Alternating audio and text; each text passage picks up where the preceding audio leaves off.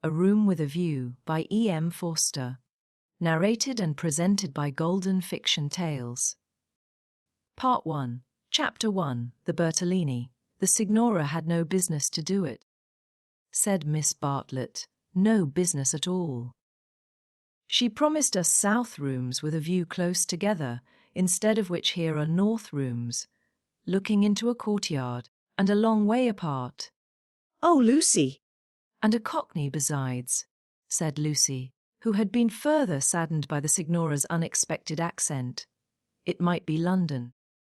She looked at the 2 rows of English people who were sitting at the table, at the row of white bottles of water and red bottles of wine that ran between the English people, at the portraits of the late Queen and the late Poet Laureate that hung behind the English people, heavily framed, at the notice of the English Church, Reverend, Cuthbert Eager, M.A. Oxon. That was the only other decoration of the wall.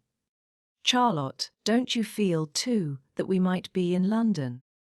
I can hardly believe that all kinds of other things are just outside. I suppose it is one's being so tired.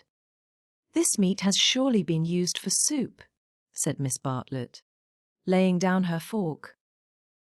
I want so to see the Arno. The rooms the Signora promised us in her letter would have looked over the Arno. The Signora had no business to do it at all. Oh, it is a shame! Any nooked for me, Miss Bartlett continued, but it does seem hard that you shouldn't have a view. Lucy felt that she had been selfish. Charlotte, you mustn't spoil me. Of course, you must look over the Arno too. I meant that. The first vacant room in the front.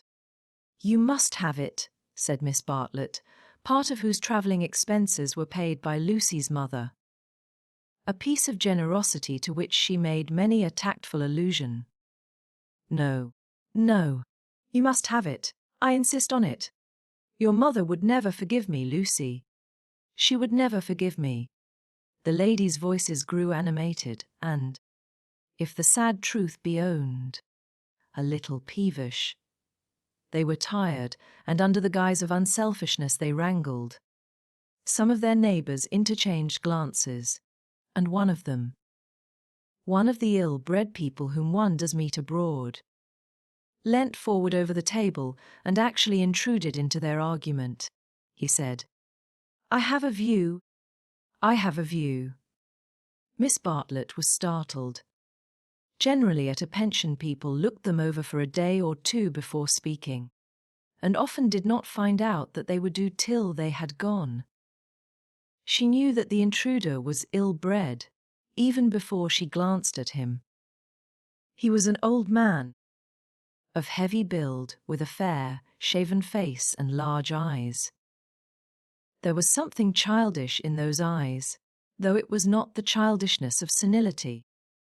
What exactly it was Miss Bartlett did not stop to consider, for her glance passed on to his clothes. These did not attract her. He was probably trying to become acquainted with them before they got into the swim. So she assumed a dazed expression when he spoke to her, and then said, A view. Oh, a view! How delightful a view is! This is my son, said the old man. His name's George. He has a view too. Ah, said Miss Bartlett, repressing Lucy, who was about to speak. What I mean, he continued, is that you can have our rooms, and we'll have yours. We'll change. The better class of tourist was shocked at this, and sympathized with the newcomers. Miss Bartlett, in reply, opened her mouth as little as possible, and said thank you very much indeed. That is out of the question. Why? Said the old man with both fists on the table. Because it is quite out of the question, thank you. You see, we don't like to take, began Lucy. Her cousin again repressed her. But why? He persisted. Women like looking at a view, men don't. And he thumped with his fists like a naughty child, and turned to his son, saying, George, persuade them. It's so obvious they should have the rooms, said the son. There's nothing else to say. He did not look at the ladies as he spoke, but his voice was perplexed and sorrowful. Lucy, too, was perplexed. But she saw that they were in for what is known as quite a scene, and she had an odd feeling that whenever these ill-bred tourists spoke, the contest widened and deepened till it dealt, not with rooms and views, but with, well, with something quite different, whose existence she had not realized before. Now the old man attacked Miss Bartlett almost violently. Why should she not change? What possible objection had she? They would clear out in half an hour. Miss Bartlett, though skilled in the delicacies of conversation, was powerless in the presence of brutality. It was impossible to snub anyone so gross. Her face reddened with displeasure. She looked around as much as to say, "Are you all like this?" And two little old ladies, who were sitting further up the table, with shawls hanging over the backs of the chairs, looked back, clearly indicating we are not. We are genteel. Eat your dinner, dear, she said to Lucy, and began to toy again with the meat that she had once censured. Lucy mumbled that those seemed very odd people opposite. Eat your dinner, dear. This pension is a failure. Tomorrow we will make a change. Hardly had she announced this fell decision when she reversed it. The curtains at the end of the room parted, and revealed a clergyman, stout but attractive, who hurried forward to take his place at the table, cheerfully apologizing for his lateness. Lucy, who had not yet acquired decency, at once rose to her feet, exclaiming, "Oh, why, it's to Beebe! Oh, how perfectly lovely!" "Oh, Charlotte, we must stop now, however bad the rooms are." "Oh," Miss Bartlett said, with more restraint. "How do you do, Mr. Beebe? I expect that you have forgotten us." Miss Bartlett and Miss Honeychurch, who were at Tunbridge Wells when you helped the vicar of St. Peter's that very cold Easter. The clergyman, who had the air of one on a holiday, did not remember the ladies quite as clearly as they remembered him. But he came forward pleasantly enough and accepted the chair into which he was beconed by Lucy. "I am so glad to see you," said the girl, who was in a state of spiritual starvation, and would have been glad to see the waiter if her cousin had permitted it. "Just fancy how small the world is. Summer Street, too, makes it so specially funny." "Miss Honeychurch lives in the parish of Summer Street," said Miss Bartlett, filling up the gap, "and she happened to tell me in the course of conversation that you have just accepted the living." "Yes, I heard from Mother so last week.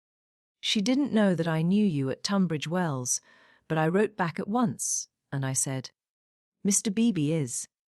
"Quite right," said the clergyman. "I move into the rectory at Summer Street next June. I am lucky to be appointed to such a charming neighbourhood." "Oh, how glad I am!" "The name of our house is Windy Corner." Mr. Beebe bowed. "There is Mother and me generally, and my brother, though it's not often we get him to church. The church is rather far off, I mean. Lucy, dearest, let to Beebe eat his dinner." "I am eating it, thank you, and enjoying it." He preferred to talk to Lucy, whose playing he remembered, rather than to Miss Bartlett, who probably remembered his sermons. He asked the girl whether she knew Florence well, and was informed at some length that she had never been there before. It is delightful to advise a newcomer, and he was first in the field. "Don't neglect the country round," his advice concluded. "The first fine afternoon drive up to Fiesole and round by Settignano or something of that sort." "No," cried a voice from the top of the table. "Mr. Beebe, you are wrong. The first fine afternoon your ladies must go to Prato.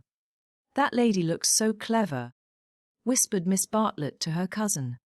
We are in luck. And indeed, a perfect torrent of information burst on them. People told them what to see, when to see it, how to stop the electric trams, how to get rid of the beggars, how much to give for a vellum blotter, how much the place would grow upon them. The pension Bertolini had decided, almost enthusiastically, that they would do. Whichever way they looked, kind ladies smiled and shouted at them, and above all rose the voice of the clever lady crying, Prato! They must go to Prato. That place is too sweetly squalid for words. I love it. I revel in shaking off the trammels of respectability, as you know. The young man named George glanced at the clever lady, and then returned moodily to his plate. Obviously he and his father did not do. Lucy, in the midst of her success, found time to wish they did. It gave her no extra pleasure that at any one should be left in the cold, and when she rose to go, she turned back and gave the two outsiders a nervous little bow. The father did not see it, the son acknowledged it, not by another bow, but by raising his eyebrows and smiling. He seemed to be smiling across something. She hastened after her cousin, who had already disappeared through the curtains. Curtains which smote one in the face, and seemed heavy with more than cloth. Beyond them stood the unreliable Signora, bowing good evening to her guests, and supported by Yennery, her little boy, and Victoria, her daughter. It made a curious little scene, this attempt of the Cockney to convey the grace and geniality of the South.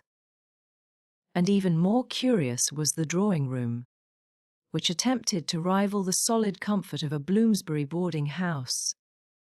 Was this really Italy?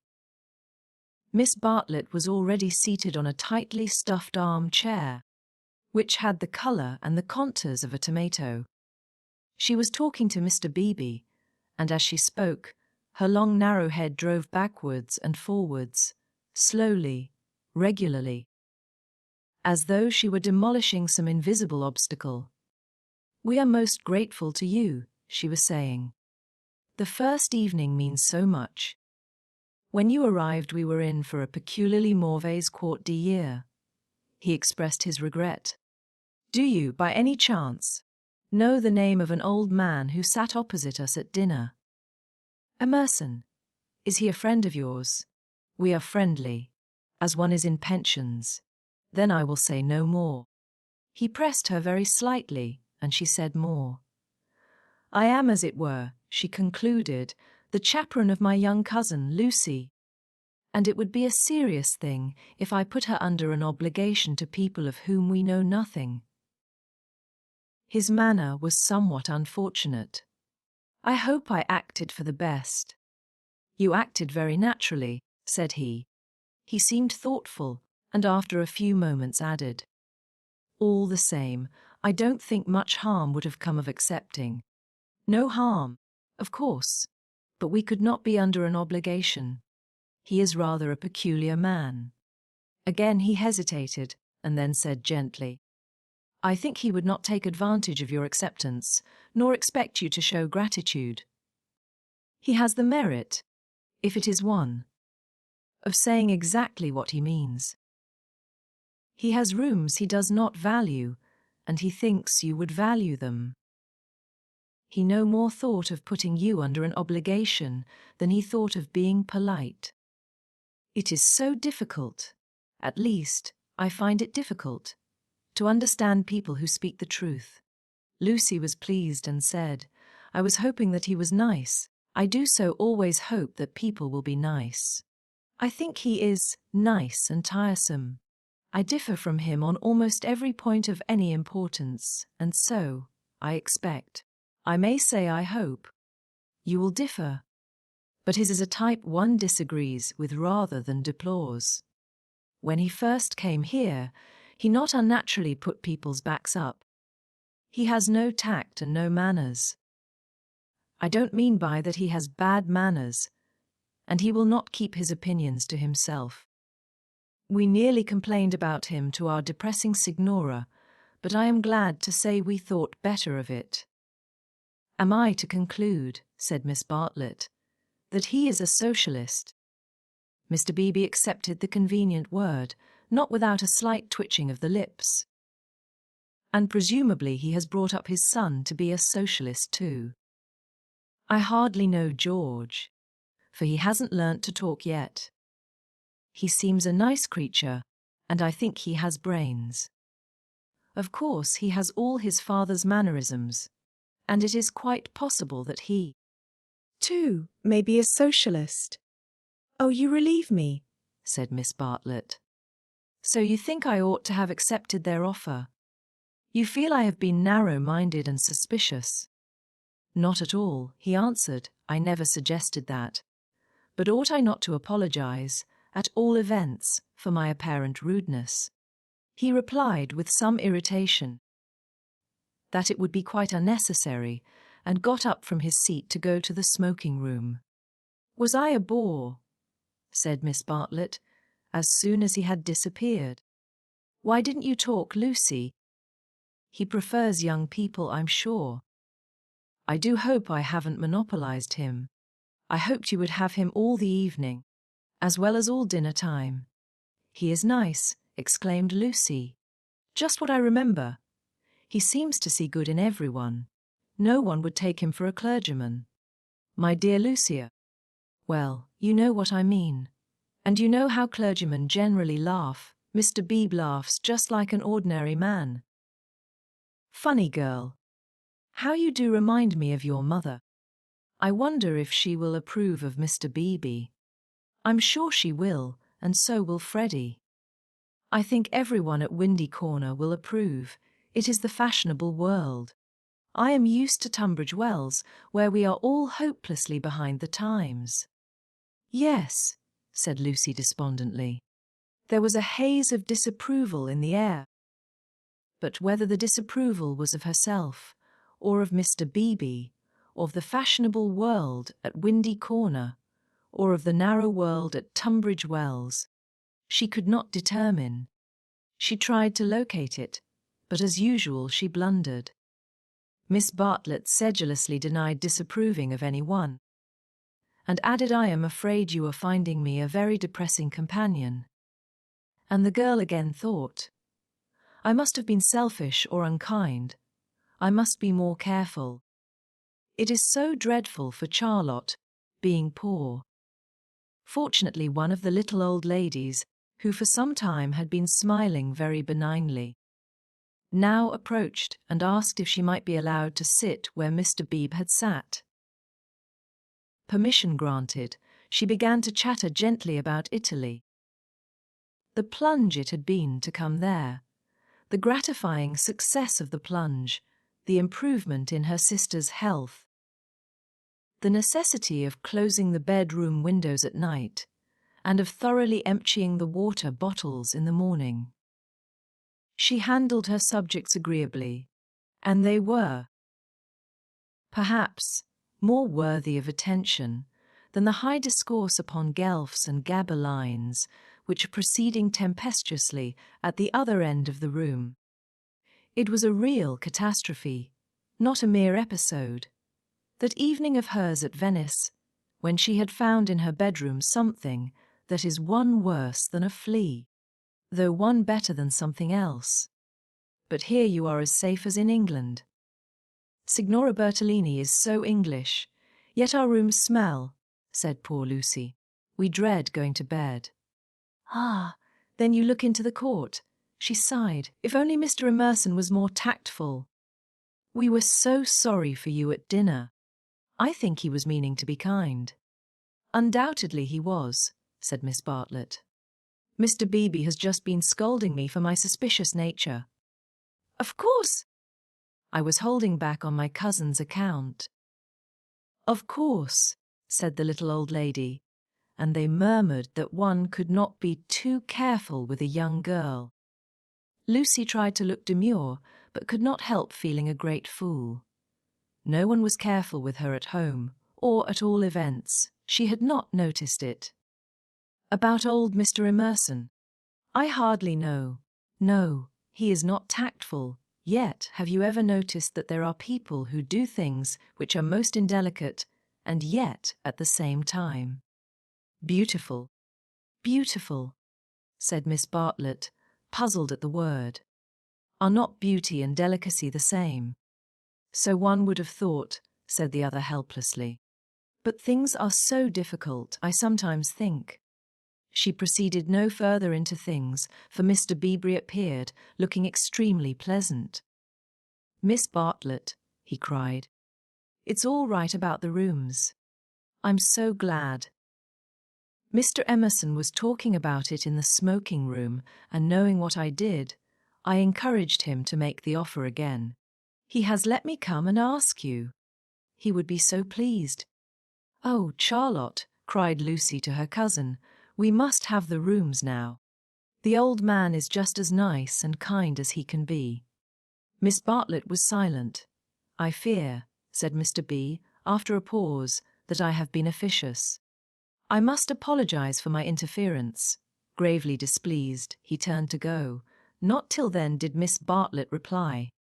My own wishes, dearest Lucy, are unimportant in comparison with yours. It would be hard indeed if I stopped you doing as you liked at Florence, when I am only here through your kindness. If you wish me to turn these gentlemen out of their rooms, I will do it. Would you then, Mr. Beebe, kindly tell Mr. Emerson that I accept his kind offer, and then conduct him to me, in order that I may thank him personally? She raised her voice as she spoke. It was heard all over the drawing-room, and silenced the Guelphs and the Ghibellines. The clergyman, inwardly cursing the female sex, bowed, and departed with her message. Remember, Lucy, I alone am implicated in this. I do not wish the acceptance to come from you. Grant me that, at all events. Mr. Beebe was back, saying rather nervously, Mr. Emerson is engaged, but here is his son instead. The young man gazed down on the three ladies, who felt seated on the floor, so low were their chairs. My father, he said, is in his bath, so you cannot thank him personally. But any message given by you to me will be given by me to him as soon as he comes out. Miss Bartlett was unequal to the bath. All her barbed civilities came forth wrong end first. Young Mr. Emerson scored a notable triumph to the delight of Mr. Beebe and to the secret delight of Lucy. Poor young man, said Miss Bartlett, as soon as he had gone. How angry he is with his father about the rooms. It is all he can do to keep polite. In half an hour or so your rooms will be ready, said Mr. Beebe. Then, looking rather thoughtfully at the two cousins, he retired to his own rooms to write up his philosophic diary. Oh dear, breathed the little old lady, and shuddered as if all the winds of heaven had entered the apartment. Gentlemen sometimes do not realize. Her voice faded away, but Miss Bartlett seemed to understand, and a conversation developed in which gentlemen who did not thoroughly realize played a principal part. Lucy, not realizing either, was reduced to literature.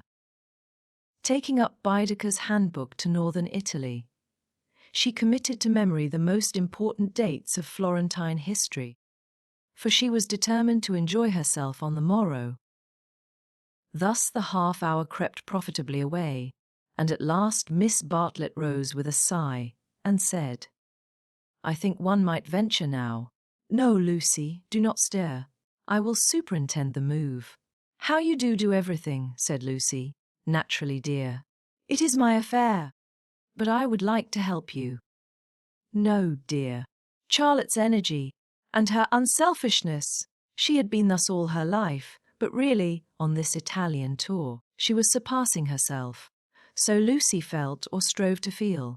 And yet, There was a rebellious spirit in her which wondered whether the acceptance might not have been less delicate and more beautiful.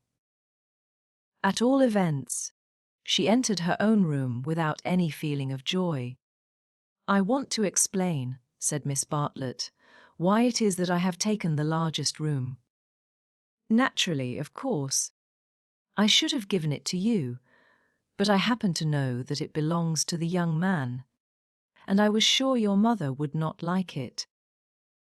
Lucy was bewildered. "If you are to accept a favourite, it is more suitable you should be under an obligation to his father than to him. I am a woman of the world, in my small way, and I know where things lead to. However, Mr. Beebe is a guarantee of a sort that they will not presume on this." "Mother wouldn't mind, I'm sure," said Lucy, but again had the sense of larger and unsuspected issues. Miss Bartlett only sighed and enveloped her in a protecting embrace as she wished her good night. It gave Lucy the sensation of a fog, and when she reached her own room she opened the window and breathed the clean night air, thinking of the kind old man who had enabled her to see the lights dancing in the Arno and the cypresses of San Miniato and the foothills of the Apennines, black against the rising moon. Miss Bartlett, in her room, fastened the window shutters and locked the door, and then made a tour of the apartment to see where the cupboards led, and whether there were any oubliettes or secret entrances. It was then that she saw, pinned up over the washstand, a sheet of paper on which was scrawled an enormous note of interrogation. Nothing more. "What does it mean?" she thought, and she examined it carefully by the light of a candle. Meaningless at first, it gradually became menacing, obnoxious, portentous with evil. She was seized with an impulse to destroy it, but fortunately remembered that she had no right to do so, since it must be the property of young Mr. Emerson. So she unpinned it carefully and put it between two pieces of blotting paper to keep it clean for him.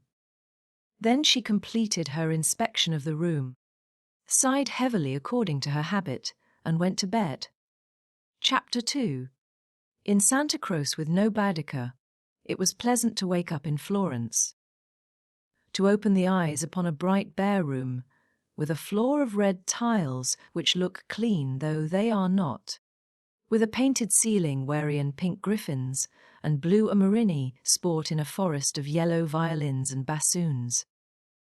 It was pleasant, too, to fling wide the windows, pinching the fingers in unfamiliar fastenings, to lean out into sunshine with beautiful hills and trees and marble churches opposite, and close below, the Arno, gurgling against the embankment of the road.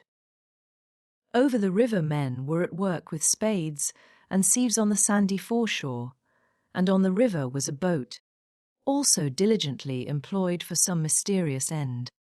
An electric tram came rushing underneath the window. No one was inside it except one tourist, but its platforms were overflowing with Italians who preferred to stand. Children tried to hang on behind, and the conductor, with no malice, spat in their faces to make them let go. Then soldiers appeared, good-looking, undersized men, wearing each a knapsack covered with mangy fur, and a great coat which had been cut for some larger soldier. Beside them walked officers, looking foolish and fierce, and before them went little boys, turning somersaults in time with the band. The tramcar became entangled in their ranks and moved on painfully like a caterpillar in a swarm of ants. One of the little boys fell down, and some white bullocks came out of an archway. Indeed, if it had not been for the good advice of an old man who was selling button hooks, the road might never have got clear. Over such trivialities as these many a valuable hour may slip away, and the traveller, who has gone to Italy to study the tactile values of Giotto, or the corruption of the papacy, may return remembering nothing but the blue sky and the men and women who live under it. So, it was as well that Miss Bartlett should tap and come in, and having commented on Lucy's leaving the door unlocked, and on her leaning out of the window before she was fully dressed, should urge her to hasten herself, or the best of the day would be gone. By the time Lucy was ready, her cousin had done her breakfast and was listening to the clever lady among the crumbs. A conversation then ensued on not unfamiliar lines. Miss Bartlett was, after all, a wee bit tired, and thought they had better spend the morning settling in, unless Lucy would at all like to go out. Lucy would rather like to go out, as it was her first day in Florence, but, of course, she could go alone. Miss Bartlett could not allow this. Of course she would accompany Lucy everywhere. Oh, certainly not. Lucy would stop with her cousin. Oh no, that would never do. Oh yes. At this point the clever lady broke in. If it is Mrs. Grundy who is troubling you, I do assure you that you can neglect the good person. Being English, Miss Honeychurch will be perfectly safe. Italians understand. A dear friend of mine, Contessa Baroncelli, has 2 daughters, and when she cannot send a maid to school with them, she lets them go in sailor hats instead. Everyone takes them for English, you see, especially if their hair is strained tightly behind. Miss Bartlett was unconvinced by the safety of Contessa Baroncelli's daughters. She was determined to take Lucy herself, her head not being so very bad. The clever lady then said that she was going to spend a long morning in Santa Croce, and if Lucy would come too, she would be delighted. I will take you by a dear dirty back way, Miss Honeychurch, and if you bring me luck, we shall have an adventure. Lucy said that this was most kind, and at once opened the Baedeker to see where Santa Croce was. Tut tut, Miss Lucy. I hope we shall soon emancipate you from Baedeker. He does but touch the surface of things. As to the true Italy, he does not even dream of it. The true Italy is only to be found by patient observation. This sounded very interesting, and Lucy hurried over her breakfast and started with her new friend in high spirits. Italy was coming at last. The Cockney Signora and her works had vanished like a bad dream. Miss Lavish, for that was the clever lady's name, turned to the right along the sunny Lung Arno. How delightfully warm! But a wind down the side streets cut like a knife, didn't it? Ponte all Grazy, particularly interesting, mentioned by Dante. San Miniato, beautiful as well as interesting, the crucifix that kissed a murderer. Miss Honeychurch would remember the story. The men on the river were fishing, untrue, but then, so is most information. Then Miss Lavish darted under the archway of the White Bullocks, and she stopped, and she cried. A smell, a true Florentine smell. Every city, let me teach you, has its own smell. Is it a very nice smell? Said Lucy, who had inherited from her mother a distaste to dirt. One doesn't come to Italy for niceness, was the retort. One comes for life. Buongiorno, bowing right and left. Look at that adorable wine cart. How the driver stares at us, dear simple soul. So Miss Lavish proceeded through the streets of the city of Florence, short, fidgety, and playful as a kitten, though without a kitten's grace. It was a treat for the girl to be with anyone so clever and so cheerful, and a blue military cloak, such as an Italian officer wears, only increased the sense of festivity. Buongiorno, take the word of an old woman, Miss Lucy. You will never repent of a little civility to your inferiors. That is the true democracy. Though I am a real radical as well. There, now you're shocked. Indeed, I'm not, exclaimed Lucy. We are radicals too, out and out. My father always voted for Mr. Gladstone, until he was so dreadful about Ireland. I see. And now you have gone over to the enemy. Oh, please. If my father was alive, I am sure he would vote radical again now that Ireland is all right. And as it is, the glass over our front door was broken last election, and Freddy is sure it was the Tories, but Mother says nonsense, a tramp. Shameful! A manufacturing district, I suppose.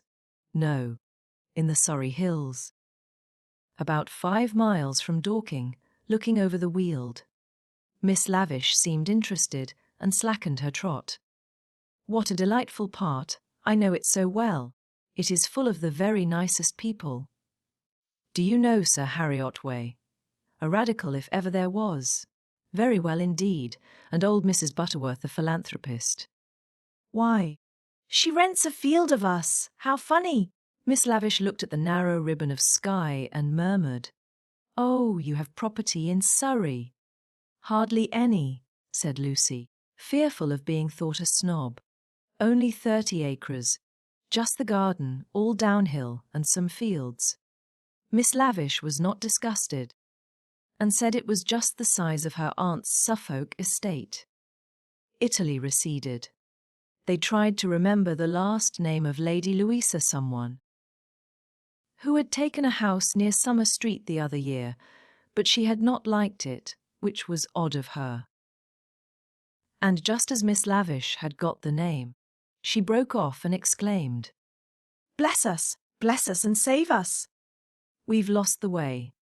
Certainly they had seemed a long time in reaching Santa Croce, the tower of which had been plainly visible from the landing window. But Miss Lavish had said so much about knowing her Florence by heart, that Lucy had followed her with no misgivings. Lost! My dear Miss Lucy, during our political diatribes we have taken a wrong turning. How those horrid Conservatives would jeer at us! What are we to do? 2 lone females in an unknown town. Now this is what I call an adventure. Lucy, who wanted to see Santa Croce, suggested, as a possible solution, that they should ask the way there. Oh, but that is the word of a craven. And no, you are not to look at your Baedeker. Give it to me. I shan't let you carry it. We will simply drift. Accordingly they drifted through a series of those grey-brown streets, neither commodious nor picturesque, in which the eastern quarter of the city abounds. Lucy soon lost interest in the discontent of Lady Louisa, and became discontented herself. For one ravishing moment Italy appeared. She stood in the square of the Annunziata, and saw in the living terror cotter those divine babies whom no cheap reproduction can ever stale. There they stood, with their shining limbs bursting from the garments of charity, and their strong white arms extended against circlets of heaven. Lucy thought she had never seen anything more beautiful, but Miss Lavish, with a shriek of dismay, dragged her forward, declaring that they were out of their path now by at least a mile. The hour was approaching at which the continental breakfast begins, or rather ceases, to tell, and the ladies bought some hot chestnut paste out of a little shop, because it looked so typical. It tasted partly of the paper in which it was wrapped, partly of hair oil, partly of the great unknown. But it gave them strength to drift into another piazza, large and dusty, on the farther side of which rose a black and white faiade of surpassing ugliness. Miss Lavish spoke to it dramatically. It was Santa Croce. The adventure was over.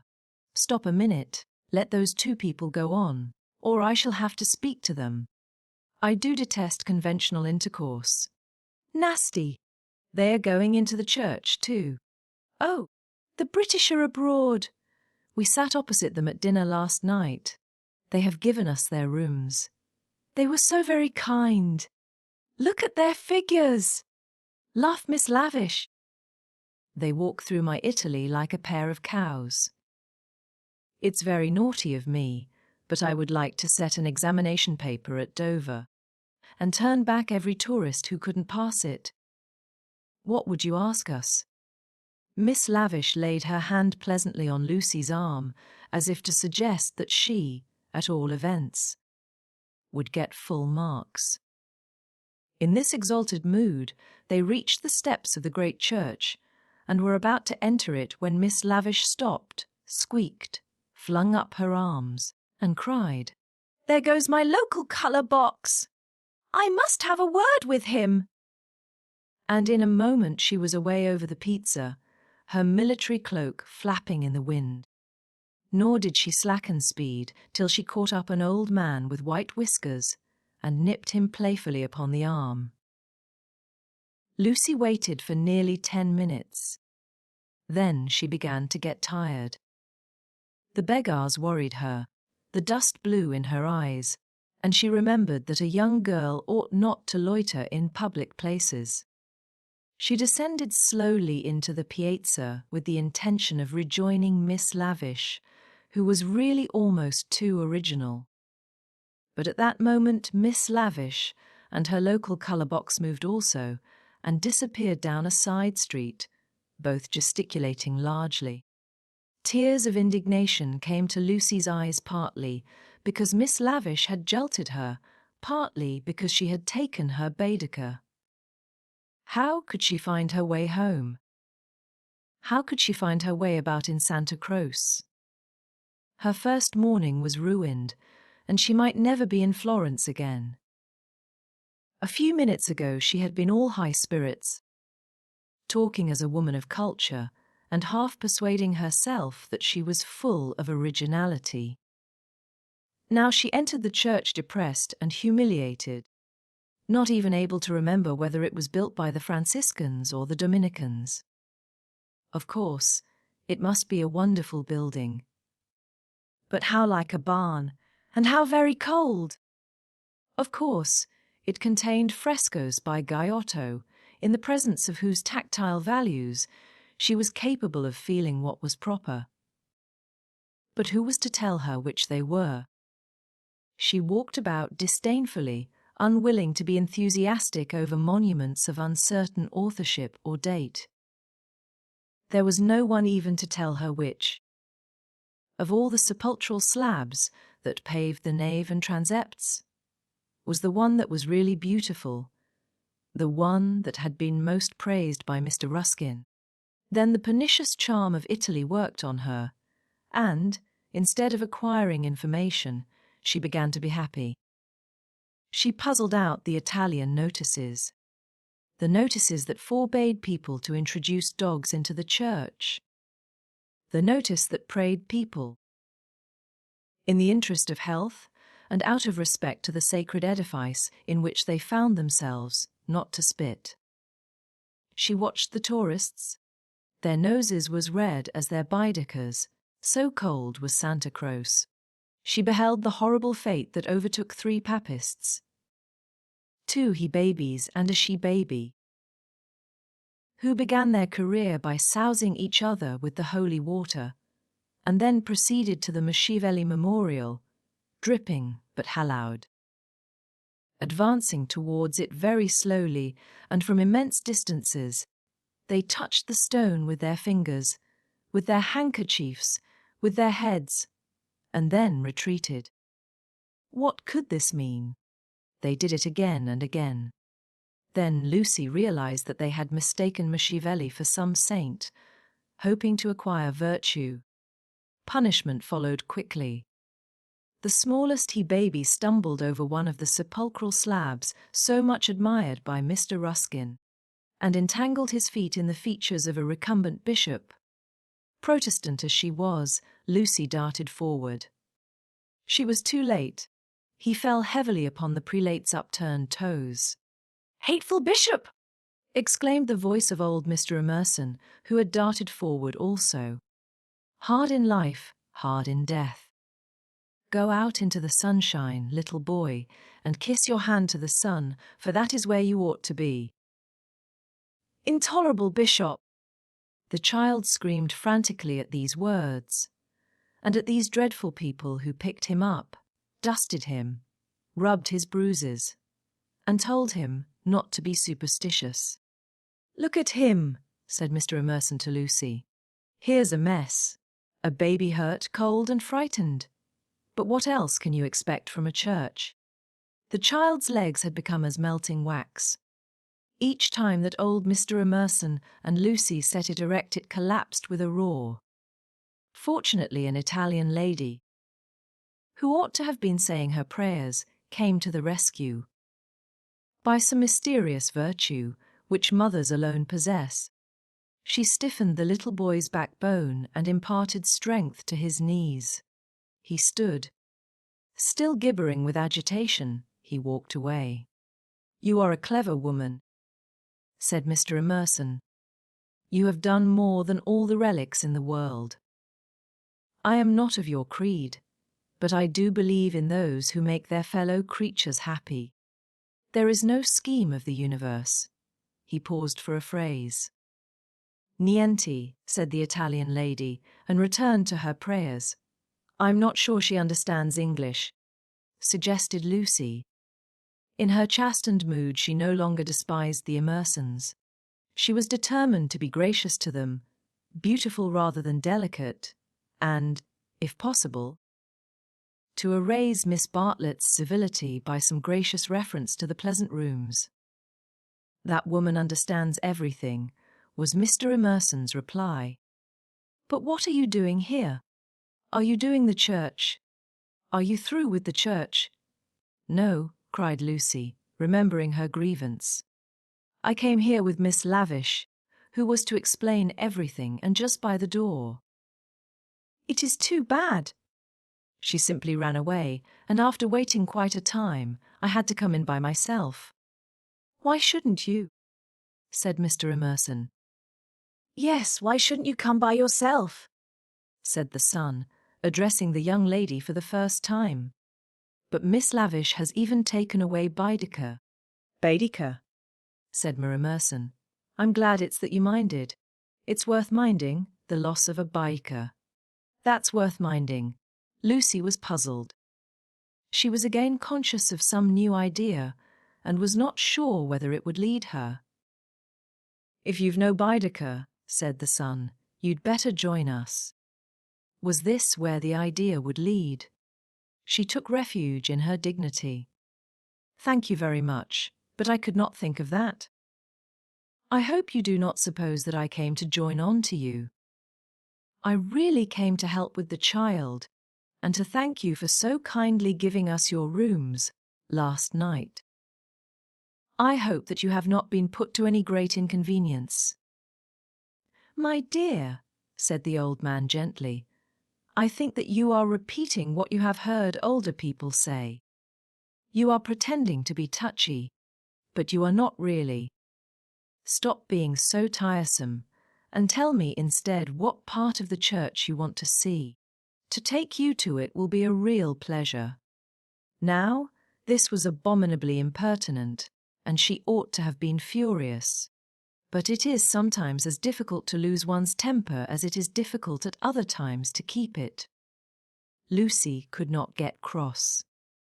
Mr. Emerson was an old man, and surely a girl might humour him. On the other hand, his son was a young man, and she felt that a girl ought to be offended with him, or at all events be offended before him. It was at him that she gazed before replying. I am not touchy, I hope. It is the Giottos that I want to see, if you will kindly tell me which they are. The son nodded. With a look of sombre satisfaction, he led the way to the Peruzzi chapel. There was a hint of the teacher about him. She felt like a child in school who had answered a question rightly. The chapel was already filled with an earnest congregation, and out of them rose the voice of a lecturer, directing them how to worship Giotto. not by tactful valuations, but by the standards of the spirit. Remember, he was saying, the facts about this church of Santa Croce, how it was built by faith in the full fervour of medievalism before any taint of the Renaissance had appeared. Observe how Giotto in these frescoes, now, unhappily, ruined by restoration, is untroubled by the snares of anatomy and perspective. Could anything be more majestic, more pathetic, beautiful, true? How little, we feel, avails knowledge and technical cleverness against a man who truly feels. No, exclaimed Mr. Emerson in much too loud a voice for church. Remember nothing of the sort. Built by faith, indeed. That simply means the workmen weren't paid properly, and as for the frescoes, I see no truth in them. Look at that fat man in blue. He must weigh as much as I do, and he is shooting into the sky like an air balloon.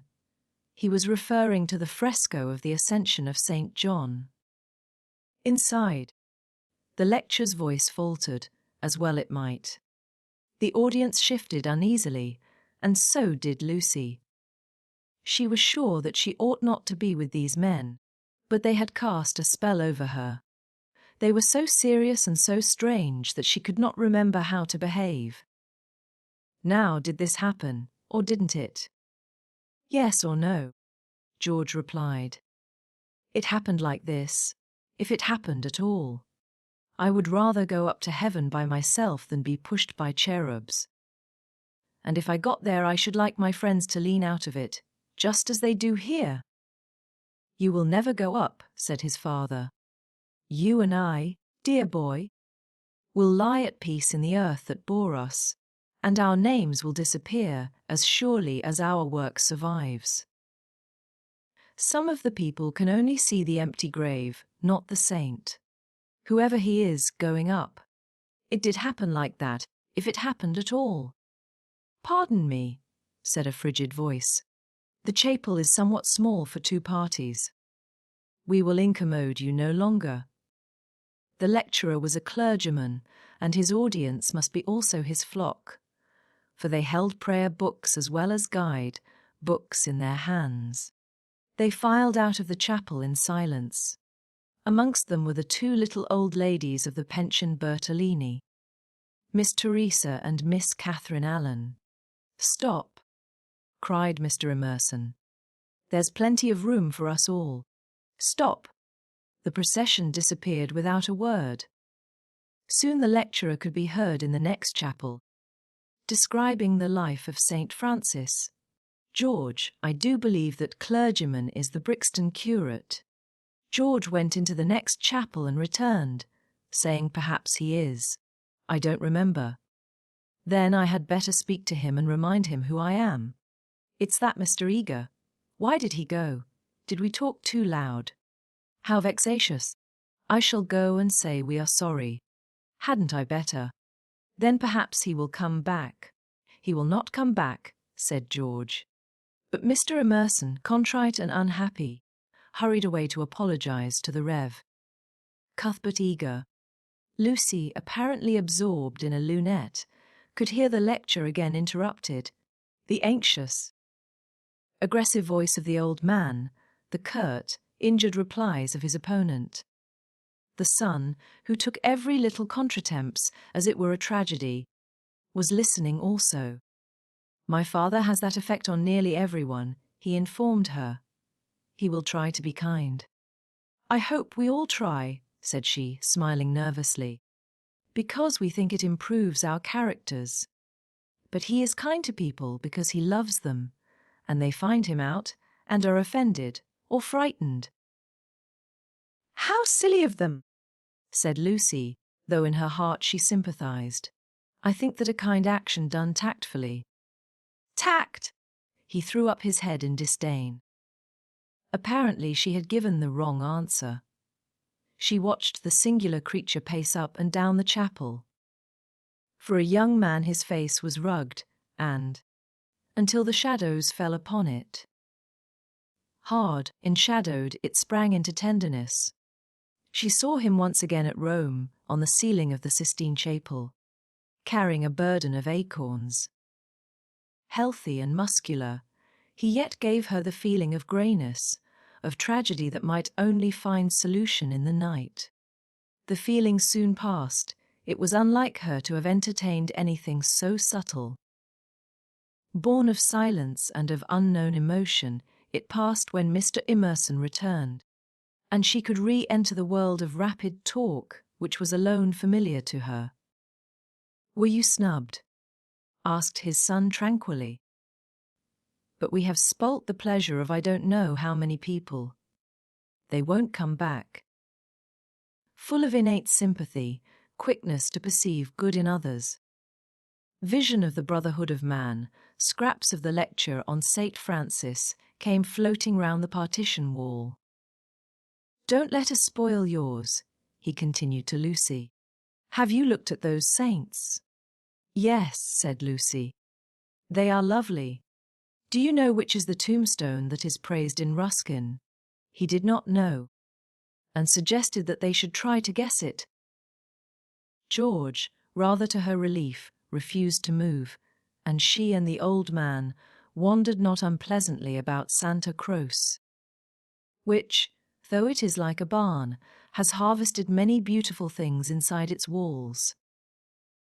There were also bazaars to avoid and guides to dodge round the pillars, and an old lady with her dog, and here and there a priest modestly edging to his mass through the groups of tourists. But Mr. Emerson was only half interested. He watched the lecture, whose success he believed he had impaired, and then he anxiously watched his son. "Why will he look at that fresco?" he said uneasily. "I saw nothing in it." "I like Giotto," she replied. "It is so wonderful what they say about his tactile values. Though I like things like the Della Robbia babies better." "So you ought. A baby is worth a dozen saints. And my baby's worth the whole of paradise, and as far as I can see he lives in hell." Lucy again felt that this did not do. "In hell," he repeated. "He's unhappy." "Oh dear," said Lucy. "How can he be unhappy when he is strong and alive? What more is one to give him? And think how he has been brought up. Free from all the superstition and ignorance that lead men to hate one another in the name of God. With such an education as that, I thought he was bound to grow up happy."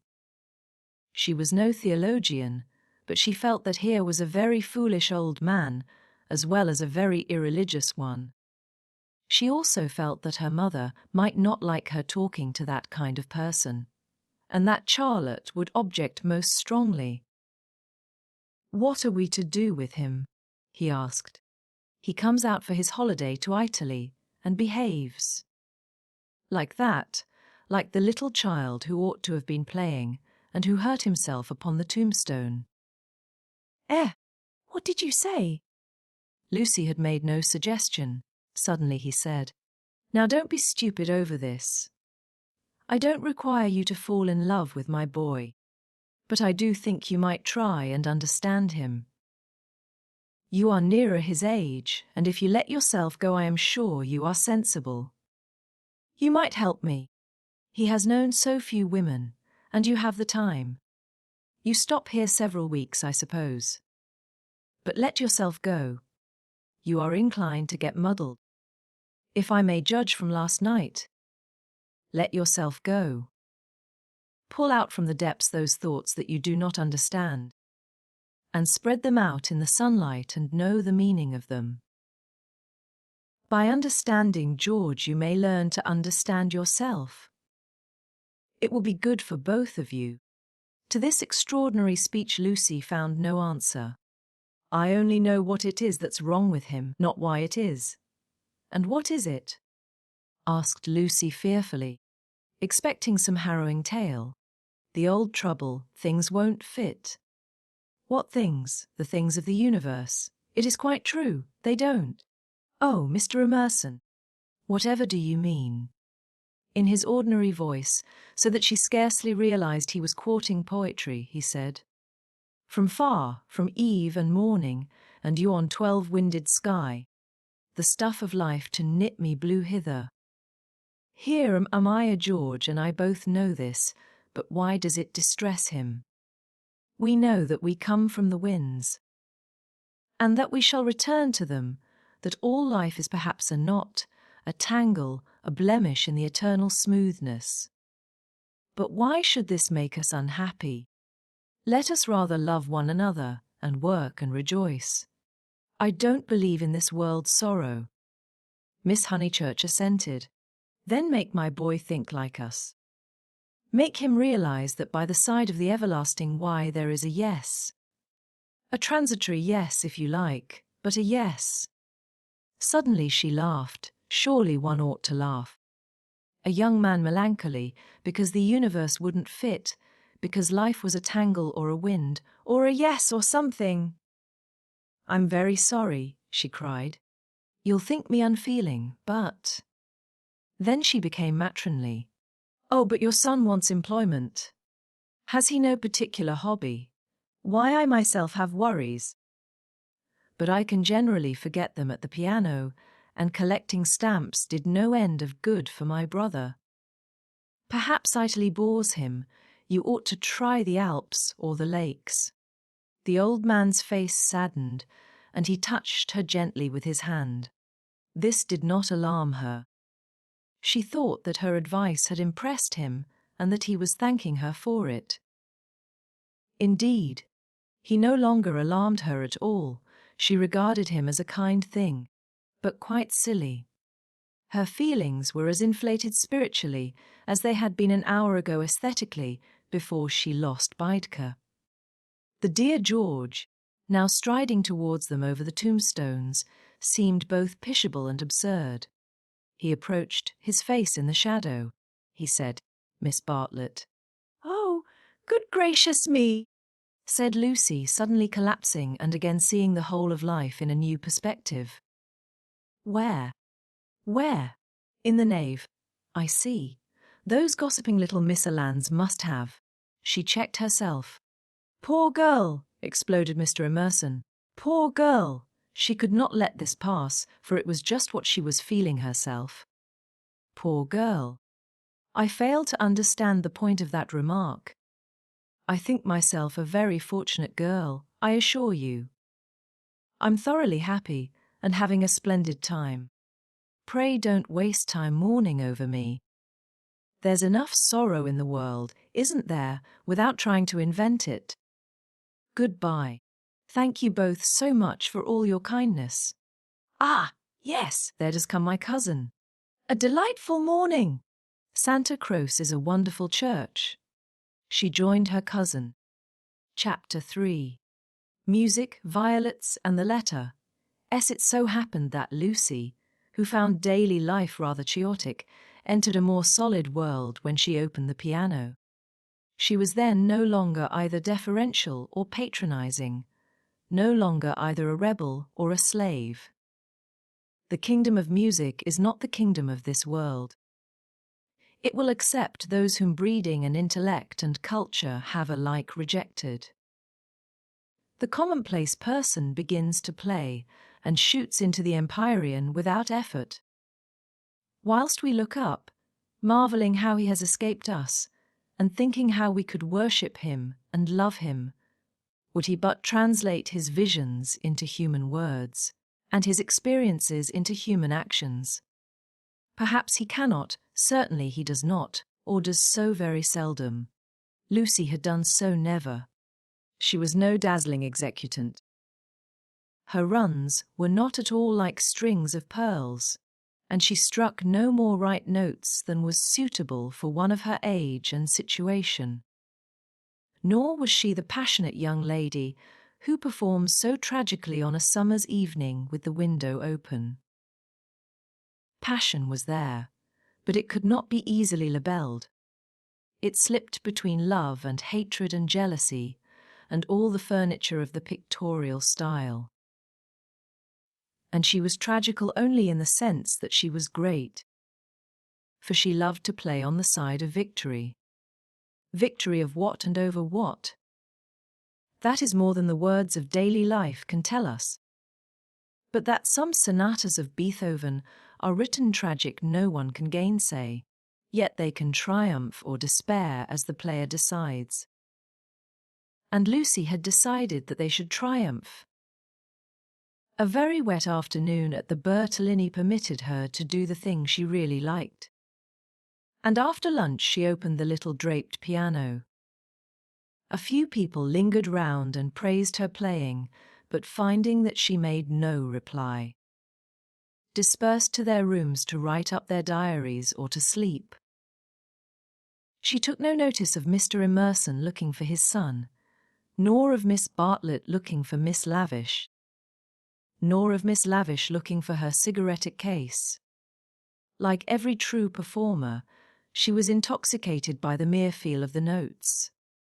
They were fingers caressing her own. And by touch, not by sound alone, did she come to her desire. Mr. Beebe, sitting unnoticed in the window, pondered this illogical element in Miss Honeychurch, and recalled the occasion at Tunbridge Wells when he had discovered it. It was at one of those entertainments where the upper classes entertain the lower. The seats were filled with a respectful audience, and the ladies and gentlemen of the parish, under the auspices of their vicar, sang, or recited, or imitated the drawing of a champagne cork. Among the promised items was Miss Honeychurch, piano, Beethoven, and Mr. Beebe was wondering whether it would be Adelaide, or the March of the Ruins of Athens, when his composure was disturbed by the opening bars of Opus I. He was in suspense all through the introduction. For not until the pace quickens does one know what the performer intends. With the roar of the opening theme, he knew that things were going extraordinarily. In the chords that herald the conclusion, he heard the hammer strokes of victory. He was glad that she only played the first movement, for he could have paid no attention to the winding intricacies of the measures of 9/16. The audience clapped, no less respectful. It was Mr. Beebe who started the stamping. It was all that one could do. "Who is she?" he asked the vicar afterwards. "Cousin of one of my parishioners. I do not consider her choice of a piece happy." Beethoven is so usually simple and direct in his appeal that it is sheer perversity to choose a thing like that, which, if anything, disturbs. "Introduce me. She will be delighted. She and Miss Bartlett are full of the praises of your sermon." "My sermon?" cried Mr. Beebe. "Why ever did she listen to it?" When he was introduced he understood why, for Miss Honeychurch, disjoined from her music stool, was only a young lady with a quantity of dark hair and a very pretty pale, undeveloped face. She loved going to concerts. She loved stopping with her cousin. She loved iced coffee and meringues. He did not doubt that she loved his sermon also. But before he left Tunbridge Wells he made a remark to the vicar, which he now made to Lucy herself when she closed the little piano and moved dreamily towards him. "If Miss Honeychurch ever takes to live as she plays, it will be very exciting both for us and for her." Lucy at once re-entered daily life. "Oh, what a funny thing!"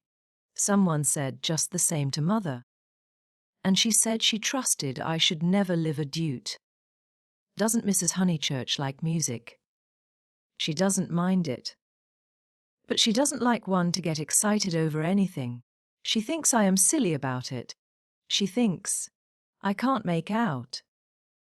Once, I said that I liked my own playing better than anyone's. She has never got over it. Of course, I didn't mean that I played well, I only meant."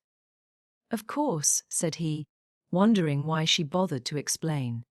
"Music," said Lucy, as if attempting some generality. She could not complete it, and looked out absently upon Italy in the wet. The whole life of the South was disorganized. and the most graceful nation in Europe had turned into formless lumps of clothes. The street and the river were dirty yellow, the bridge was dirty grey, and the hills were dirty purple.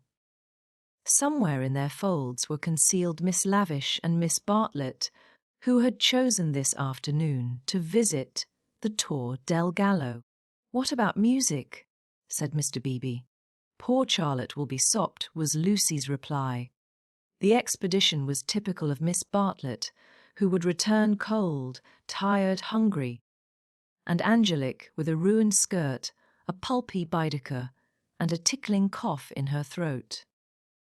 On another day, when the whole world was singing and the air ran into the mouth, like wine, she would refuse to stir from the drawing-room, saying that she was an old thing, and no fit companion for a hearty girl. "Miss Lavish has led your cousin astray. She hopes to find the true Italy in the wet, I believe." "Miss Lavish is so original," murmured Lucy. This was a stock remark, the supreme achievement of the pension Bertolini in the way of definition. Miss Lavish was so original. Mr. Beebe had his doubts, but they would have been put down to clerical narrowness. For that, and for other reasons, he held his peace.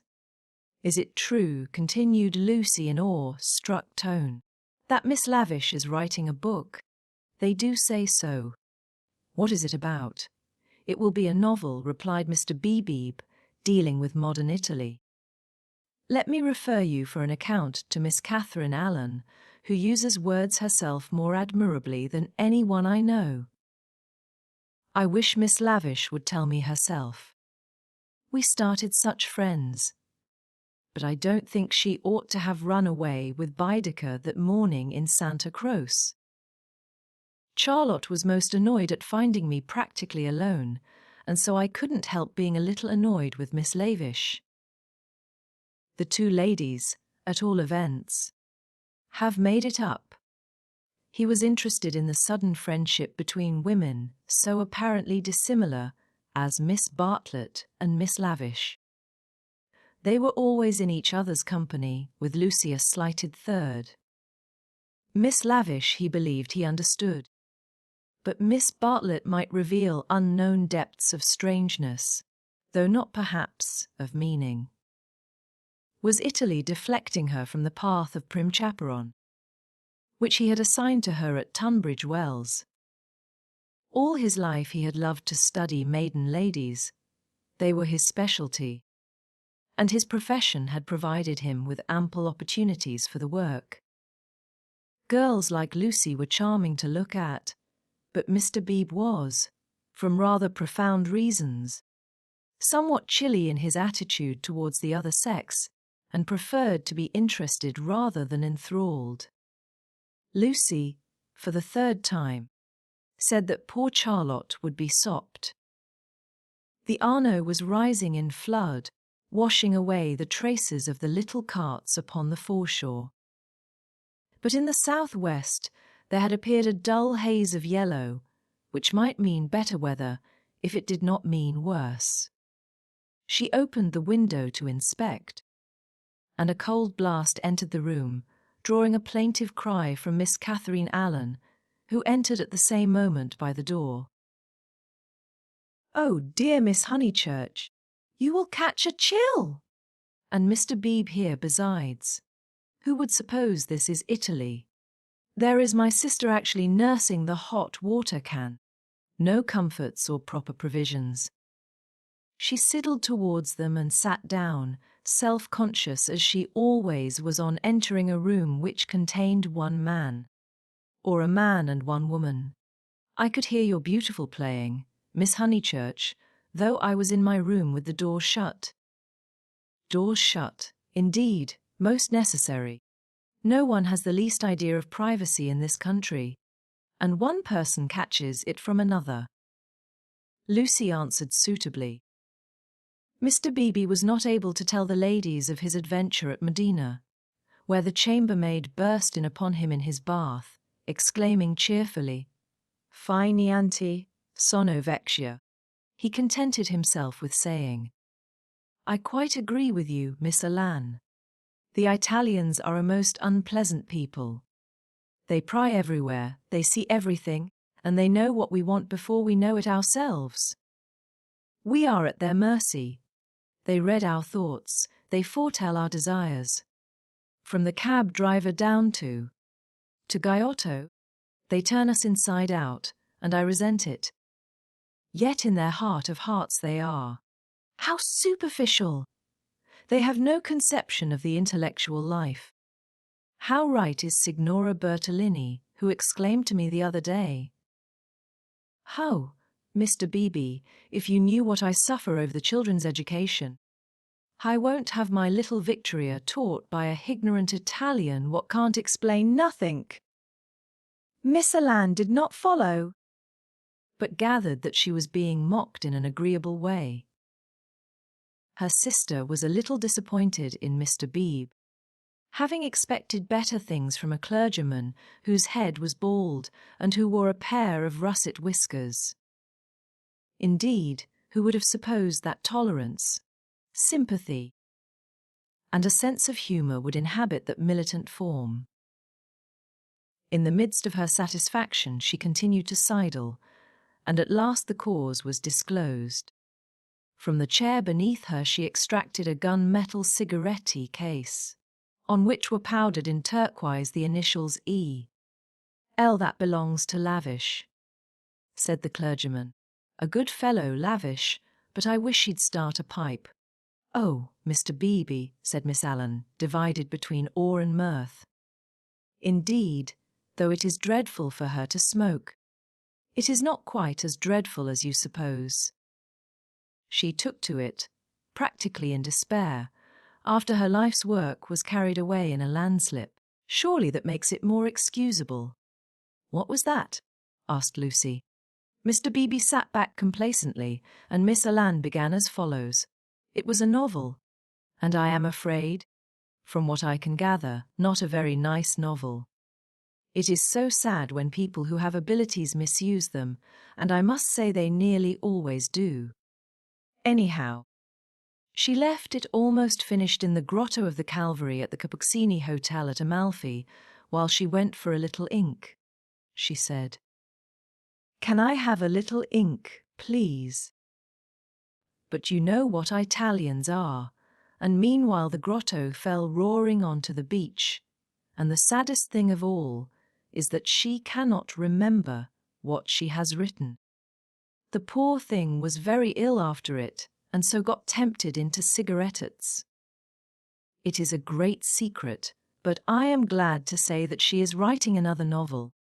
She told Teresa and Miss Pole the other day that she had got up all the local colour. This novel is to be about modern Italy. The other was historical. But that she could not start till she had an idea. First she tried Perugia for an inspiration, then she came here. This must on no account get round. And so cheerful through it all.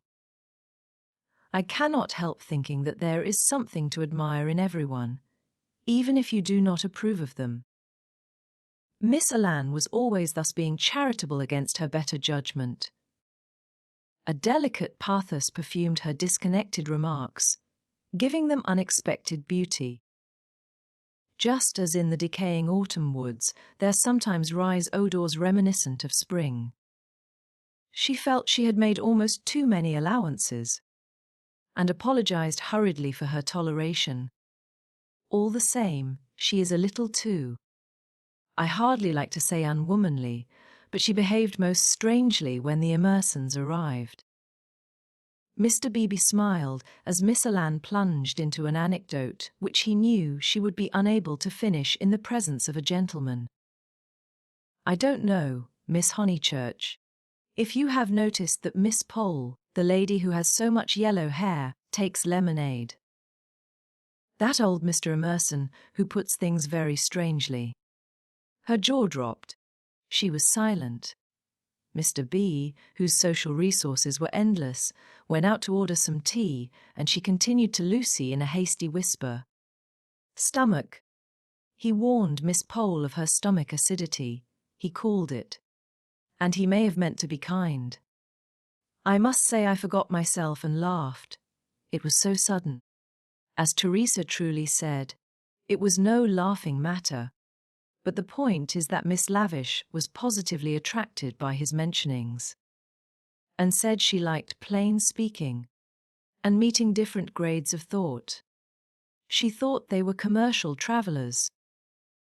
Drummers was the word she used. And all through dinner she tried to prove that England, our great and beloved country, rests on nothing but commerce. Teresa was very much annoyed, and left the table before the cheese, saying as she did so, "There, Miss Lavish, is one who can confute you better than I," and pointed to that beautiful picture of Lord Tennyson. Then Miss Lavish said, "Tut, the early Victorians. Just imagine. Tut, the early Victorians." My sister had gone, and I felt bound to speak. I said, "Miss Lavish, I am an early Victorian, at least, that is to say, I will hear no breath of censure against our dear Queen." It was horrible speaking. I reminded her how the Queen had been to Ireland when she did not want to go, and I must say she was dumbfounded, and made no reply. But, unluckily, Mr. Emerson overheard this part, and called in his deep voice, "Quite so. I honour the woman for her Irish visit." The woman! I tell things so badly. But you see what a tangle we were in by this time, all on account of S, having been mentioned in the first place. But that was not all. After dinner Miss Lavish actually came up and said, "Miss Allen, I am going into the smoking room to talk to those two nice men. Come too." Needless to say, I refused such an unsuitable invitation, and she had the impertinence to tell me that it would broaden my ideas, and said that she had 4 brothers, all university men, except one who was in the army, who always made a point of talking to commercial travellers. "Let me finish the story," said Mr. Beebe, who had returned. Miss Lavish tried Miss Pole, myself, everyone, and finally said, "I shall go alone." She went. At the end of 5 minutes she returned unobtrusively with a green baize board, and began playing Patience. "Whatever happened?" cried Lucy. "No one knows. No one will ever know. Miss Lavish will never dare to tell, and Mr. Emerson does not think it worth telling." "Mr. Beebe, old Mr. Emerson, is he nice or not nice? I do so want to know." Mr. Beebe laughed and suggested that she should settle the question for herself. "No, but it is so difficult. Sometimes he is so silly, and then I do not mind him. Miss Allen, what do you think? Is he nice?" The little old lady shook her head and sighed disapprovingly. Mr. Beebe, whom the conversation amused, stirred her up by saying, "I consider that you are bound to class him as nice, Miss Allen, after that business of the violets." "Violets? Oh, dear! Who told you about the violets? How do things get round? A pension is a bad place for gossips." "No, I cannot forget how they behaved at Mr. Eager's lecture at Santa Croce." "Oh, poor Miss Honeychurch! It really was too bad." "No, I have quite changed. I do not like the Emersons. They are not nice." Mr. Beebe smiled nonchalantly. He had made a gentle effort to introduce the Emersons into Bertolini society, and the effort had failed. He was almost the only person who remained friendly to them. Miss Lavish, who represented intellect, was avowedly hostile, and now the Miss Allens, who stood for good breeding, were following her. Miss Bartlett, smarting under an obligation, would scarcely be civil. The case of Lucy was different. She had given him a hazy account of her adventures in Santa Croce, and he gathered that the 2 men had made a curious and possibly concerted attempt to annex her, to show her the world from their own strange standpoint, to interest her in their private sorrows and joys. This was impertinent. He did not wish their cause to be championed by a young girl. He would rather it should fail. After all, he knew nothing about them, and pension joys, pension sorrows, are flimsy things, whereas Lucy would be his parishioner. Lucy, with one eye upon the weather, finally said that she thought the Emersons were nice, not that she saw anything of them now. Even their seats at dinner had been moved. "But aren't they always waylaying you to go out with them, dear?" said the little lady inquisitively. "Only once. Charlotte didn't like it, and said something. Quite politely, of course. Most right of her. They don't understand our ways. They must find their level." Mr. Beebe rather felt that they had gone under. They had given up their attempt, if it was one, to conquer society, and now the father was almost as silent as the son. He wondered whether he would not plan a pleasant day for these folk before they left. Some expedition, perhaps, with Lucy well chaperoned to be nice to them. It was one of Mr. Beebe's chief pleasures to provide people with happy memories. Evening approached while they chatted. The air became brighter. The colours on the trees and hills were purified, and the Arno lost its muddy solidity and began to twinkle. There were a few streaks of bluish green among the clouds, a few patches of watery light upon the earth, and then the dripping faiade of San Miniato shone brilliantly in the declining sun. "Too late to go out," said Miss Allen in a voice of relief. "All the galleries are shut." "I think I shall go out," said Lucy. "I want to go round the town in the circular tram." On the platform by the driver, her two companions looked grave. Mr. Beebe, who felt responsible for her in the absence of Miss Bartlett, ventured to say, "I wish we could. Unluckily I have letters. If you do want to go out alone, won't you be better on your feet?" "Italians, dear, you know," said Miss Allan. "Perhaps I shall meet someone who reads me through and through."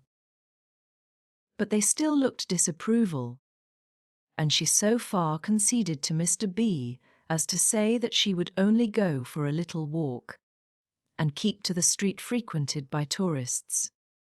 "She oughtn't really to go at all," said Mr. Beebe as they watched her from the window, "and she knows it. I put it down to too much Beethoven." Chapter 4. Fourth chapter. Mr. Beebe was right. Lucy never knew her desires so clearly as after music. She had not really appreciated the clergyman's wit, nor the suggestive twitterings of Miss Allan. Conversation was tedious. She wanted something big, and she believed that it would have come to her on the wind-swept platform of an electric tram. This she might not attempt. It was unladylike. Why? Why were most big things unladylike? Charlotte had once explained to her why. It was not that ladies were inferior to men, it was that they were different. Their mission was to inspire others to achievement rather than to achieve themselves. Indirectly, by means of tact and a spotless name, a lady could accomplish much. But if she rushed into the fray herself, she would be first censured, then despised, and finally ignored. Poems had been written to illustrate this point. There is much that is immortal in this medieval lady. The dragons have gone, and so have the knights, but still she lingers in our midst. She reigned in many an early Victorian castle, and was queen of much early Victorian song. It is sweet to protect her in the intervals of business, sweet to pay her honour when she has cooked our dinner well. But alas! The creature grows degenerate. In her heart also there are springing up strange desires. She too is enamoured of heavy winds, and vast panoramas, and green expanses of the sea. She has marked the kingdom of this world, how full it is of wealth, and beauty, and war. A radiant crust built around the central fires. spinning towards the receding heavens. Men, declaring that she inspires them to it, move joyfully over the surface, having the most delightful meetings with other men. Happy, not because they are masculine, but because they are alive. Before the show breaks up, she would like to drop the august title of the eternal woman and go there as her transitory self. Lucy not stand for the medieval lady, who was rather an ideal to which she was bidden to lift her eyes when feeling serious. Nor has she any system of revolt. Here and there a restriction annoyed her particularly, and she would transgress it, and perhaps be sorry that she had done so. This afternoon she was peculiarly restive. She would really like to do something of which her well-wishers disapproved.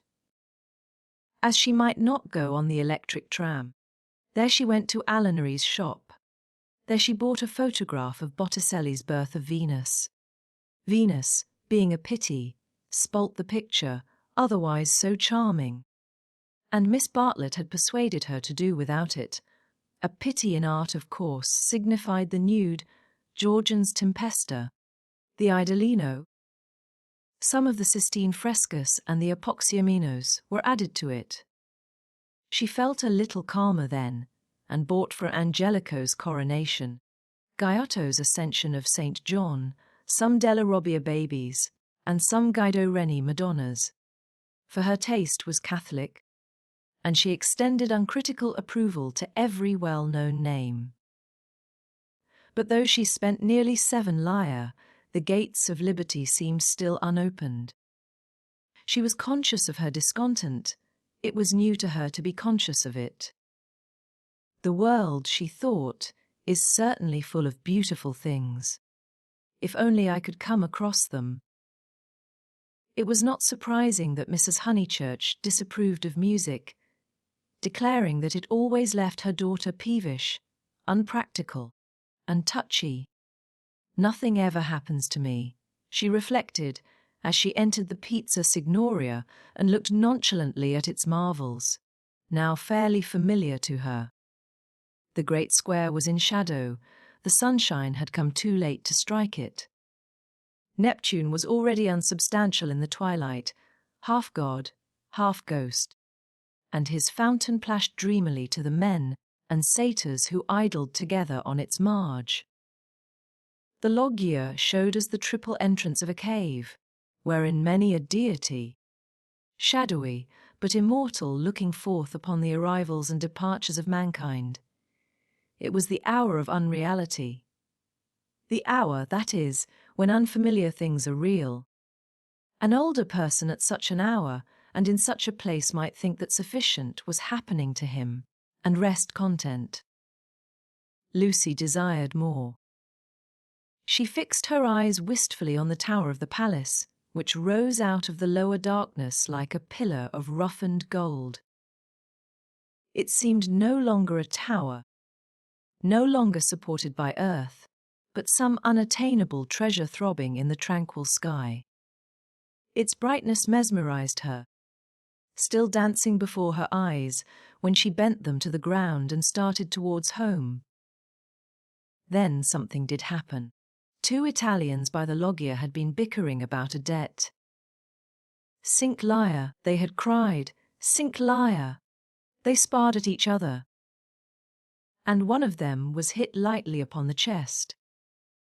He frowned, he bent towards Lucy with a look of interest, as if he had an important message for her. He opened his lips to deliver it, and a stream of red came out between them and trickled down his unshaven chin. That was all. A crowd rose out of the dusk. It hid this extraordinary man from her and bore him away to the fountain. Mr. George Emerson happened to be a few paces away, looking at her across the spot where the man had been. How very odd! Across something. Even as she caught sight of him, he grew dim, the palace itself grew dim, swayed above her, fell onto her softly, slowly, noiselessly, and the sky fell with it. She thought, "Oh, what have I done? Oh, what have I done? She murmured, and opened her eyes. George Emerson still looked at her, but not across anything. She had complained of dullness, and lo! One man was stabbed, and another held her in his arms. They were sitting on some steps in the Uffizi arcade. He must have carried her. He rose when she spoke and began to dust his knees. She repeated, Oh, what have I done? You fainted. I am very sorry. How are you now? Perfectly well. Absolutely well. And she began to nod and smile. Then let us come home. There's no point in our stopping. He held out his hand to pull her up. She pretended not to see it. The cries from the fountain, they had never ceased, rang emptily. The whole world seemed pale and void of its original meaning. How very kind you have been. I might have hurt myself falling, but now I am well. I can go alone, thank you. His hand was still extended. Oh, my photographs, she exclaimed suddenly. What photographs? I bought some photographs at Alinari's. I must have dropped them out there in the square. She looked at him cautiously. Would you add to your kindness by fetching them? He added to his kindness. As soon as he had turned his back, Lucy arose with the running of a maniac and stole down the arcade towards the Arno. Miss Honeychurch! She stopped with her hand on her heart. You sit still, you aren't fit to go home alone. Yes, I am, thank you so very much. No, you aren't. You'd go openly if you were, but I had rather. Then I don't fetch your photographs. I had rather be alone, he said imperiously. The man is dead. The man is probably dead. Sit down till you are rested. She was bewildered and obeyed him. And don't move till I come back. In the distance she saw creatures with black hoods, such as appear in dreams. The palace tower had lost the reflection of the declining day and joined itself to earth. How should she talk to Mr. Emerson when he returned from the shadowy square? Again the thought occurred to her. Oh, what have I done? The thought that she, as well as the dying man, had crossed some spiritual boundary. He returned, and she talked of the murder. Oddly enough, it was an easy topic. She spoke of the Italian character. She became almost garrulous over the incident that had made her faint 5 minutes before. Being strong physically, she soon overcame the horror of blood. She rose without his assistance, and though wings seemed to flutter inside her, she walked firmly enough towards the Arno. Their cabman signalled to them, they refused him. And the murderer tried to kiss him, you say. How very odd Italians are! And gave himself up to the police! Mr. B was saying that Italians know everything, but I think they are rather childish. When my cousin and I were at the pity yesterday. What was that? He had thrown something into the stream. What did you throw in? Things I didn't want, he said crossly. Mr. Emerson. Well, where are the photographs? He was silent. I believe it was my photographs that you threw away. I didn't know what to do with them, he cried, and his voice was that of an anxious boy. Her heart warmed towards him for the first time. They were covered with blood. There, I'm glad I've told you. And all the time we were making conversation, I was wondering what to do with them. He pointed downstream. They've gone. The river swirled under the bridge. I did mind them so, and one is so foolish. It seemed better that they should go out to the sea. I don't know. I may just mean that they frightened me. Then the boy verged into a man. For something tremendous has happened. I must face it without getting muddled. It isn't exactly that a man has died. Something warned Lucy that she must stop him. It has happened, he repeated, and I mean to find out what it is. Mr. Emerson. He turned towards her frowning. as if she had disturbed him in some abstract quest. "I want to ask you something before we go in." They were close to their pension. She stopped and leant her elbows against the parapet of the embankment. He did likewise. There is at times a magic in identity of position.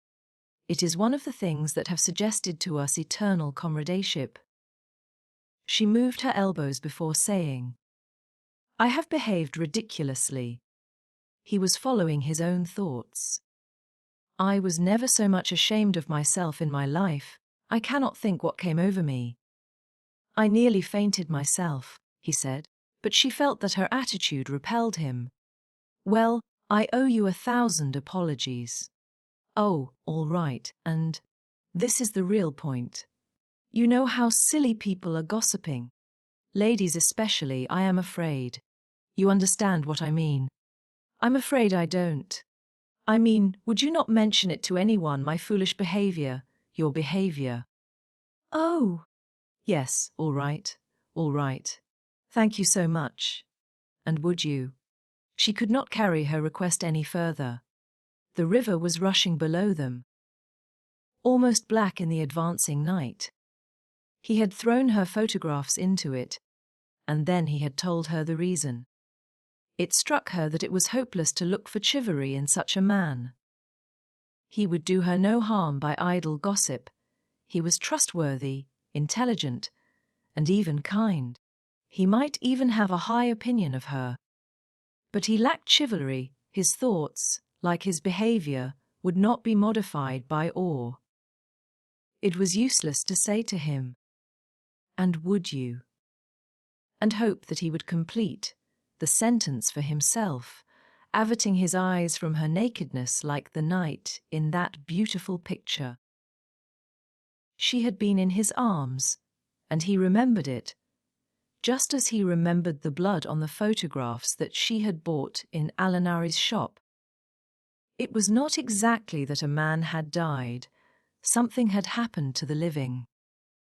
They had come to a situation where character tells, and where childhood enters upon the branching paths of youth. "Well, thank you so much," she repeated. "How quickly these accidents do happen, and then one returns to the old life." "I don't." Anxiety moved her to question him. His answer was puzzling. "I shall probably want to live." "But why, Mr. Emerson? What do you mean?" "I shall want to live, I say." Leaning her elbows on the parapet, she contemplated the river Arno, whose roar was suggesting some unexpected melody to her ears. Chapter 5. Possibilities of a pleasant outing. It was a family saying that you never knew which way Charlotte Bartlett would turn. She was perfectly pleasant and sensible over Lucy's adventure, found the abridged account of it quite adequate, and paid suitable tribute to the courtesy of Mr. George Emerson. She and Miss Lavish had had an adventure also. They had been stopped at the Dazio coming back, and the young officials there, who seemed impudent and decile over, had tried to search their reticules for provisions. It might have been most unpleasant. Fortunately, Miss Lavish was a match for anyone. For good or for evil, Lucy was left to face her problem alone. None of her friends had seen her, either in the piazza or, later on, by the embankment. Mr. Beebe, indeed, noticing her startled eyes at dinner time, had again passed to himself the remark of too much Beethoven. But he only supposed that she was ready for an adventure, not that she had encountered it. This solitude oppressed her. She was accustomed to have her thoughts confirmed by others or, at all events, contradicted. It was too dreadful not to know whether she was thinking right or wrong. At breakfast next morning she took decisive action. There were two plans between which she had to choose. Mr. Beebe was walking up to the Torre del Gallo with the Emersons and some American ladies. Would Miss Bartlett and Miss Honeychurch join the party? Charlotte declined for herself. She had been there in the rain the previous afternoon. But she thought it an admirable idea for Lucy, who hated shopping, changing money, fetching letters, and other irksome duties, all of which Miss Bartlett must accomplish this morning and could easily accomplish alone. "No, Charlotte!" cried the girl, with real warmth. "It's very kind of Mr. Beebe, but I am certainly coming with you. I had much rather." "Very well, dear," said Miss Bartlett, with a faint flush of pleasure that called forth a deep flush of shame on the cheeks of Lucy. How abominably she behaved to Charlotte. Now as always. But now she should alter. All morning she would be really nice to her. She slipped her arm into her cousin's, and they started off along the long Arno. The river was a lion that morning in strength, voice, and colour. Miss Bartlett insisted on leaning over the parapet to look at it. She then made her usual remark, which was, "How I do wish Freddy and your mother could see this too." Lucy fidgeted. It was tiresome of Charlotte to have stopped exactly where she did. "Look, Lucia. Oh, you are watching for the Torre del Gallo party. I feared you would repent you of your choice." Serious as the choice had been, Lucy did not repent. Yesterday had been a muddle. Queer and odd, the kind of thing one could not write down easily on paper. But she had a feeling that Charlotte and her shopping were preferable to George Emerson and the summit of the Torre del Gallo. Since she could not unravel the tangle, she must take care not to re-enter it. She could protest sincerely against Miss Bartlett's insinuations. But though she had avoided the chief actor, the scenery unfortunately remained. Charlotte, with the complacency of fate, led her from the river to the Piazza Signoria. She could not have believed that stones, a loggia, a fountain, a palace tower, would have such significance. For a moment she understood the nature of ghosts. The exact site of the murder was occupied, not by a ghost, but by Miss Lavish, who had the morning newspaper in her hand. She hailed them briskly. The dreadful catastrophe of the previous day had given her an idea which she thought would work up into a book. "Oh, let me congratulate you," said Miss Bartlett. "after your despair of yesterday. What a fortunate thing! Ah! Miss Honeychurch, come you here, I am in luck. Now, you are to tell me absolutely everything that you saw from the beginning." Lucy poked at the ground with her parasol. "But perhaps you would rather not." "I'm sorry.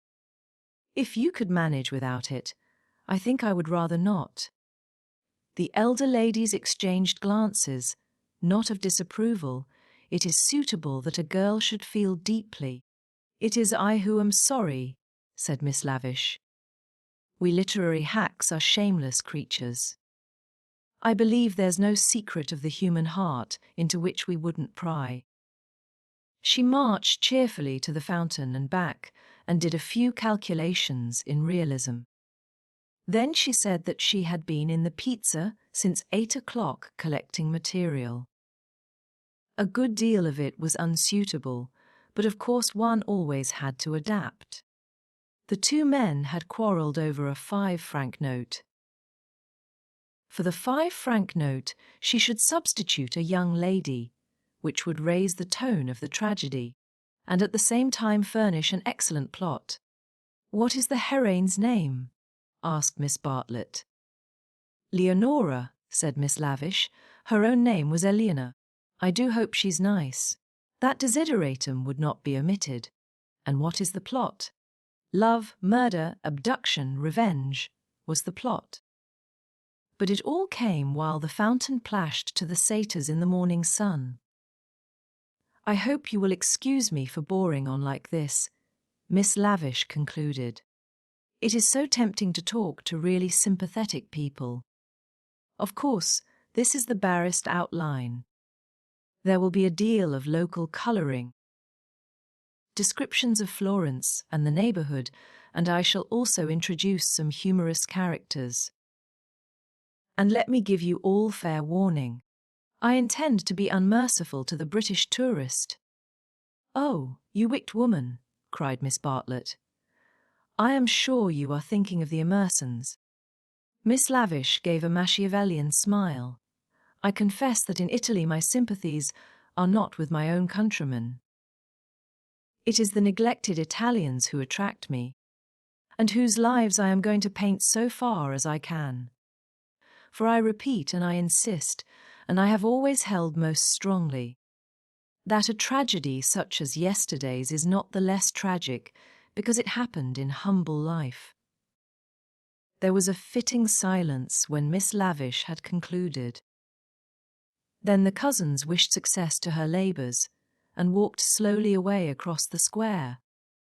"She is my idea of a really clever woman," said Miss Bartlett. "That last remark struck me as so particularly true. It should be a most pathetic novel." Lucy assented. At present her great aim was not to get put into it.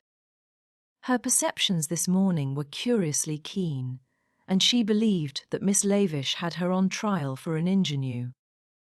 "She is emancipated, but only in the very best sense of the word," continued Miss Bartlett slowly.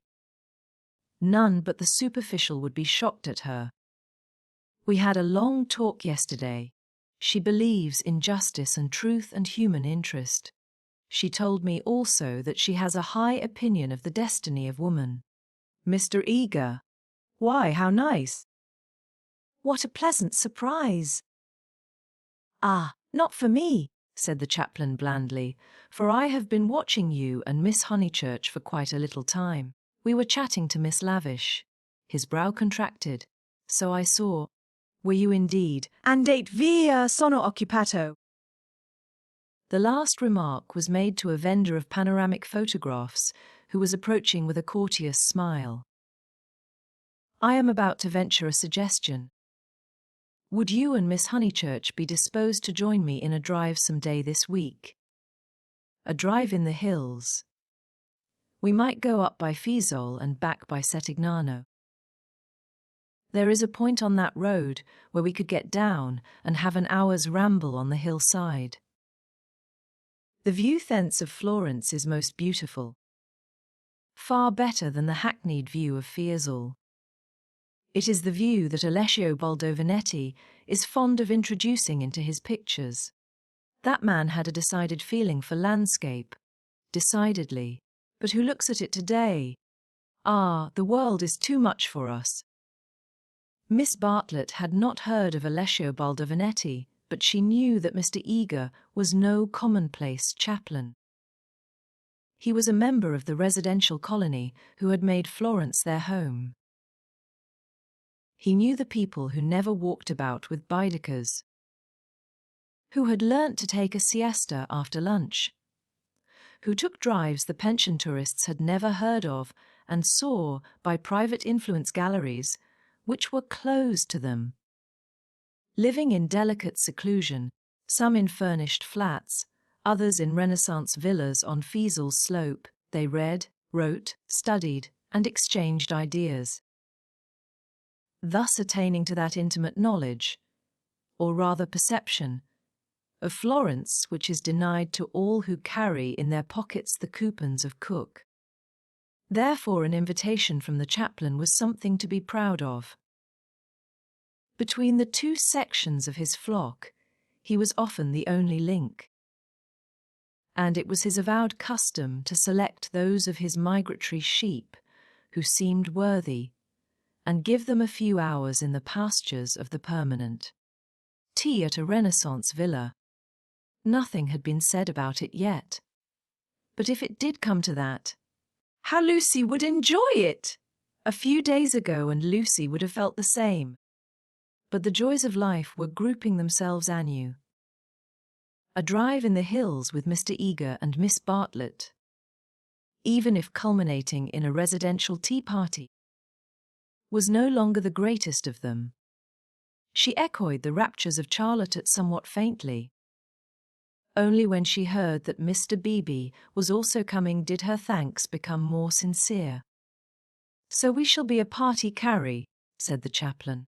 "In these days of toil and tumult one has great needs of the country and its message of purity." And eight via, and eight presto presto. Ah, the town! Beautiful as it is the town, they assented. This very square. So I am told, witnessed yesterday the most sordid of tragedies. To one who loves the Florence of Dante and Savonarola there is something portentous in such desecration. Portentous and humiliating. Humiliating indeed, said Miss Bartlett. Miss Honeychurch happened to be passing through as it happened. She can hardly bear to speak of it. She glanced at Lucy proudly. "And how came we to have you here?" asked the chaplain paternally. Miss Bartlett's recent liberalism oozed away at the question. "Do not blame her, please, Mr. Eager. The fault is mine. I left her unchaperoned. So you were here alone, Miss Honeychurch?" His voice suggested sympathetic reproof, but at the same time indicated that a few harrowing details would not be unacceptable. His dark, handsome face drooped mournfully towards her to catch her reply. "Practically. One of our pension acquaintances kindly brought her home," said Miss Bartlett, adroitly concealing the sex of the preserver. "For her also it must have been a terrible experience. I trust that neither of you was at all. That it was not in your immediate proximity." Of the many things Lucy was noticing today, not the least remarkable was this: the ghoulish fashion in which respectable people will nibble after blood. George Emerson had kept the subject strangely pure. "He died by the fountain, I believe," was her reply. "And you and your friend were over at the loggia. That must have saved you much. You have not, of course, seen the disgraceful illustrations which the gutter press. This man is a public nuisance. He knows that I am a resident perfectly well. And yet he goes on worrying me to buy his vulgar views." Surely the vendor of photographs was in league with Lucy. In the eternal league of Italy with youth. He had suddenly extended his book before Miss Bartlett and Mr. Eager, binding their hands together by a long glossy ribbon of churches, pictures, and views. "This is too much," cried the chaplain, striking petulantly at one of Fra Angelico's angels she tore. A shrill cry rose from the vendor. The book, it seemed, was more valuable than one would have supposed. "Willingly would I purchase," began Miss Bartlett. "Ignore him," said Mr. Eager sharply, and they all walked rapidly away from the square. But an Italian can never be ignored, least of all when he has a grievance. His mysterious persecution of Mr. Eager became relentless. The air rang with his threats and lamentations. He appealed to Lucy, would not she intercede? He was poor. He sheltered a family. The tax on bread. He waited, he gibbered, he was recompensed, he was dissatisfied. He did not leave them until he had swept their minds clean of all thoughts whether pleasant or unpleasant. Shopping was the topic that now ensued. Under the chaplain's guidance they selected many hideous presents and mementos. Florid little picture frames that seemed fashioned in gilded pastry. Other little frames, more severe, that stood on little easels, and were carven out of oak, a blotting book of vellum, a dant of the same material. Cheap mosaic brooches, which the maids, next Christmas, would never tell from real, pins, pots, heraldic saucers, brown art photographs, eros and psyche in alabaster, St. Peter to match, all of which would have cost less in London. This successful morning left no pleasant impressions on Lucy. She had been a little frightened, both by Miss Lavish and by Mr. Eager, she knew not why. And as they frightened her, she had, strangely enough, ceased to respect them. She doubted that Miss Lavish was a great artist. She doubted that Mr. Eager was as full of spirituality and culture as she had been led to suppose. They were tried by some new test, and they were found wanting. As for Charlotte, she was exactly the same. It might be possible to be nice to her. It was impossible to love her. The son of a labourer, I happen to know it for a fact. A mechanic of some sort himself when he was young. Then he took to writing for the socialistic press. I came across him at Brixton. They were talking about the Emersons. How wonderfully people rise in these days, sighed Miss Bartlett, fingering a model of the Leaning Tower of Pisa. Generally, replied Mr. Eager, one has only sympathy for their success. The desire for education and for social advance. In these things there is something not wholly vile. There are some working men whom one would be very willing to see out here in Florence. Little as they would make of it. Is he a journalist now? Miss Bartlett asked. He is not. He made an advantageous marriage. He uttered this remark with a voice full of meaning and ended with a sigh. Oh, so he has a wife. Dead, Miss Bartlett, dead. I wonder.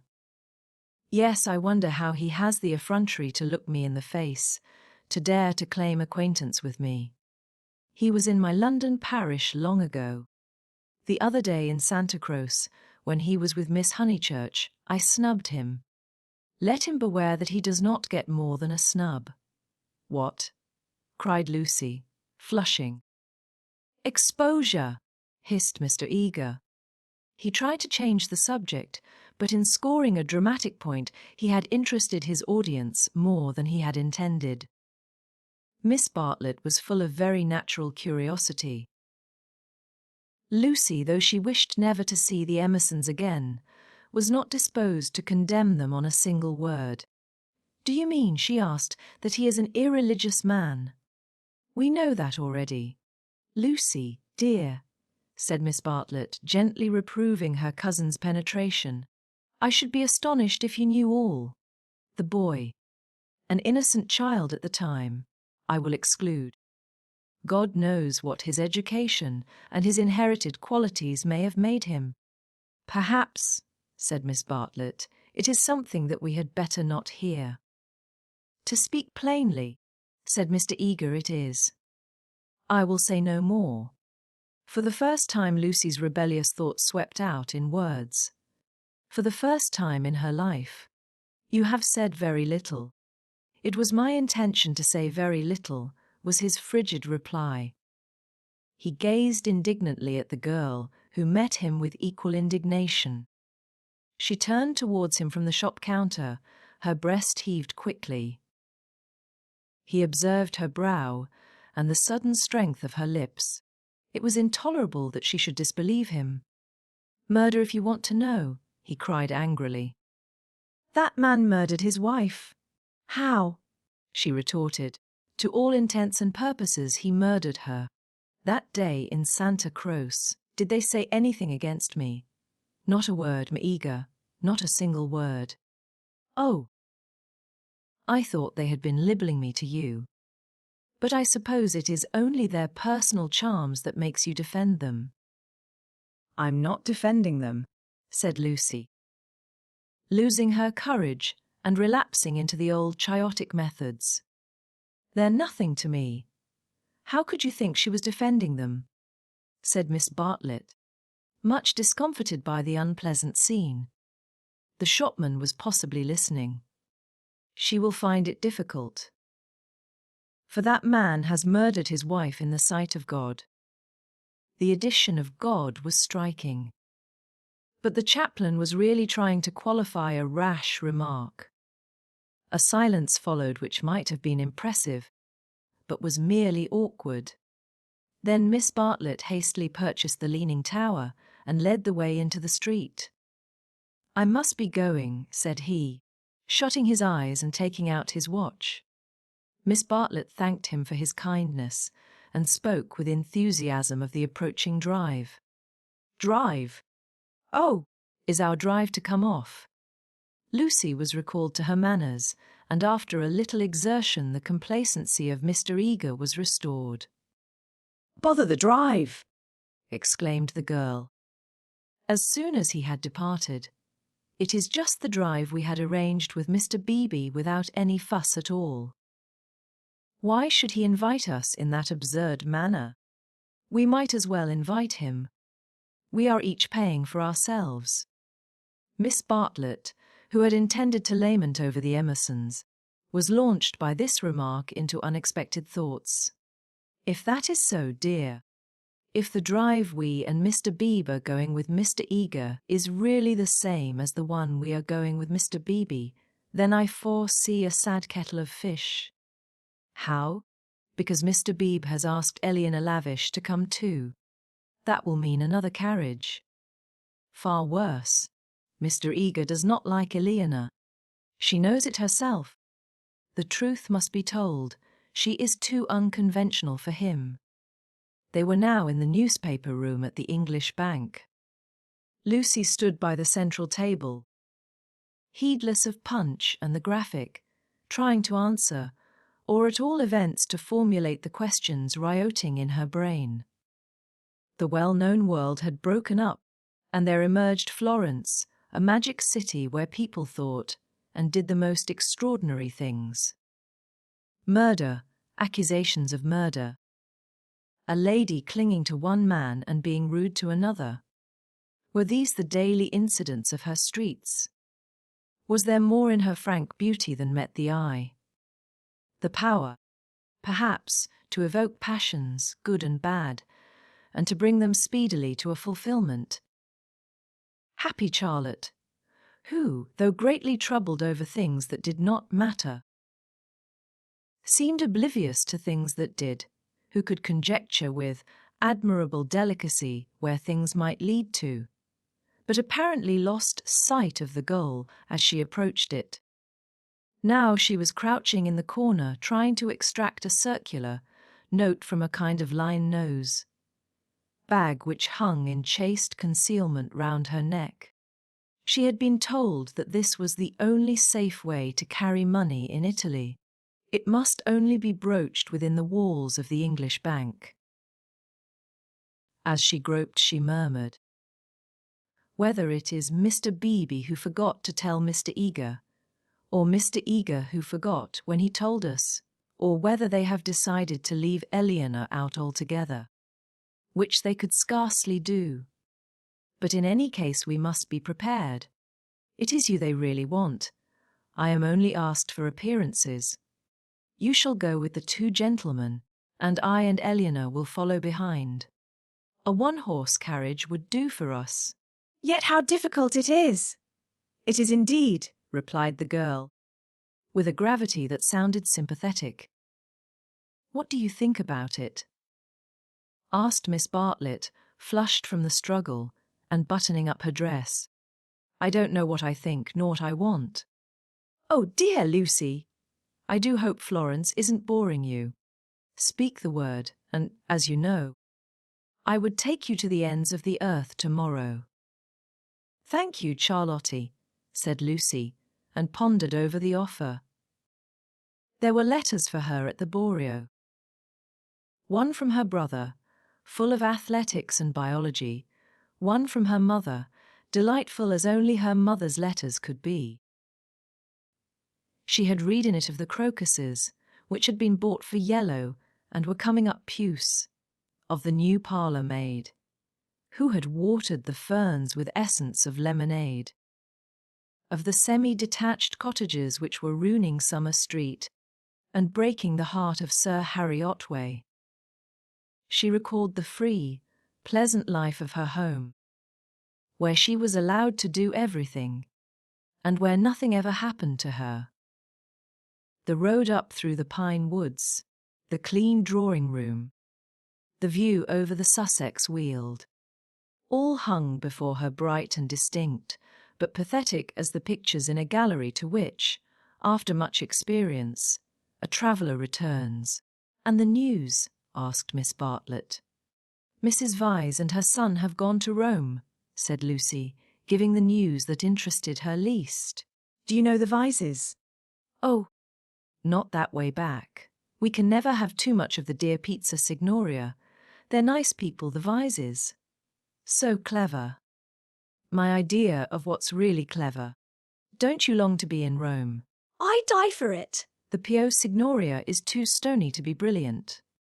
It has no grass, no flowers, no frescoes, no glittering walls of marble or comforting patches of ruddy brick.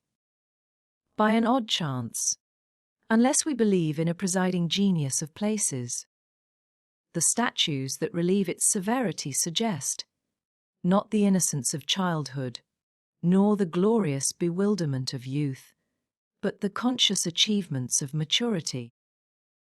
Perses and Judith, Hercules and Thusnelda, they have done or suffered something, and though they are immortal, immortality has come to them after experience, not before. Here, not only in the solitude of nature, might a hero meet a goddess or a heroine a god. Charlotte, cried the girl suddenly, here's an idea. What if we popped off to Rome tomorrow, straight to the Vyses' hotel? For I do know what I want. I'm sick of Florence. No, you said you'd go to the ends of the earth. Do, Miss Bartlett, with equal vivacity, replied. Oh, you droll person. Pray, what would become of your drive in the hills? They passed together through the gaunt beauty of the square, laughing over the unpractical suggestion. Chapter 6. The Reverend Arthur Beebe, the Reverend Cuthbert Eager, Mr. Emerson, Mr. George Emerson, Miss Eleanor Lavish, Miss Charlotte Bartlett, and Miss Lucy Honeychurch drive out in carriages to see a view. Italians drive them. It was Phaethon who drove them to Cecil that memorable day, a youth all irresponsibility and fire, recklessly urging his master's horses up the stony hill. Mr. Beebe recognized him at once. Neither the ages of faith nor the age of doubt had touched him. He was Phaethon in Tuscany driving a cab. And it was Persephone whom he asked leave to pick up on the way, saying that she was his sister. Persephone, tall and slender and pale, returning with the spring to her mother's cottage and still shading her eyes from the unaccustomed light. To her Mr. Eager objected, saying that here was the thin edge of the wedge, and one must guard against imposition. But the ladies interceded, and when it had been made clear that it was a very great favour, the goddess was allowed to mount beside the god. Phaethon at once slipped the left rein over her head, thus enabling himself to drive with his arm round her waist. She did not mind. Mr. Eager, who sat with his back to the horses, saw nothing of the indecorous proceeding, and continued his conversation with Lucy. The other two occupants of the carriage were old Mr. Emerson and Miss Lavish, for a dreadful thing had happened. Mr. Beebe, without consulting Mr. Eager, had doubled the size of the party. And though Miss Bartlett and Miss Lavish had planned all the morning how the people were to sit, at the critical moment when the carriages came round they lost their heads, and Miss Lavish got in with Lucy, while Miss Bartlett, with George Emerson and Mr. Beebe, followed on behind. It was hard on the poor chaplain to have his party carry thus transformed. Tea at a Renaissance villa, if he had ever meditated it, was now impossible. Lucy and Miss Bartlett had a certain style about them, and Mr. Beebe, though unreliable, was a man of parts. But a shoddy lady writer and a journalist who had murdered his wife in the sight of God. They should enter no villa at his introduction. Lucy, elegantly dressed in white, sat erect and nervous amid these explosive ingredients, attentive to Miss Eager, repressive towards Miss Lavish, watchful of old Mr. Emerson. Hitherto fortunately asleep, thanks to a heavy lunch and the drowsy atmosphere of spring. She looked on the expedition as the work of fate, but for it she would have avoided George Emerson successfully. In an open manner he had shown that he wished to continue their intimacy. She had refused, not because she disliked him, but because she did not know what had happened, and suspected that he did know. And this frightened her. For the real event, whatever it was, had taken place, not in the loggia but by the river. To behave wildly at the sight of death is pardonable, but to discuss it afterwards, to pass from discussion into silence, and through silence into sympathy, that is an error, not of a startled emotion, but of the whole fabric. There was really something blameworthy, she thought, in their joint contemplation of the shadowy stream, in the common impulse which had turned them to the house without the passing of a look or word. This sense of weakness had been slight at first. She had nearly joined the party to the Tour del Gallo. But each time that she avoided George it became more imperative that she should avoid him again. And now celestial irony, working through her cousin and 2 clergymen, did not suffer her to leave Florentines. She had made this expedition with him through the hills. Meanwhile Mr. Eager held her in civil converse. Their little tiff was over. So, Miss Honeychurch, you are travelling. As a student of art. Oh, dear me, no. Oh, no. Perhaps as a student of human nature, interposed Miss Lavish, like myself. Oh, no. I am here as a tourist. Oh, indeed, said Mr. Eager. Are you indeed? If you will not think me rude, we residents sometimes pity you poor tourists not a little. Handed about like a parcel of goods from Venice to Florence, from Florence to Rome, living herded together in pensions or hotels, quite unconscious of anything that is outside Baedeker. Their one anxiety to get done or through and go on somewhere else. The result is, they mix up towns, rivers, palaces in one inextricable whirl. You know the American girl in Punch who says, "Say, Papa, what did we see at Rome?" And the father replies, "Why, guess Rome was the place where we saw the yellow dog. There's travelling for you." Ha! I quite agree, said Miss Lavish, who had several times tried to interrupt his mordant wit. The narrowness and superficiality of the Anglo-Saxon tourist is nothing less than a menace. Quite so. Now the English colony at Florence, Miss Honeychurch, and it is of considerable size, though, of course, not all equally. A few are here for trade, for example. But the greater part are students. Lady Helen Laverstock is at present busy over Fra Angelico. I mention her name because we are passing her villa on the left. No, you can only see it if you stand. No. Do not stand, you will fall. She is very proud of that thick hedge. Inside, perfect seclusion. One might have gone back 600 years. Some critics believe that her garden was the scene of the Decameron, which lends it an additional interest, does it not? It does indeed, cried Miss Lavish. Tell me. Where do they place the scene of that wonderful 7th day? But Mr. Eager proceeded to tell Miss Honeychurch that on the right lived Mr. Someone Something, an American of the best type. So rare. And that the somebody else's were farther down the hill. Doubtless you know her monographs in the series of medieval byways. He is working at Gemistus Pletho. Sometimes as I take tea in their beautiful grounds I hear, over the wall, the electric tram squealing up the new road with its loads of hot, dusty, unintelligent tourists who are going to do Fiesole in an hour in order that they may say they have been there, and I think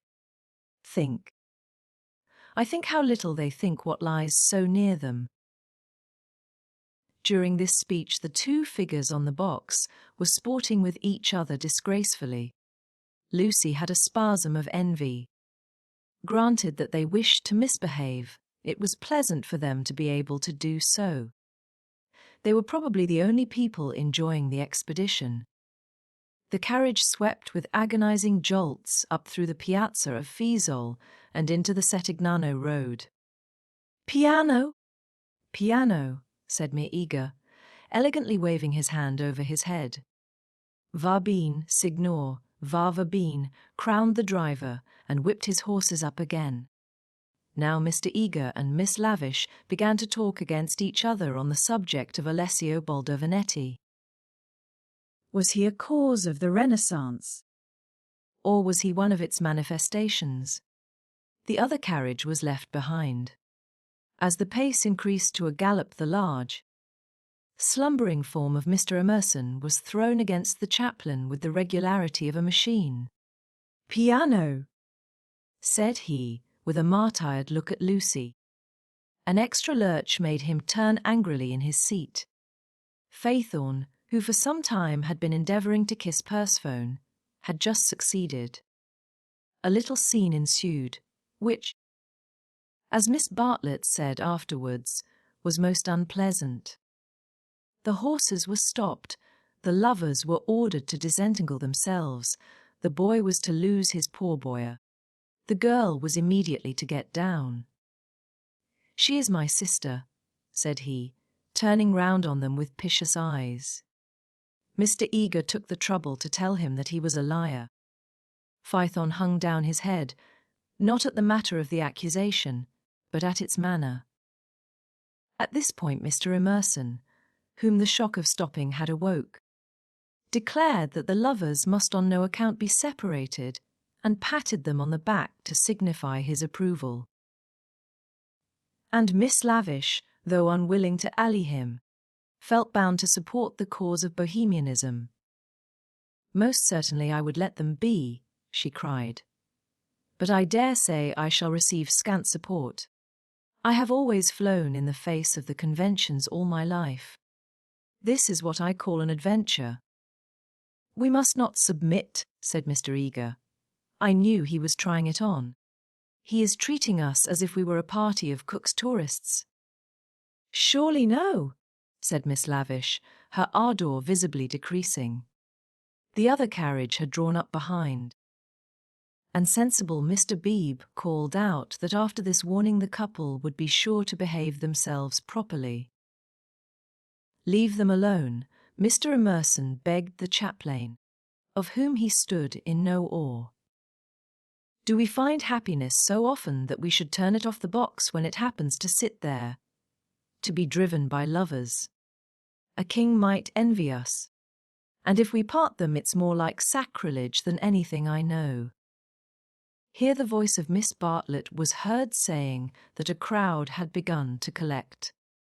Mr. Eager, who suffered from an overfluent tongue rather than a resolute will, was determined to make himself heard. He addressed the driver again. Italian in the mouth of Italians is a deep-voiced stream, with unexpected cataracts and boulders to preserve it from monotony. In Mr. Eager's mouth it resembled nothing so much as an acid, whistling fountain which played ever higher and higher, and quicker, and more shrilly, till abruptly it was turned off with a click. "Signorina," said the man to Lucy, when the display had ceased. Why should he appeal to Lucy? "Signorina," echoed Persephone in her glorious contralto. She pointed at the other carriage. Why? For a moment the two girls looked at each other. Then Persephone got down from the box. "Victory at last," said Mr. Eager, smiting his hands together as the carriages started again. "It is not victory," said Mr. Emerson. "It is defeat. You have parted two people who were happy." Mr. Eager shut his eyes. He was obliged to sit next to Mr. Emerson, but he would not speak to him. The old man was refreshed by sleep, and took up the matter warmly. He commanded Lucy to agree with him, he shouted for support to his son. We have tried to buy what cannot be bought with money. He has bargained to drive us, and he is doing it. We have no rights over his soul. Miss Lavish frowned. It is hard when a person you have classed as typically British speaks out of his character. He was not driving us well, she said. He jolted us. That I deny. It was as restful as sleeping. Ah, he is jolting us now. Can you wonder? He would like to throw us out, and most certainly he is justified. And if I were superstitious, I'd be frightened of the girl, too. It doesn't do to injure young people. Have you ever heard of Lorenzo de Medici? Miss Lavish bristled. Most certainly I have.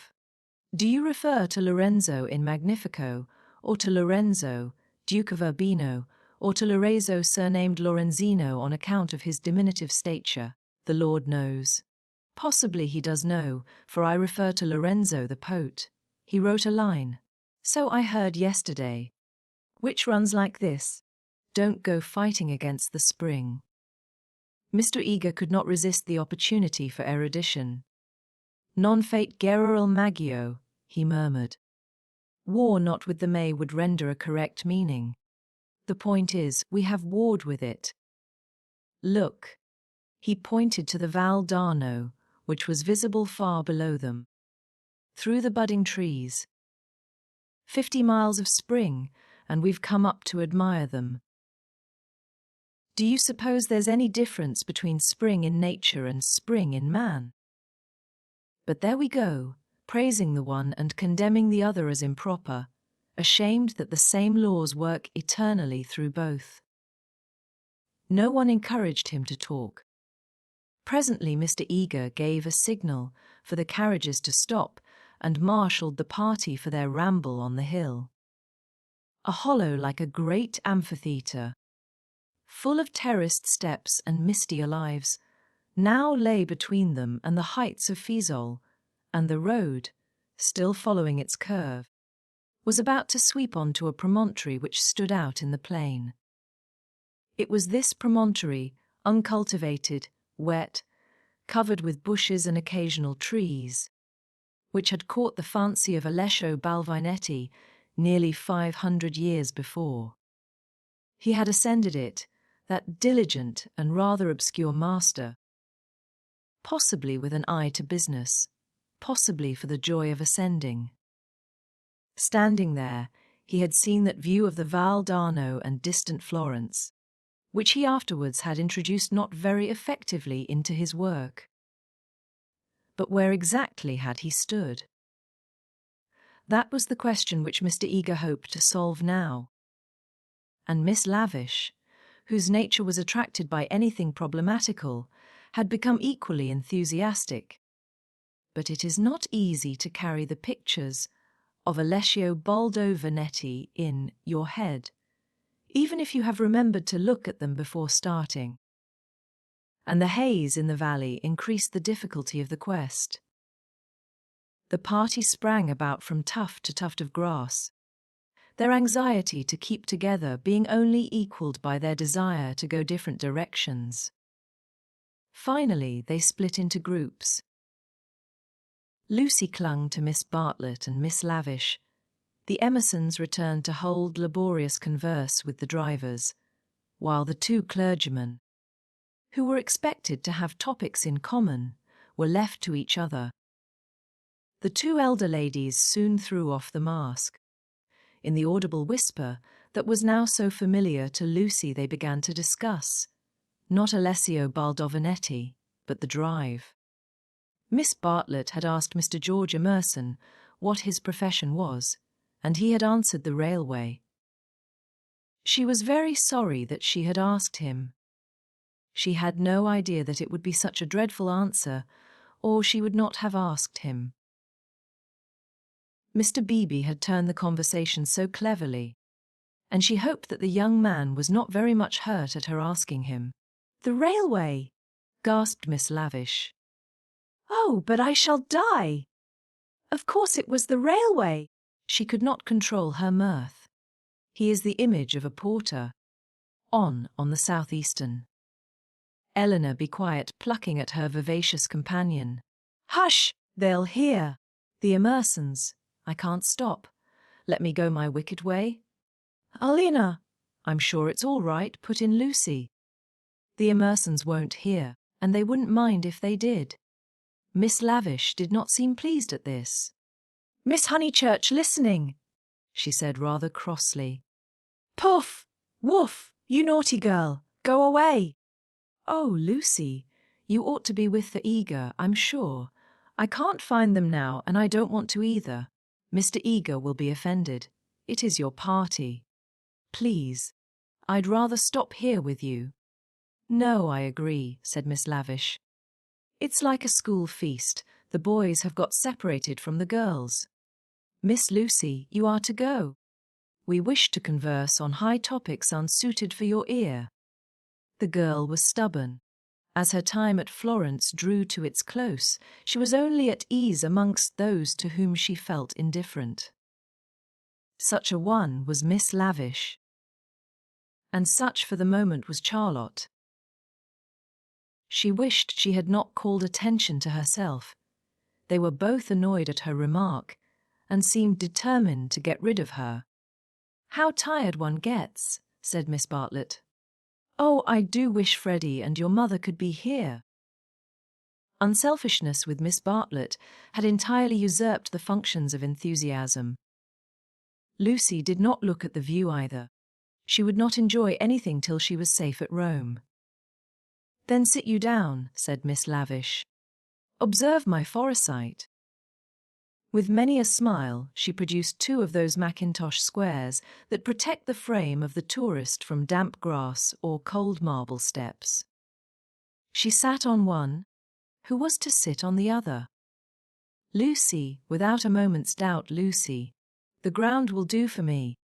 Really, I have not had rheumatism for years. If I do feel it coming on, I shall stand. Imagine your mother's feelings if I let you sit in the wet in your white linen. She sat down heavily where the ground looked particularly moist. Here we are, all settled delightfully. Even if my dress is thinner, it will not show so much, being brown. Sit down, dear, you are too unselfish, you don't assert yourself enough.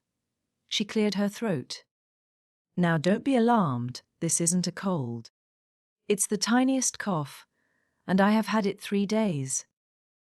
It's nothing to do with sitting here at all. There was only one way of treating the situation. At the end of 5 minutes, Lucy departed in search of Mr. Beebe and Mr. Eager, vanquished by the mackintosh square. She addressed herself to the drivers, who were sprawling in the carriages, perfuming the cushions with cigars.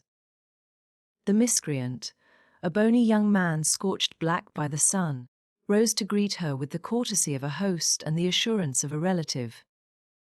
Dove, said Lucy, after much anxious thought. His face lit up. Of course he knew where. Not so far either. His arm swept 3/4 of the horizon. He should just think he did know where. He pressed his fingertips to his forehead and then pushed them towards her, as if using with visible extract of knowledge. More seemed necessary. What was the Italian for clergyman? Dov buni homini, said she at last. Good. Scarcely the adjective for those noble beings. He showed her his cigar. Unno. Piu. Piccolo? Was her next remark, implying, has the cigar been given to you by Mr. Beebe, the smaller of the 2 good men? She was correct as usual. He tied the horse to a tree, kicked it to make it stay quiet, dusted the carriage, arranged his hair, remoulded his hat, encouraged his moustache, and in rather less than 1/4 of a minute was ready to conduct her. Italians are born knowing the way. It would seem that the whole earth lay before them, not as a map, but as a chessboard, wherein they continually behold the changing pieces as well as the squares. Anyone can find places, but the finding of people is a gift from God. He only stopped once, to pick her some great blue violets. She thanked him with real pleasure. In the company of this common man the world was beautiful and direct. For the first time she felt the influence of spring. His arm swept the horizon gracefully. Violets, like other things, existed in great profusion there. Would she like to see them? Mabuni or Minnie? He bowed. Certainly. Good men first, violets afterwards. They proceeded briskly through the undergrowth, which became thicker and thicker. They were nearing the edge of the promontory, and the view was stealing round them. But the brown network of the bushes shattered it into countless pieces. He was occupied in his cigar and in holding back the pliant boughs. She was rejoicing in her escape from dullness. Not a step, not a twig was unimportant to her. What is that? There was a voice in the wood, in the distance behind them. The voice of Mr. Eager. He shrugged his shoulders. An Italian's ignorance is sometimes more remarkable than his knowledge. She could not make him understand that perhaps they had missed the clergyman. The view was forming at last. She could discern the river, the golden plain, other hills. "Eccolo!" he exclaimed. At the same moment the ground gave way, and with a cry she fell out of the wood. Light and beauty enveloped her. She had fallen on to a little open terrace which was covered with violets from end to end. "Courage!" cried her companion, now standing some 6 feet above. Courage and love. She did not answer. From her feet the ground sloped sharply into view, and violets ran down in rivulets and streams and cataracts, irrigating the hillside with blue, eddying round the tree stems, collecting into pools in the hollows, covering the grass with spots of azure foam. But never again were they in such profusion. This terrace was the wellhead, the primal source, whence beauty gushed out to water the earth. Standing at its brink, like a swimmer who prepares, was the good man. But he was not the good man that she had expected, and he was alone. George had turned at the sound of her arrival. For a moment he contemplated her, as one who had fallen out of heaven. He saw radiant joy in her face. He saw the flowers beat against her dress in blue waves. The bushes above them closed. He stepped quickly forward and kissed her. Before she could speak, almost before she could feel, a voice called, "Lucy, Lucy! Lucy!" The silence of life had been broken by Miss Bartlett, who stood brown against the view. Chapter 7. They return.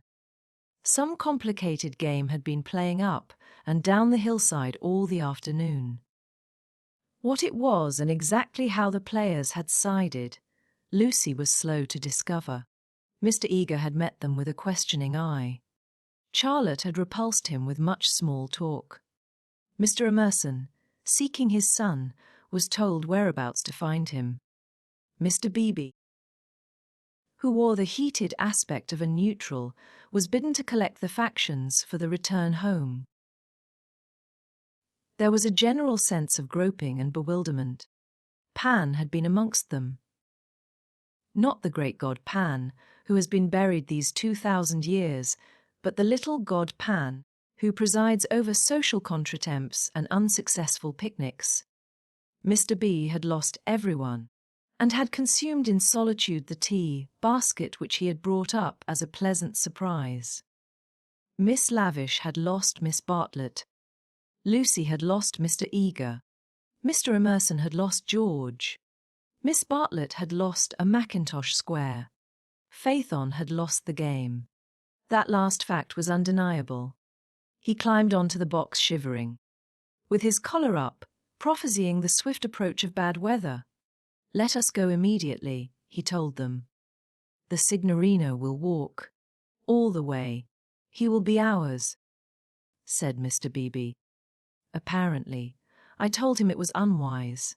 He would look no one in the face. Perhaps defeat was particularly mortifying for him. He alone had played skillfully, using the whole of his instinct, while the others had used scraps of their intelligence. He alone had divined what things were, and what he wished them to be. He alone had interpreted the message that Lucy had received 5 days before from the lips of a dying man. Persephone, who spends half her life in the grave. She could interpret it also. Not so these English. They gain knowledge slowly and perhaps too late. The thoughts of a cab driver, however just, seldom affect the lives of his employers.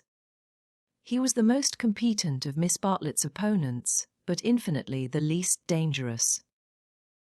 Once back in the town, he and his insight and his knowledge would trouble English ladies no more.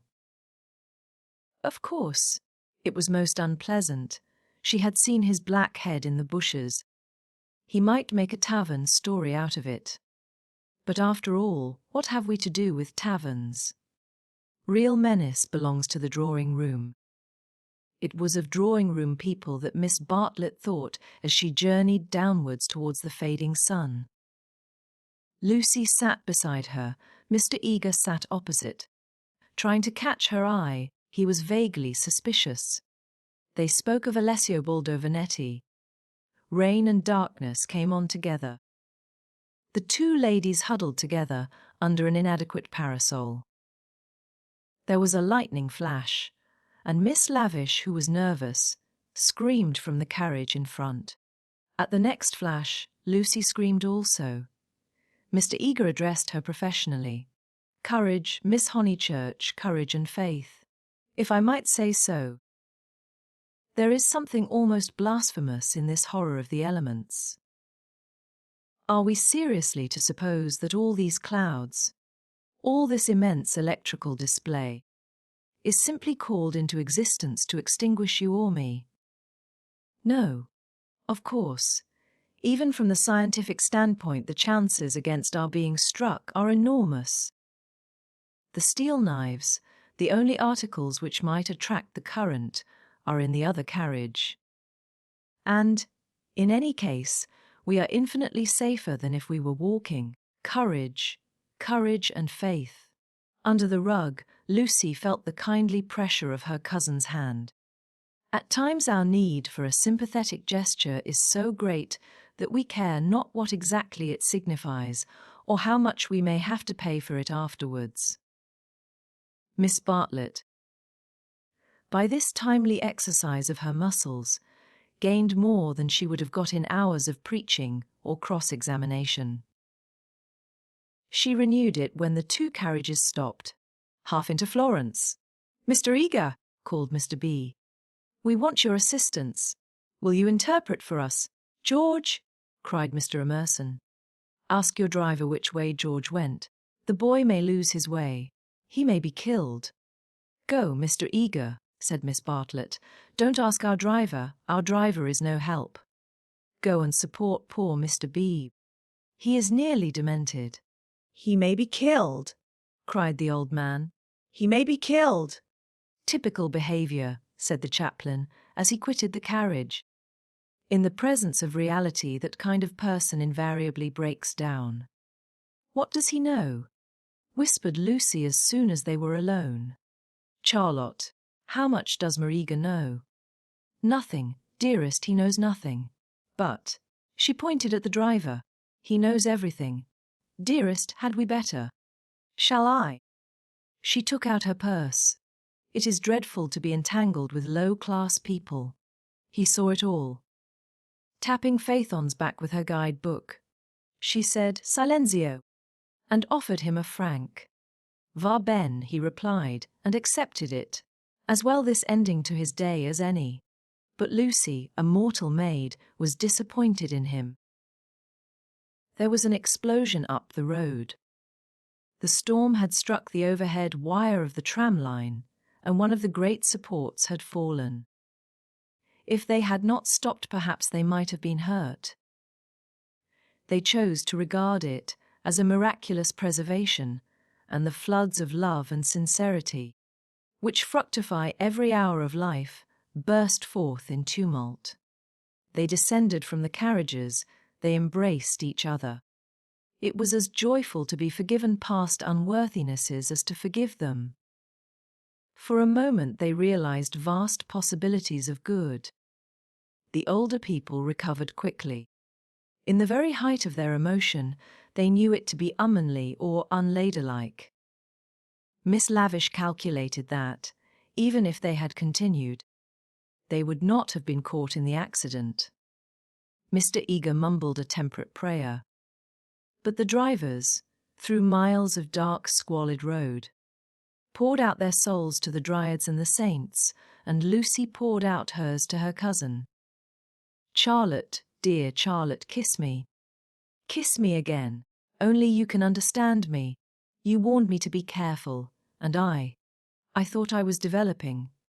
Do not cry, dearest. Take your time. I have been obstinate and silly. Worse than you know, far worse. Once by the river. Oh, but he isn't killed. He wouldn't be killed, would he?" The thought disturbed her repentance. As a matter of fact, the storm was worst along the road, but she had been near danger, and so she thought it must be near to everyone. "I trust not. One would always pray against that. He is really. I think he was taken by surprise, just as I was before. But this time I'm not to blame. I want you to believe that. I simply slipped into those violets. No, I want to be really truthful. I am a little to blame. I had silly thoughts. The sky, you know, was gold and the ground all blue. And for a moment he looked like someone in a book, inner, heroes, gods, the nonsense of schoolgirls, and then. But, Charlotte, you know what happened then?" Miss Bartlett was silent. Indeed, she had little more to learn. With a certain amount of insight, she drew her young cousin affectionately to her. All the way back Lucy's body was shaken by deep sighs, which nothing could repress. "I want to be truthful," she whispered. "It is so hard to be absolutely truthful. Don't be troubled, dearest. Wait till you are calmer. We will talk it over before bedtime in my room." So they entered the city with hands clasped. It was a shock to the girl to find how far emotion had ebbed in others. The storm had ceased, and Mr. Emerson was easier about his son. Mr. B had regained good humour, and Mr. Eager was already snubbing Miss Lavish. Charlotte alone she was sure of. Charlotte, whose exterior concealed so much insight and love. The luxury of self-exposure kept her almost happy through the long evening. She thought not so much of what had happened as of how she should describe it. All her sensations, her spasms of courage, her moments of unreasonable joy, her mysterious discontent, should be carefully laid before her cousin, and together in divine confidence they would disentangle and interpret them all.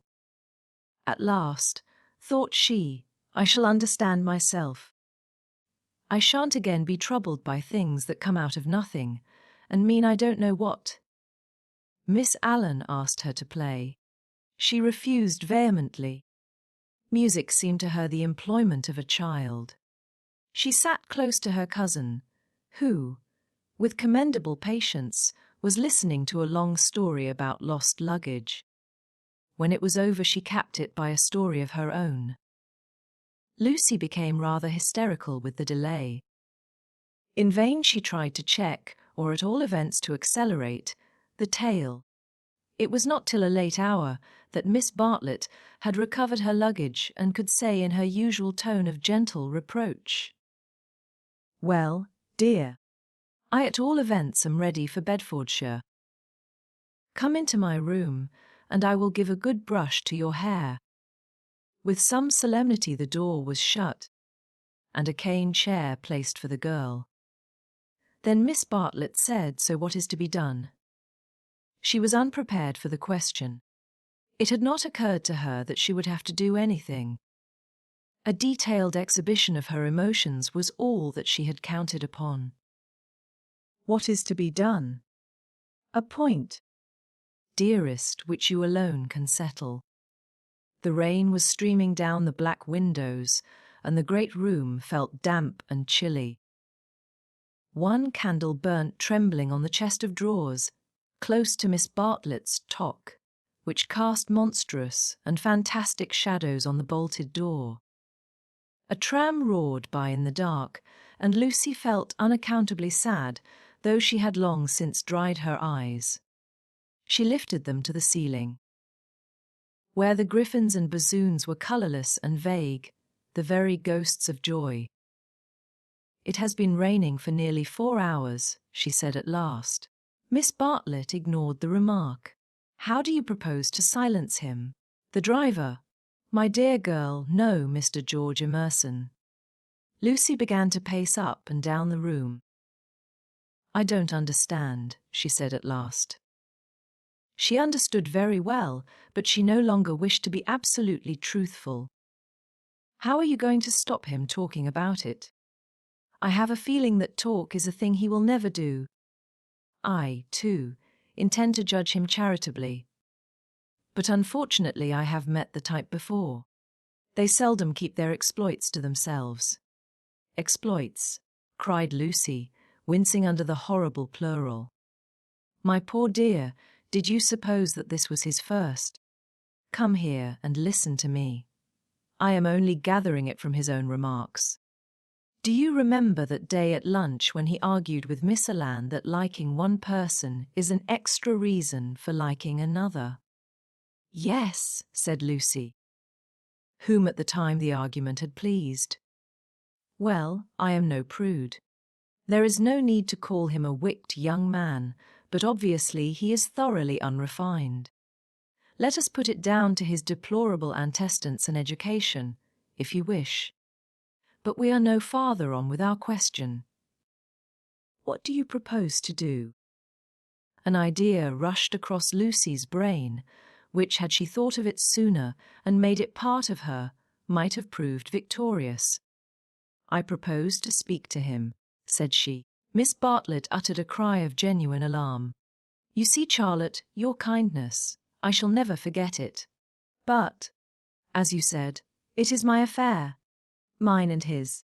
And you are going to implore him, to beg him to keep silence?" "Certainly not. There would be no difficulty. Whatever you ask him he answers, yes or no, then it is over. I have been frightened of him. But now I am not one little bit. But we fear him for you, dear. You are so young and inexperienced, you have lived among such nice people, that you cannot realize what men can be. How they can take a brutal pleasure in insulting a woman whom her sex does not protect and rally round. This afternoon, for example, if I had not arrived, what would have happened?" "I can't think," said Lucy gravely. Something in her voice made Miss Bartlett repeat her question, intoning it more vigorously. "What would have happened if I hadn't arrived?" "I can't think," said Lucy again. "When he insulted you, how would you have replied?" "I hadn't time to think." "You came." "Yes, but won't you tell me now what you would have done?" "I should have." She checked herself and broke the sentence off. She went up to the dripping window and strained her eyes into the darkness. She could not think what she would have done. "Come away from the window, dear," said Miss Bartlett. "You will be seen from the road." Lucy obeyed. She was in her cousin's power. She could not modulate out the key of self-abasement in which she had started. Neither of them referred again to her suggestion that she should speak to George and settle the matter, whatever it was with him. Miss Bartlett became plaintive. "Oh, for a real man. We are only 2 women, you and I. Mr. Beebe is hopeless. There is de Eager, but you do not trust him." "Oh, for your brother. He is young." "But I know that his sister's insult would rouse in him a very lion." Thank God, chivalry is not yet dead. There are still left some men who can reverence woman. As she spoke, she pulled off her rings, of which she wore several, and ranged them upon the pin cushion. Then she blew into her gloves and said, "It will be a push to catch the morning train, but we must try." "What train?" "The train to Rome." She looked at her gloves critically. The girl received the announcement as easily as it had been given. "When does the train to Rome go?" "At 8. Signora Bertolini would be upset. We must face that," said Miss Bartlett, not liking to say that she had given notice already. "She will make us pay for a whole week's pension." "I expect she will. However, we shall be much more comfortable at the Vyse's hotel. Isn't afternoon tea given there for nothing?" "Yes, but they pay extra for wine." After this remark she remained motionless and silent. To her tired eyes Charlotte throbbed and swelled like a ghostly figure in a dream. They began to sort their clothes for packing, for there was no time to lose, if they were to catch the train to Rome. Lucy, when admonished, began to move to and from between the rooms, more conscious of the discomforts of packing by candlelight than of a subtler ill. Charlotte, who was practical without ability, knelt by the side of an empty trunk, vainly endeavouring to pave it with books of varying thickness and size. She gave 2 or 3 sighs, for the stooping posture hurt her back, and, for all her diplomacy, she felt that she was growing old.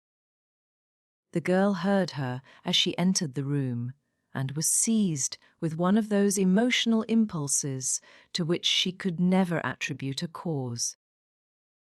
She only felt that the candle would burn better, the packing go easier, the world be happier, if she could give and receive some human love. The impulse had come before today, but never so strongly. She knelt down by her cousin's side and took her in her arms. Miss Bartlett returned the embrace with tenderness and warmth. But she was not a stupid woman, and she knew perfectly well that Lucy did not love her, but needed her to love, for it was in ominous tones that she said, after a long pause, "Dearest Lucy, how will you ever forgive me?" Lucy was on her guard at once, knowing by bitter experience what forgiving Miss Bartlett meant. Her emotion relaxed, she modified her embrace a little, and she said, "Charlotte dear, what do you mean? As if I have anything to forgive. You have a great deal, and I have a very great deal to forgive myself too. I know well how much I vex you at every turn. But no." Miss Bartlett assumed her favourite role, that of the prematurely aged martyr. "Ah, but yes! I feel that our tour together is hardly the success I had hoped. I might have known it would not do. You want someone younger and stronger and more in sympathy with you. I am too uninteresting and old-fashioned. Only fit to pack and unpack your things. Please. My only consolation was that you found people more to your taste and were often able to leave me at home. I had my own poor ideas of what a lady ought to do, but I hope I did not inflict them on you more than was necessary. You had your own way about these rooms. At all events, you mustn't say these things," said Lucy softly. She still clung to the hope that she and Charlotte loved each other, heart and soul. They continued to pack in silence. "I have been a failure," said Miss Bartlett, as she struggled with the straps of Lucy's trunk instead of strapping her own. "Failed to make you happy, failed in my duty to your mother. She has been so generous to me. I shall never face her again after this disaster. But Mother will understand. It is not your fault, this trouble, and it isn't a disaster either. It is my fault, it is a disaster. She will never forgive me, and rightly. For instance, What right had I to make friends with Miss Lavish? Every right. When I was here for your sake. If I have vexed you, it is equally true that I have neglected you. Your mother will see this as clearly as I do, when you tell her. Lucy, from a cowardly wish to improve the situation, said, Why need mother hear of it? But you tell her everything. I suppose I do generally. I dare not break your confidence. There is something sacred in it. Unless you feel that it is a thing you could not tell her, the girl would not be degraded to this. Naturally, I should have told her. But in case she should blame you in any way, I promise I will not. I am very willing not to. I will never speak of it either to her or to anyone.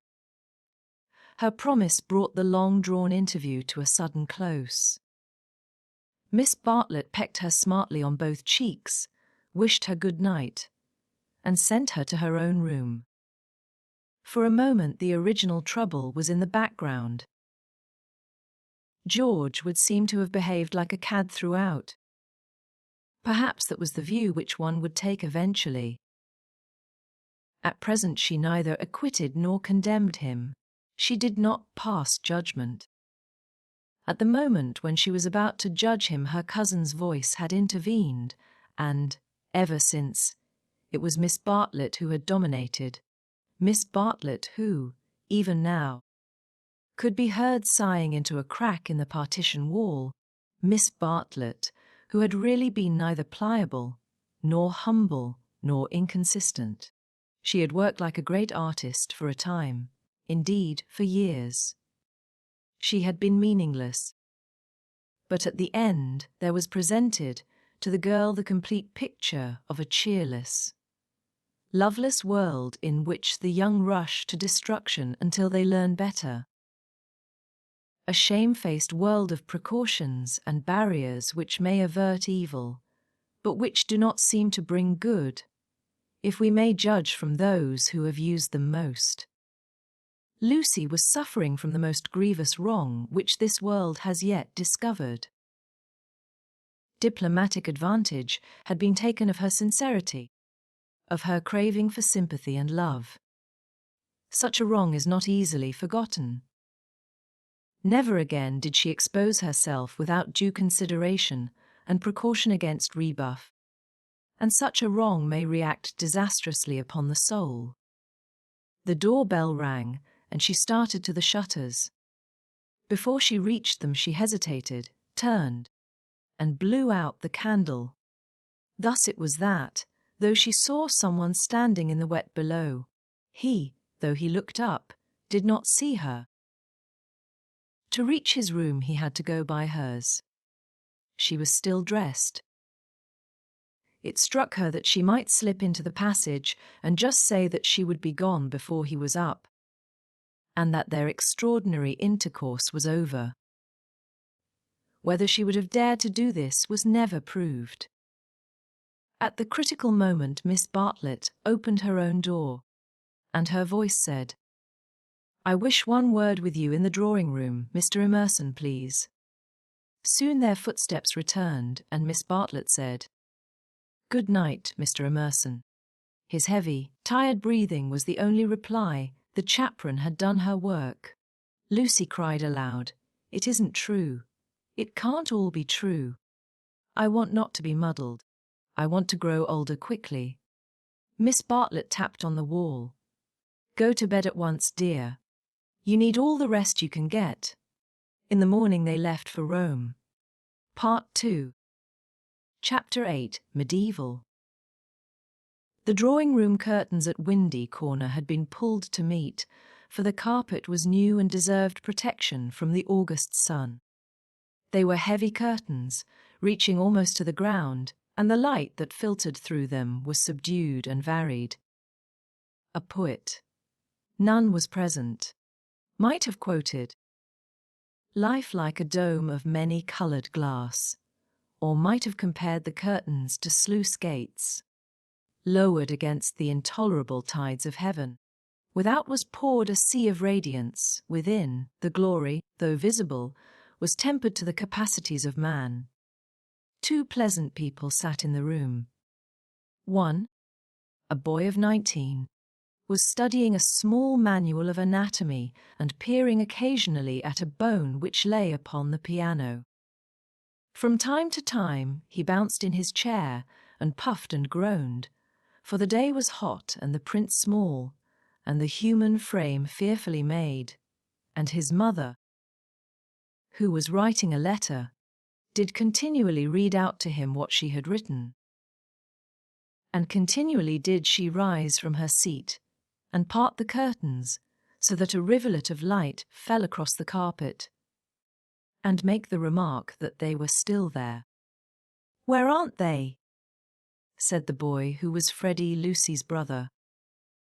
"I tell you I'm getting fairly sick. For goodness sake, go out of my drawing room, then," cried Mrs. Honeychurch, who hoped to cure her children of slang by taking it literally. Freddy did not move or reply. "I think things are coming to a head," she observed, rather wanting her son's opinion on the situation if she could obtain it without undue supplication. Time they did. I am glad that Cecil is asking her this once more. It's his third go, isn't it? Freddy, I do call the way you talk unkind. I didn't mean to be unkind. Then he added, but I do think Lucy might have got this off her chest in Italy. I don't know how girls manage things, but she can't have said no properly before, or she wouldn't have to say it again now. Over the whole thing, I can't explain. I do feel so uncomfortable. Do you indeed, dear? How interesting. I feel. Never mind. He returned to his work. Just listen to what I have written to Mrs. Vyse, I said. Dear Mrs. Vyse. Yes, mother, you told me. A jolly good letter, I said. Dear Mrs. Vyse, Cecil has just asked my permission about it, and I should be delighted if Lucy wishes it. But she stopped reading. I was rather amused at Cecil asking my permission at all. He has always gone in for unconventionality, and parents nowhere, and so forth. When it comes to the point, he can't get on without me. Nor me. Freddy nodded. What do you mean? He asked me for my permission also, she exclaimed. How very odd of him. Why so? Asked the son and hear. Why shouldn't my permission be asked? What do you know about Lucy or girls or anything? Whatever did you say? I said to Cecil. Take her or leave her. It's no business of mine. What a helpful answer. But her own answer, though more normal in its wording, had been to the same effect. The bother is this, began Freddy. Then he took up his work again, too shy to say what the bother was. Mrs. Honeychurch went back to the window. Freddy, you must come. There they still are. I don't see you ought to go peeping like that. Peeping like that? Can't I look out of my own window? But she returned to the writing table, observing, as she passed her son, still page 322. Freddy snorted and turned over 2 leaves. For a brief space they were silent. Close by, beyond the curtains, the gentle murmur of a long conversation had never ceased. The bother is this. I have put my foot in it with Cecil most awfully. He gave a nervous gulp, not content with permission, which I did give. That is to say, I said, I don't mind. Well, not content with that. He wanted to know whether I wasn't off my head with joy. He practically put it like this. Wasn't it a splendid thing for Lucy, and for Windy Corner generally, if he married her? And he would have an answer. He said it would strengthen his hand. I hope you gave a careful answer, dear. I answered no, said the boy, grinding his teeth. There, fly into a stew, I can't help it. Had to say it. I had to say no. He ought never to have asked me. Ridiculous child, cried his mother. You think you're so holy and truthful, but really it's only abominable conceit. Do you suppose that a man like Cecil would take the slightest notice of anything you say? I hope he boxed your ears. How dare you say no? Oh, do keep quiet, Mother. I had to say no when I couldn't say yes. I tried to laugh as if I didn't mean what I said, and as Cecil laughed too and went away, it may be all right. But I feel my foot's in it. Oh, do keep quiet, though, and let a man do some work. No, said Mrs. Honeychurch, with the air of one who has considered the subject. I shall not keep quiet. You know all that has passed between them in Rome. You know why he is down here, and yet you deliberately insult him and try to turn him out of my house. Not a bit, he pleaded. I only let out I didn't like him. I don't hate him, but I don't like him. What I mind is that he'll tell Lucy. He glanced at the curtains dismally. Well, I like him, said Mrs. Honeychurch. I know his mother. He's good, he's clever, he's rich, he's well connected. Oh, you needn't kick the piano. He's well connected. I'll say it again if you like. He's well connected. She paused, as if rehearsing her eulogy. But her face remained dissatisfied. She added, and he has beautiful manners. I liked him till just now. I suppose it's having him spoiling Lucy's first week at home. And it's also something that Mr. Beebe said, not knowing. Mr. Beebe, said his mother, trying to conceal her interest. I don't see how Mr. Beebe comes in. You know Mr. Beebe's funny way, when you never quite know what he means, he said. Mr. Vyse is an ideal bachelor. I was very cute. I asked him what he meant. He said, oh, he's like me. Better detached. I couldn't make him say any more, but it set me thinking. Since Cecil has come after Lucy, he hasn't been so pleasant, at least. I can't explain. You never can, dear. But I can. You are jealous of Cecil because he may stop Lucy knitting you silk ties. The explanation seemed plausible, and Freddy tried to accept it. But at the back of his brain there lurked a dim mistrust. Cecil praised one too much for being athletic. Was that it? Cecil made one talk in one's own way. This tired one. Was that it? And Cecil was the kind of fellow who would never wear another fellow's cap. Unaware of his own profundity, Freddy checked himself. He must be jealous, or he would not dislike a man for such foolish reasons. Will this do? Called his mother. Dear Mrs. Vyse, Cecil has just asked my permission about it, and I should be delighted if Lucy wishes it. Then I put in at the top, and I have told Lucy so. I must write the letter out again. And I have told Lucy so.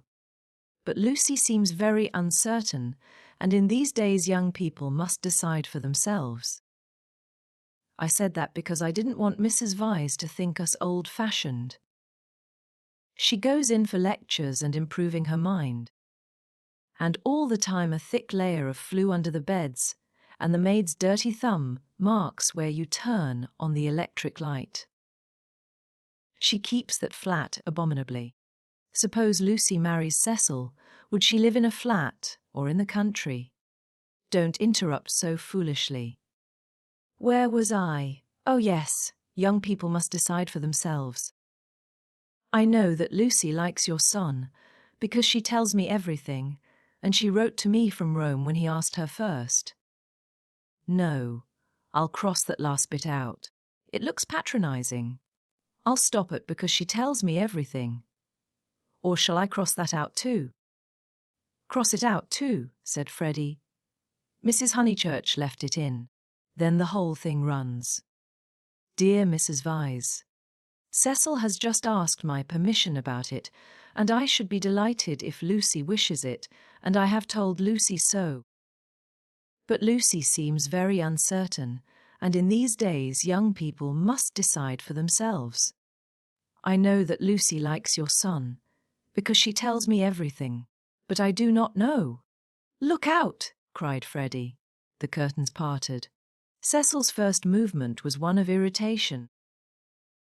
He couldn't bear the Honeychurch habit of sitting in the dark to save the furniture. Instinctively, he gave the curtains a twitch and sent them swinging down their poles. Light entered. There was revealed a terrace, such as is owned by many villas with trees each side of it, and on it a little rustic seat and 2 flower beds. But it was transfigured by the view beyond, for Windy Corner was built on the range that overlooks the Sussex Weald. Lucy, who was in the little seat, seemed on the edge of a green magic carpet which hovered in the air above the tremulous world. Cecil entered. Appearing thus late in the story, Cecil must be at once described. He was medieval, like a Gothic statue, tall and refined, with shoulders that seemed braced square by an effort of the will, and a head that was tilted a little higher than the usual level of vision. He resembled those fastidious saints who guard the portals of a French cathedral.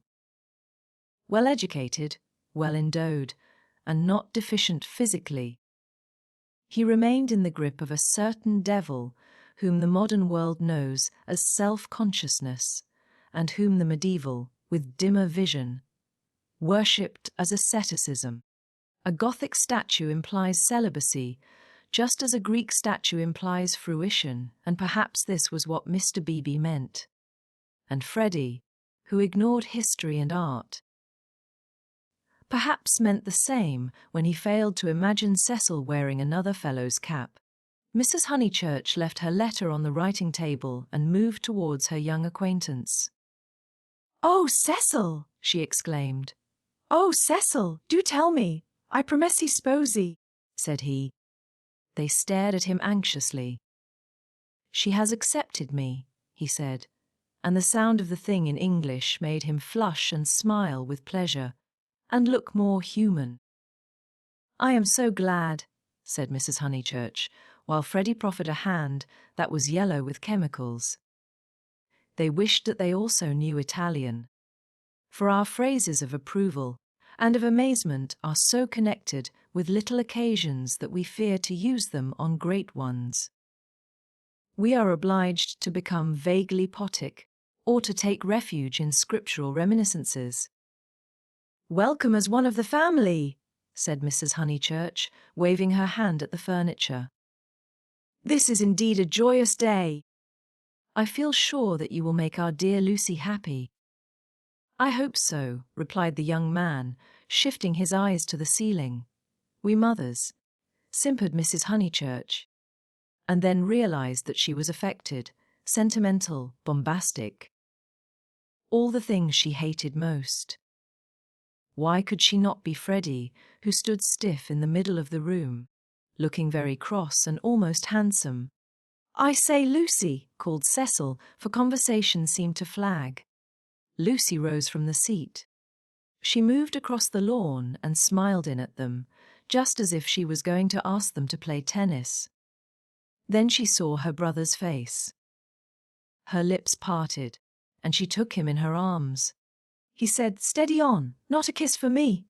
asked her mother. Lucy kissed her also. "Would you take them into the garden and tell Mrs. Honeychurch all about it?" Cecil suggested. "And I'd stop here and tell my mother." "We go with Lucy," said Freddy, as if taking orders. "Yes, you go with Lucy." They passed into the sunlight. Cecil watched them cross the terrace and descend out of sight by the steps. They would descend. He knew their ways. Past the shrubbery and past the tennis lawn and the dahlia bed, until they reached the kitchen garden. And there, in the presence of the potatoes and the peas, the great event would be discussed. Smiling indulgently, he lit a cigarette and rehearsed the events that had led to such a happy conclusion. He had known Lucy for several years, but only as a commonplace girl who happened to be musical. He could still remember his depression that afternoon at Rome, when she and her terrible cousin fell on him out of the blue and demanded to be taken to St. Peter's. That day she had seemed a typical tourist. Shrill, crude, and gaunt with travel. But Italy worked some marvel in her. It gave her light, and, which he held more precious, it gave her shadow. Soon he detected in her a wonderful reticence. She was like a woman of Leonardo da Vinci's, whom we love not so much for herself as for the things that she will not tell us. The things are assuredly not of this life. No woman of Leonardo's could have anything so vulgar as a story. She did develop most wonderfully day by day. So it happened that from patronizing civility he had slowly passed, if not to passion, at least to a profound uneasiness. Already at Rome he had hinted to her that they might be suitable for each other. It had touched him greatly that she had not broken away at the suggestion. Her refusal had been clear and gentle after it. As the horrid phrase went, she had been exactly the same to him as before. 3 months later, on the margin of Italy, among the flower-clad Alps, he had asked her again in bald, traditional language. She reminded him of a Leonardo more than ever. Her sunburnt features were shadowed by fantastic rock. At his words she had turned and stood between him, and the light with immeasurable plains behind her. He walked home with her unashamed, feeling not at all like a rejected suitor. The things that really mattered were unshaken. So now he had asked her once more, and, clear and gentle as ever, she had accepted him, giving no coy reasons for her delay, but simply saying that she loved him and would do her best to make him happy. His mother, too, would be pleased.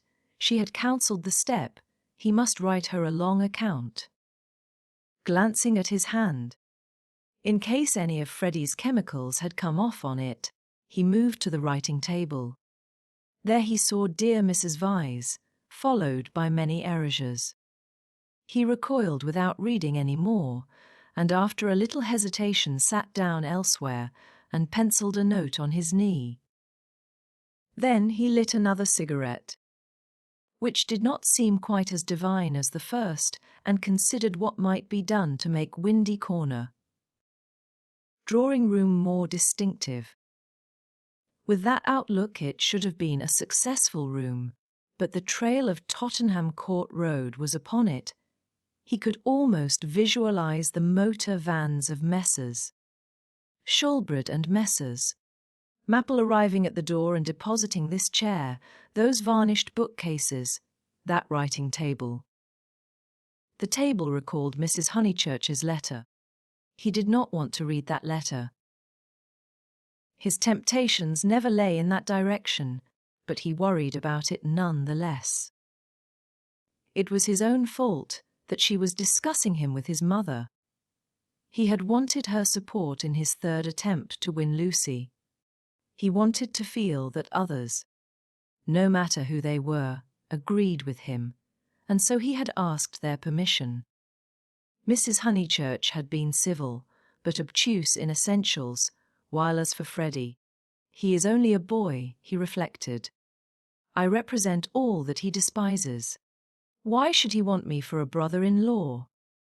The Honeychurches were a worthy family, but he began to realize that Lucy was of another clay, and perhaps, he did not put it very definitely, he ought to introduce her into more congenial circles as soon as possible. Mr. Beebe, said the maid, and the new rector of Summer Street was shown in. He had at once started on friendly relations, owing to Lucy's praise of him in her letters from Florence. Cecil greeted him rather critically. I've come for tea, Mr. Vyse. Do you suppose that I shall get it? I should say so. Food is the thing one does get here. Don't sit in that chair. Young Honeychurch has left a bone in it. Phooey! I know, said Cecil. I know. I can't think why Mrs. Honeychurch allows it. For Cecil considered the bone and the Maples' furniture separately. He did not realize that, taken together, They kindled the room into the life that he desired. "I've come for tea and for gossip. Isn't this news?" "News? I don't understand you," said Cecil. "News." Mr. Beebe, whose news of a very different nature, prattled forward. "I met Sir Harry Otway as I came up. I have every reason to hope that I am first in the field." "He has bought Sissy and Albert from Mr. Flack." "Has he indeed?" said Cecil, trying to recover himself. Into what a grotesque mistake had he fallen? Was it likely that a clergyman and a gentleman would refer to his engagement in a manner so flippant?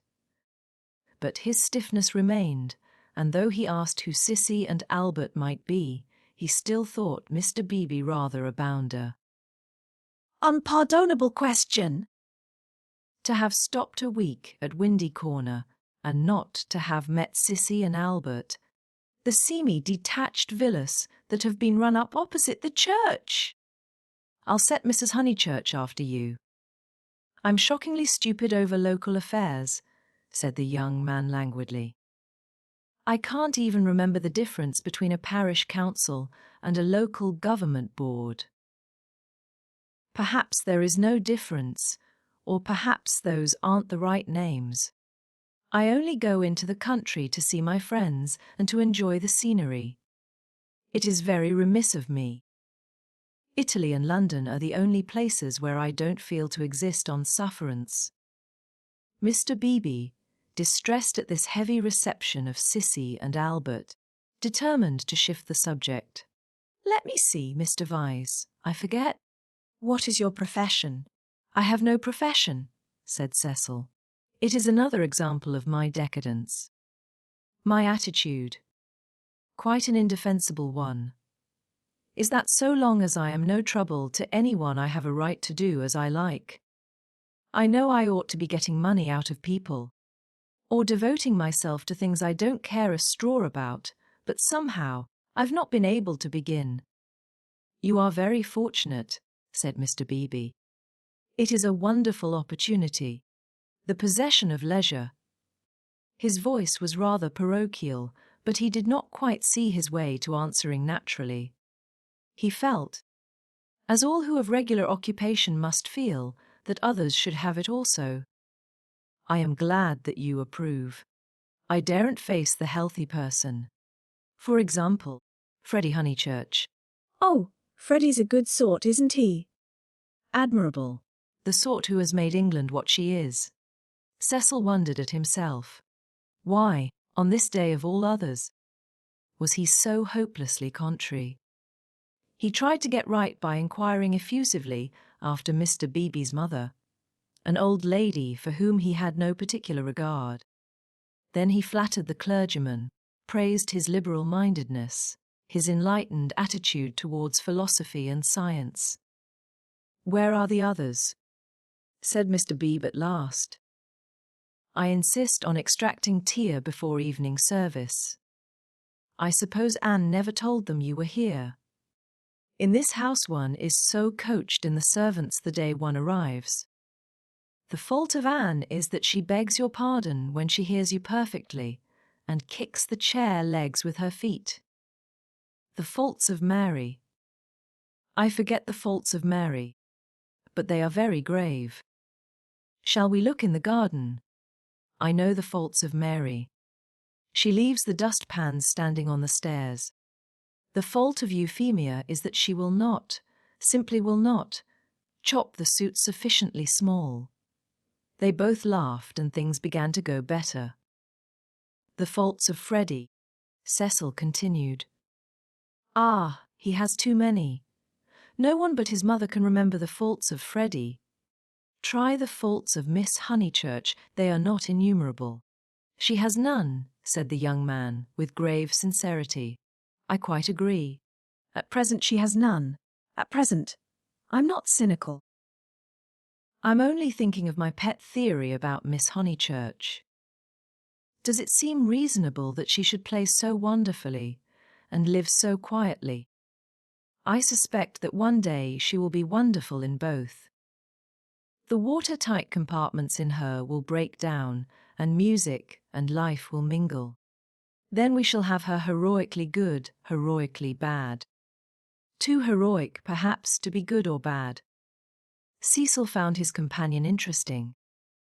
And at present you think her not wonderful as far as life goes. Well, I must say I've only seen her at Tunbridge Wells, where she was not wonderful, and at Florence. Since I came to Summer Street she has been away. You saw her, didn't you, at Rome and in the Alps? Oh, I forgot, of course, you knew her before. No, she wasn't wonderful in Florence either, but I kept on expecting that she would be. In what way? Conversation had become agreeable to them, and they were pacing up and down the terrace. I could as easily tell you what tune shall play next. There was simply the sense that she had found wings, and meant to use them. I can show you a beautiful picture in my Italian diary. Miss Honeychurch as a kite, Miss Bartlett holding the string. Picture number 2. The string breaks. The sketch was in his diary, but it had been made afterwards, when he viewed things artistically. At the time he had given surreptitious tugs to the string himself. But the string never broke. No, I mightn't have seen Miss Honeychurch rise, but I should certainly have heard Miss Bartlett fall. It has broken now, said the young man in low, vibrating tones. Immediately he realized that of all the conceited, ludicrous, contemptible ways of announcing an engagement, this was the worst. He cursed his love of metaphor. Had he suggested that he was a star, and that Lucy was soaring up to reach him? Broken. What do you mean? I meant, said Cecil stiffly, that she is going to marry me. The clergyman was conscious of some bitter disappointment, which he could not keep out of his voice. I am sorry, I must apologize. I had no idea you were intimate with her, or I should never have talked in this flippant, superficial way. Mr. Vyse, you ought to have stopped me. And down the garden he saw Lucy herself. Yes, he was disappointed. Cecil, who naturally preferred congratulations to apologies, drew down his mouth at the corners. Was this the reception his action would get from the world? Of course, he despised the world as a whole. Every thoughtful man should. It is almost a test of refinement. But he was sensitive to the successive particles of it which he encountered. Occasionally, he could be quite crude. I am sorry I have given you a shock, he said dryly. I fear that Lucy's choice does not meet with your approval. Not that. But you ought to have stopped me. I know Miss Honeychurch only a little as time goes. Perhaps I oughtn't to have discussed her so freely with anyone, certainly not with you. You are conscious of having said something indiscreet. Mr. B pulled himself together. Really, Mr. Vyse had the art of placing one in the most tiresome positions. He was driven to use the prerogatives of his profession. No. I have said nothing indiscreet. I foresaw at Florence that her quiet, uneventful childhood must end, and it has ended. I realized dimly enough that she might take some momentous step. She has taken it. She has learnt. You will let me talk freely, as I have begun freely. She has learnt what it is to love. The greatest lesson, some people will tell you, that our earthly life provides. It was now time for him to wave his hat at the approaching trio. He did not omit to do so. She has learnt through you, and if his voice was still clerical, it was now also sincere. Let it be your care that her knowledge is profitable to her. Grazy taint, said Cecil, who did not like parsons. Have you heard? Shouted Mrs. Honeychurch as she toiled up the sloping garden. Oh, Mr. B, have you heard the news? Freddy, now full of geniality, whistled the wedding march. You seldom criticizes the accomplished fact. Indeed I have, he cried. He looked at Lucy. In her presence he could not act the parson any longer. At all events not without apology. Mrs. Honeychurch, I'm going to do what I am always supposed to do, but generally I'm too shy. I want to invoke every kind of blessing on them, grave and gay, great and small. I want them all their lives to be supremely good and supremely happy as husband and wife, as father and mother. And now I want my tea. You only asked for it just in time, the lady retorted. How dare you be serious at Windy Corner? He took his tone from her. There was no more heavy beneficence. No more attempts to dignify the situation with poetry or the scriptures. None of them dared or was able to be serious any more. An engagement is so potent a thing that sooner or later it reduces all who speak of it to this state of cheerful awe. Away from it, in the solitude of their rooms, Mr. Beebe and even Freddy might again be critical. But in its presence and in the presence of each other they were sincerely hilarious. It has a strange power, for it compels not only the lips but the very heart. The chief parallel to compare one great thing with another is the power over us of a temple of some alien creed. Standing outside, we deride or opposit, or at the most feel sentimental. Inside, though the saints and gods are not ours, we become true believers, in case any true believer should be present. So, it was that after the gropings and the misgivings of the afternoon, they pulled themselves together and settled down to a very pleasant tea party. If they were hypocrites, they did not know it, and their hypocrisy had every chance of setting and of becoming true. Anine, putting down each plate as if it were a wedding present, stimulated them greatly. They could not lag behind that smile of hers which she gave them as she kicked the drawing-room door. Mr. Beebe chirruped. Freddy was at his wittiest, referring to Cecil as the fiasco. Family-honoured pun on fiance. Mrs. Honeychurch, amusing and portly, promised well as a mother-in-law. As for Lucy and Cecil, for whom the temple had been built, they also joined in the merry ritual, but waited, as earnest worshippers should, for the disclosure of some holier shrine of joy. Chapter 9. Lucy as a work of art. A few days after the engagement was announced, Mrs. Honeychurch made Lucy and her fiasco come to a little garden party in the neighbourhood. For naturally she wanted to show people that her daughter was marrying a presentable man. Cecil was more than presentable, he looked distinguished, and it was very pleasant to see his slim figure keeping step with Lucy, and his long, fair face responding when Lucy spoke to him. People congratulated Mrs. Honeychurch, which is, I believe, a social blunder, but it pleased her, and she introduced Cecil rather indiscriminately to some stuffy dowagers. At tea a misfortune took place. A cup of coffee was upset over Lucy's figured silk, and though Lucy feigned indifference, her mother feigned nothing of the sort but dragged her indoors to have the frock treated by a sympathetic maid. They were gone some time, and Cecil was left with the dowagers. When they returned he was not as pleasant as he had been. "Do you go to much of this sort of thing?" he asked when they were driving home. "Oh, now and then," said Lucy, who had rather enjoyed herself. "Is it typical of country society?" "I suppose so." "Mother, would it be?" "Plenty of society," said Mrs. Honeychurch, who was trying to remember the hang of one of the dresses. Seeing that her thoughts were elsewhere, Cecil bent towards Lucy and said, "To me it seemed perfectly appalling, disastrous, portentous. I am so sorry that you were stranded. Not that, but the congratulations. It is so disgusting, the way an engagement is regarded as public property. A kind of waste place where every outsider may shoot his vulgar sentiment. All those old women smirking. One has to go through it, I suppose.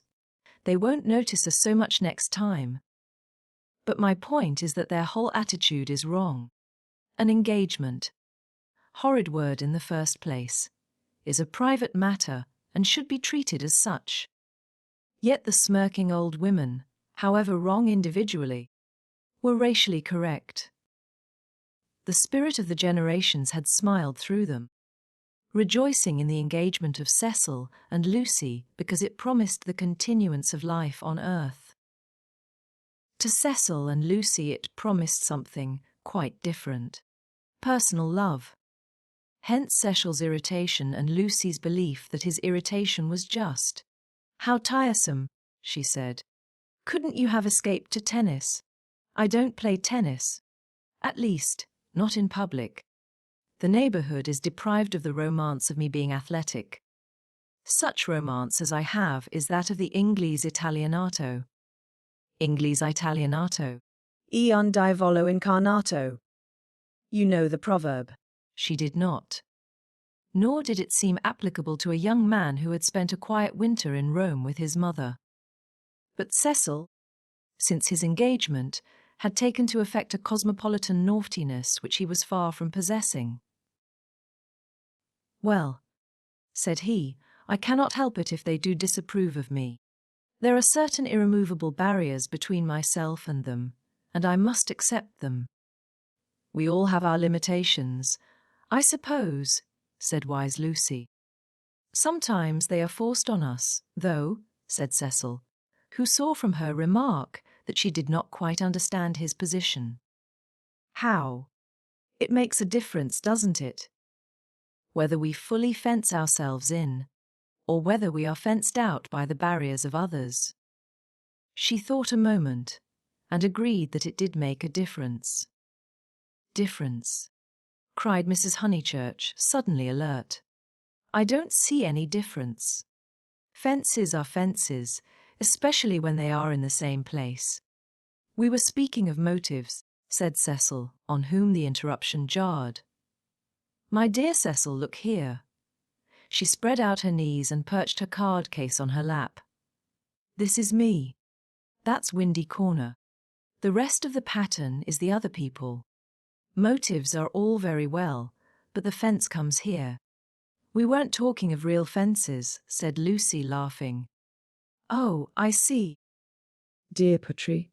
She leant placidly back. Cecil wondered why Lucy had been amused. "I tell you who has no fences, as you call them," she said, "and that's Mr. Beebe. A parson fenceless would mean a parson defenceless." Lucy was slow to follow what people said, but quick enough to detect what they meant. She missed Cecil's epigram, but grasped the feeling that prompted it. "Don't you like Mr. Beebe?" she asked thoughtfully. "I never said so," he cried. "I consider him far above the average." "I only denied." And he swept off on the subject of fences again, and was brilliant.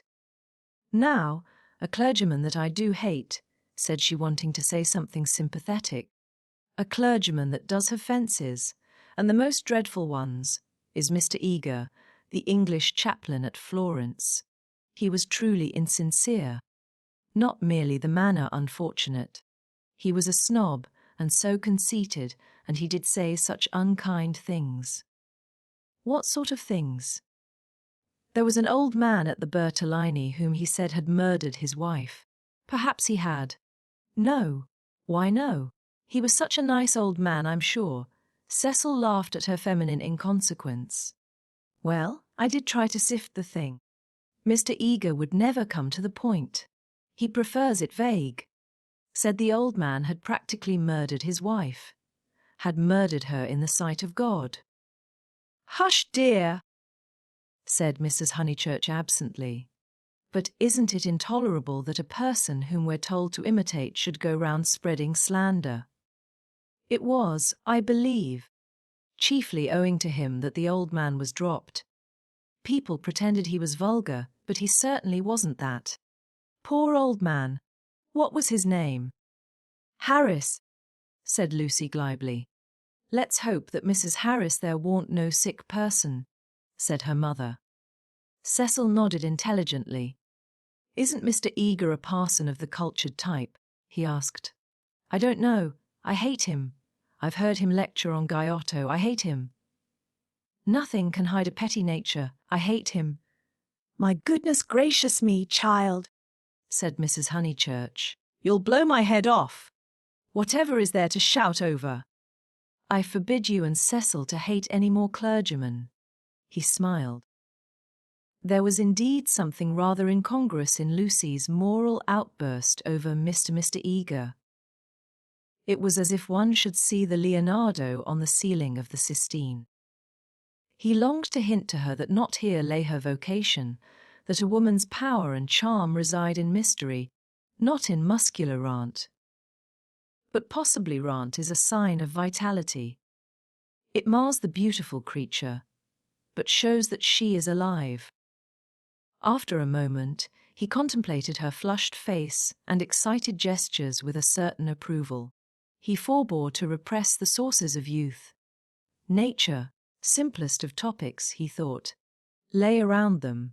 He praised the pine woods, the deep lasts of bracken, the crimson leaves that spotted the hurt bushes, the serviceable beauty of the turnpike road.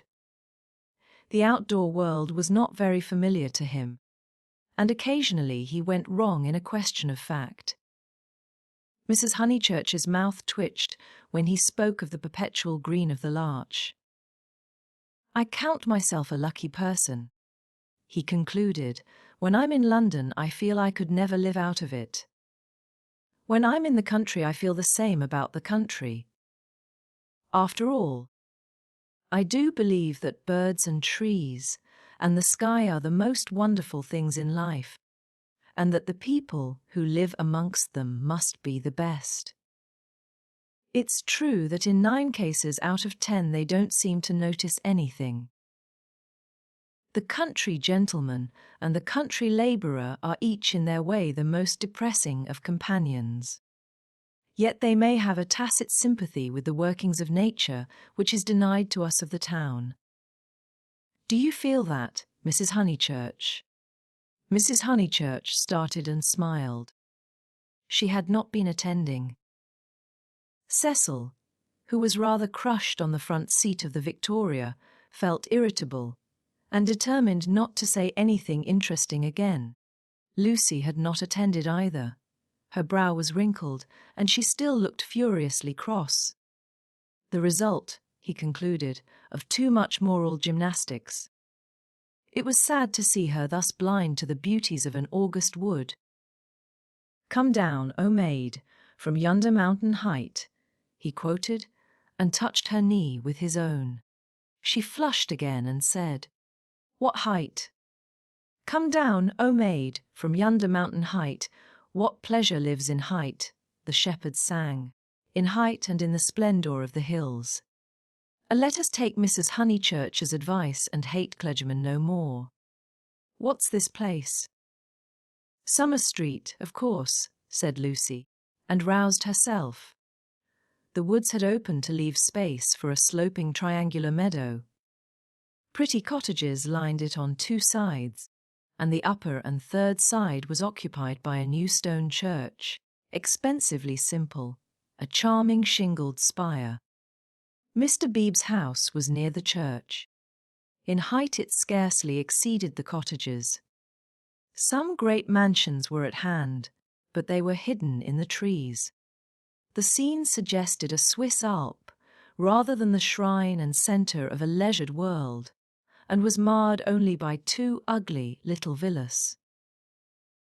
The villas that had competed with Cecil's engagement, having been acquired by Sir Harry Otway the very afternoon that Lucy had been acquired by Cecil. Sissy was the name of one of these villas, Albert of the other. These titles were not only picked out in shaded Gothic on the garden gates, but appeared a second time on the porches, where they followed the semicircular curve of the entrance arch in block capitals. Albert was inhabited. His tortured garden was bright with geraniums and lobelias and polished shells. His little windows were chastely swathed in Nottingham lace. Cecil was to let. 3 notice boards, belonging to Dorking agents, lolled on her fence and announced the not surprising fact. Her paths were already weedy. Her pocket handkerchief of a lawn was yellow with dandelions. "The place is ruined," said the ladies mechanically.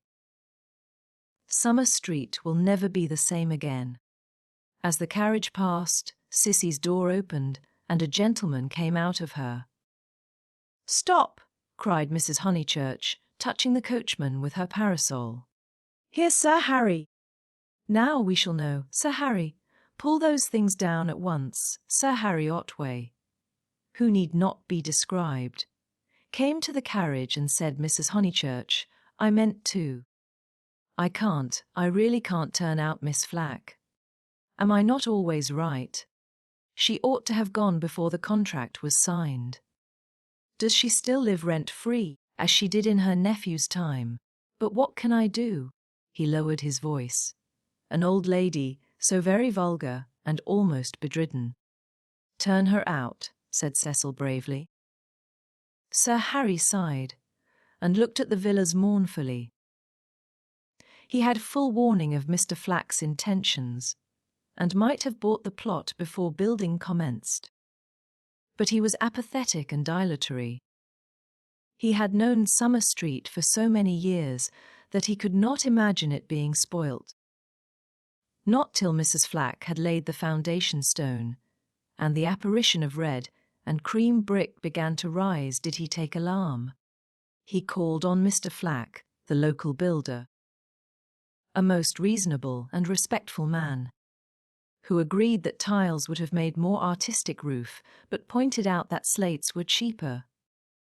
He ventured to differ, however, about the Corinthian columns which were to cling like leeches to the frames of the bow windows, saying that, for his part, he liked to relieve the façade by a bit of decoration. Sir Harry hinted that a column, if possible, should be structural as well as decorative. Mr. Flack replied that all the columns had been ordered, adding, "and all the capitals different.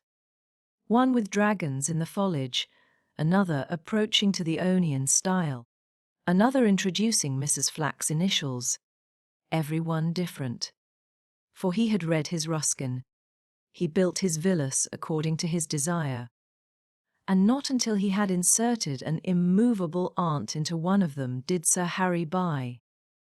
This futile and unprofitable transaction filled the night with sadness as he leant on Mrs. Honeychurch's carriage.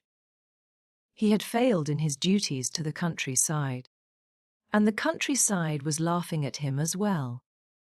He had spent money, and yet Summer Street was spoilt as much as ever. All he could do now was to find a desirable tenant for Cissy. Someone really desirable. "The rent is absurdly low," he told them, "and perhaps I am an easy landlord. But it is such an awkward size. It is too large for the peasant class and too small for anyone the least like ourselves." Cecil had been hesitating whether he should despise the villas or despise Sir Harry for despising them. The latter impulse seemed the more fruitful. "You ought to find a tenant at once," he said maliciously. "It would be a perfect paradise for a bank clerk." "Exactly," said Sir Harry excitedly. "That is exactly what I fear, Mr. Vyse.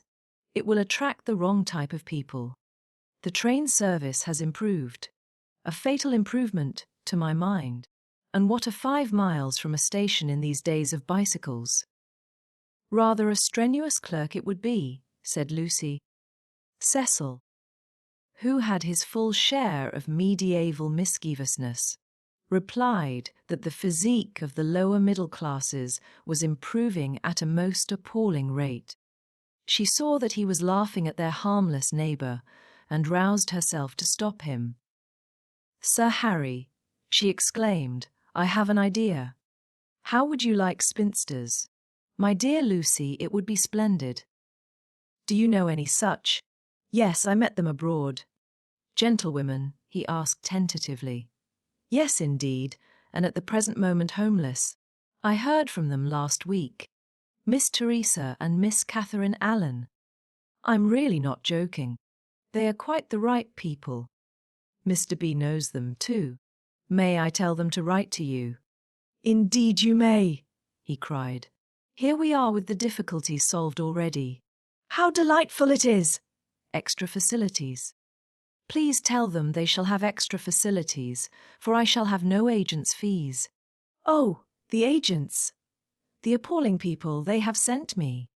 One woman, when I wrote a tactful letter, you know, asking her to explain her social position to me, replied that she would pay the rent in advance. As if one cares about that! And several references I took up were most unsatisfactory. People swindlers, or not respectable. And oh, the deceit! I have seen a good deal of the seamy side this last week. The deceit of the most promising people. My dear Lucy, the deceit! She nodded. My advice, put in Mrs. Honeychurch, is to have nothing to do with Lucy and her decayed gentlewomen at all. I know the type. Preserve me from people who have seen better days. And bring heirlooms with them that make the house smell stuffy.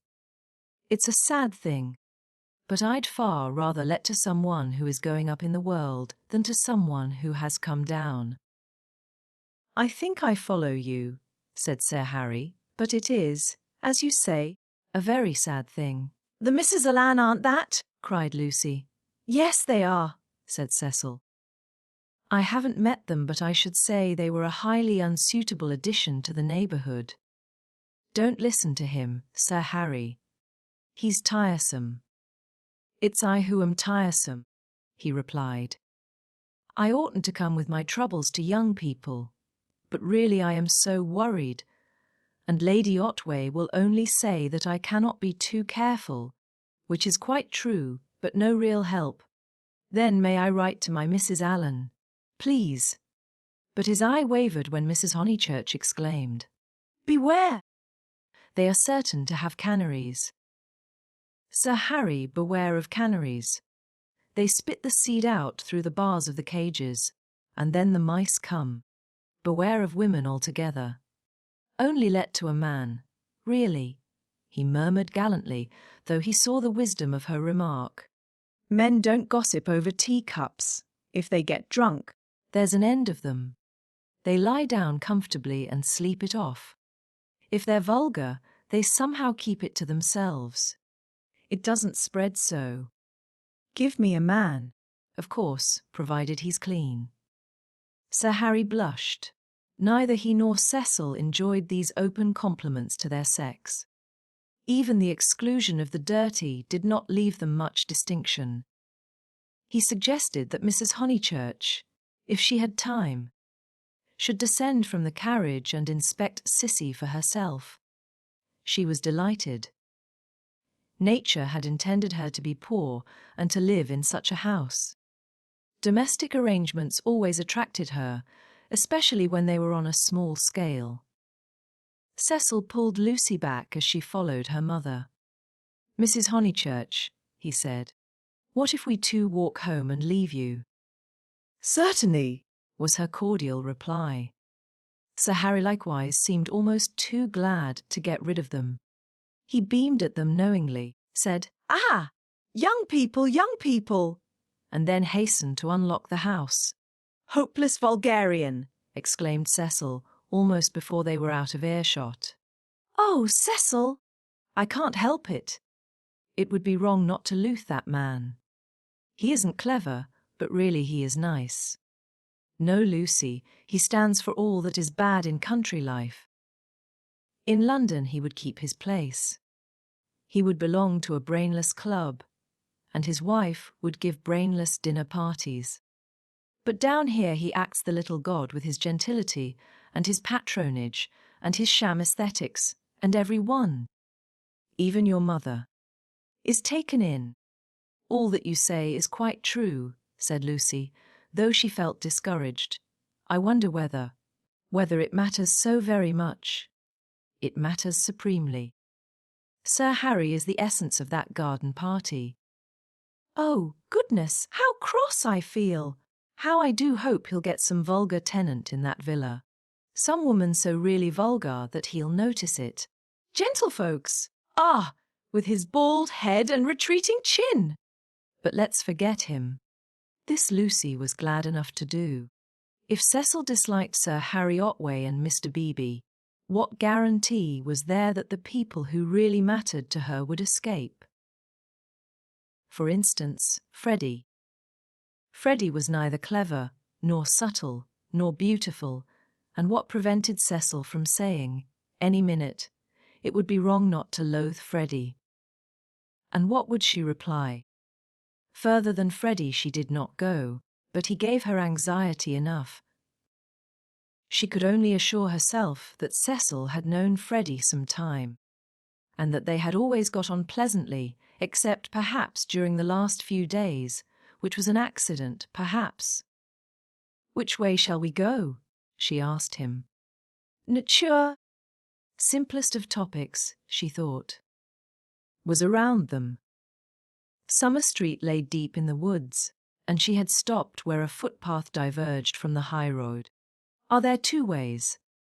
Perhaps the road is more sensible as we're got up smart. I'd rather go through the wood, said Cecil, with that subdued irritation that she had noticed in him all the afternoon. Why is it, Lucy, that you always say the road? Do you know that you have never once been with me in the fields or the woods since we were engaged? Haven't I?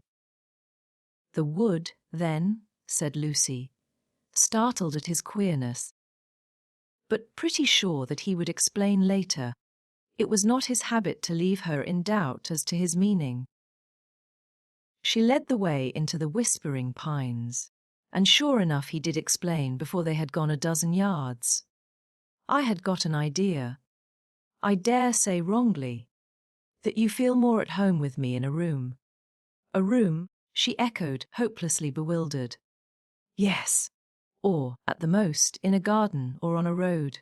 Never in the real country like this. Oh, Cecil, whatever do you mean?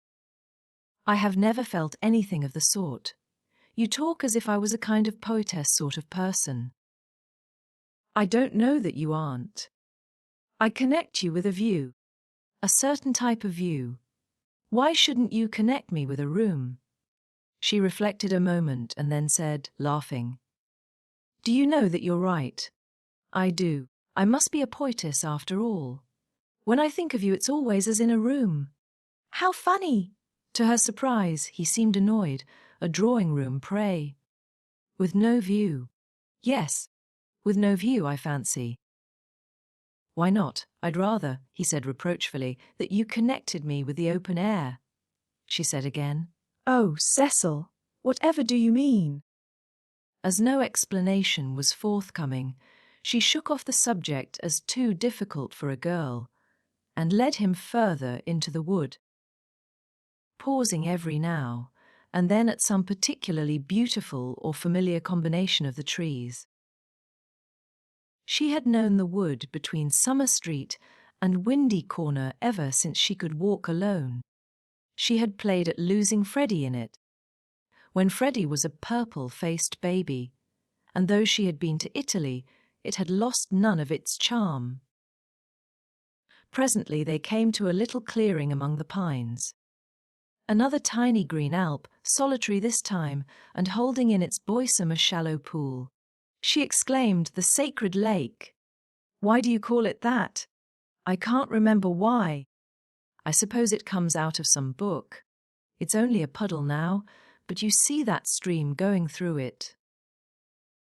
Well, a good deal of water comes down after heavy rains, and can't get away at once, and the pool becomes quite large and beautiful. Then Freddy used to bathe there. He is very fond of it. And you? He meant, are you fond of it? But she answered dreamily, I bathed here too, till I was found out. Then there was a row. At another time he might have been shocked, for he had depths of prudishness within him. But now, with his momentary cult of the fresh air, he was delighted at her admirable simplicity. He looked at her as she stood by the pool's edge. She was got up smart, as she phrased it, and she reminded him of some brilliant flower that has no leaves of its own, but blooms abruptly out of a world of green. "Who found you out?" "Charlotte," she murmured. "She was stopping with us." "Charlotte." Charlotte. Poor girl. She smiled gravely. A certain scheme, from which hitherto he had shrunk, now appeared practical. Lucy. "Yes, I suppose we ought to be going," was her reply. "Lucy, I want to ask something of you that I have never asked before." At the serious note in his voice, she stepped frankly and kindly towards him. "What, Cecil?" "Hitherto never. Not even that day on the lawn when you agreed to marry me." He became self-conscious and kept glancing round to see if they were observed. His courage had gone. "Yes. Up to now I have never kissed you." She was as scarlet as if he had put the thing most indelicately. "No, more you have," she stammered. "Then I ask you, may I now?" "Of course, you may, Cecil. You might before. I can't run at you, you know." At that supreme moment he was conscious of nothing but absurdities. Her reply was inadequate. She gave such a business-like lift to her veil. As he approached her, he found time to wish that he could recoil. As he touched her, his gold pince-nez became dislodged and was flattened between them. Such was the embrace. He considered, with truth, that it had been a failure. Passion should believe itself irresistible. It should forget civility and consideration and all the other curses of a refined nature. Above all, it should never ask for leave where there is a right of way. Why could he not do as any labourer or navvy? Nay, as any young man behind the counter would have done. He recast the scene. Lucy was standing flower-like by the water. He rushed up and took her in his arms. She rebuked him, permitted him and revered him ever after for his manliness.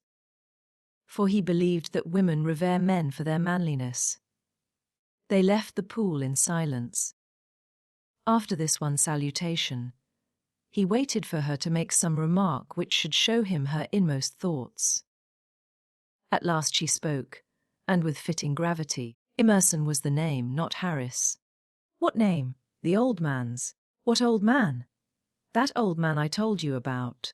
The one Mr. Eager was so unkind to. He could not know that this was the most intimate conversation they had ever had. Chapter 10. Cecil as a Humourist. The society out of which Cecil proposed to rescue Lucy was perhaps no very splendid affair, yet it was more splendid than her antecedents entitled her to. Her father, a prosperous local solicitor, had built Windy Corner as a speculation at the time the district was opening up, and, falling in love with his own creation, had ended by living there himself. Soon after his marriage, the social atmosphere began to alter. Other houses were built on the brow of that steep southern slope, and others, again, among the pine trees behind, and northward on the chalk barrier of the downs. Most of these houses were larger than Windy Corner, and were filled by people who came, not from the district, but from London, and who mistook the Honeychurches for the remnants of an indigenous aristocracy. He was inclined to be frightened, but his wife accepted the situation without either pride or humility. "I cannot think what people are doing," she would say, "but it is extremely fortunate for the children." She called everywhere. Her calls were returned with enthusiasm, and by the time people found out that she was not exactly of their milieu, they liked her, and it did not seem to matter. When Mr. Honeychurch died, He had the satisfaction, which few honest solicitors despise, of leaving his family rooted in the best society obtainable. The best obtainable. Certainly many of the immigrants were rather dull, and Lucy realized this more vividly since her return from Italy. Hitherto she had accepted their ideals without questioning. Their kindly affluence, their inexplosive religion, their dislike of paper bags, orange peel, and broken bottles. A radical out and out, she learnt to speak with horror of suburbia. Life, so far as she troubled to conceive it, was a circle of rich, pleasant people with identical interests and identical foys. In this circle, one thought, married and died. Outside it were poverty and vulgarity forever trying to enter, just as the London fog tries to enter the pine woods pouring through the gaps in the northern hills. But in Italy, where anyone who chooses may warm himself in equality, as in the sun, this conception of life vanished. Her senses expanded.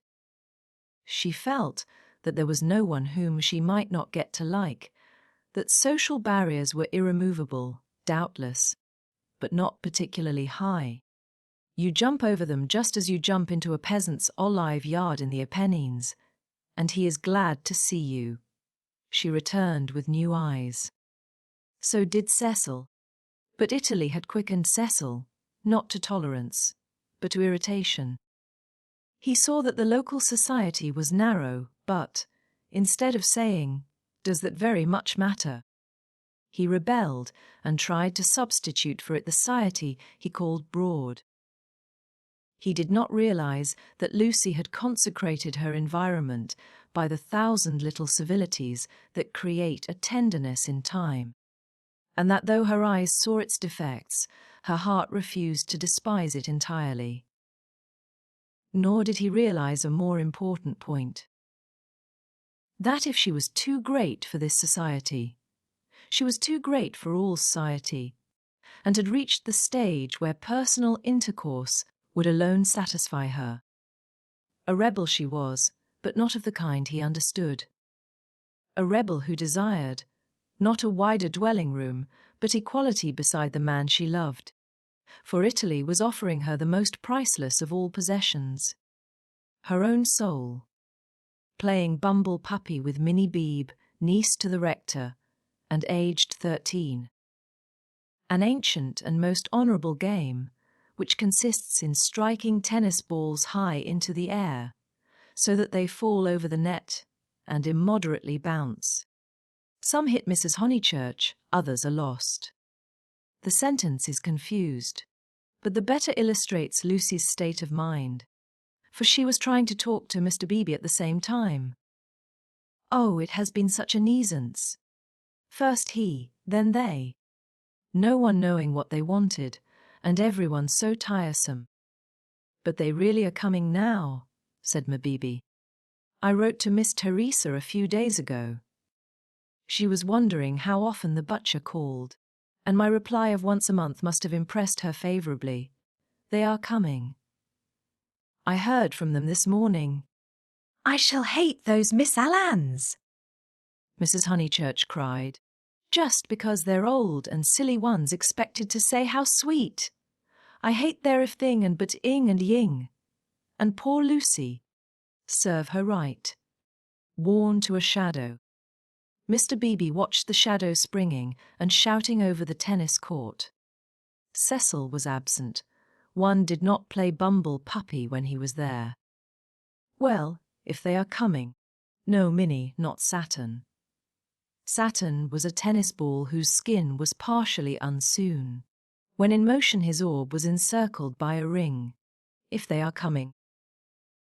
Sir Harry will let them move in before the 29th, and he will cross out the clause about whitewashing the ceilings, because it made them nervous, and put in the fairware and tier 1. That doesn't count. I told you not Saturn. Saturn's all right for bumble puppy, cried Freddy, joining them. Minnie, don't you listen to her. Saturn doesn't bounce. Saturn bounces enough. No, he doesn't. Well, he bounces better than the beautiful white devil. Hush, dear, said Mrs. Honeychurch. But look at Lucy.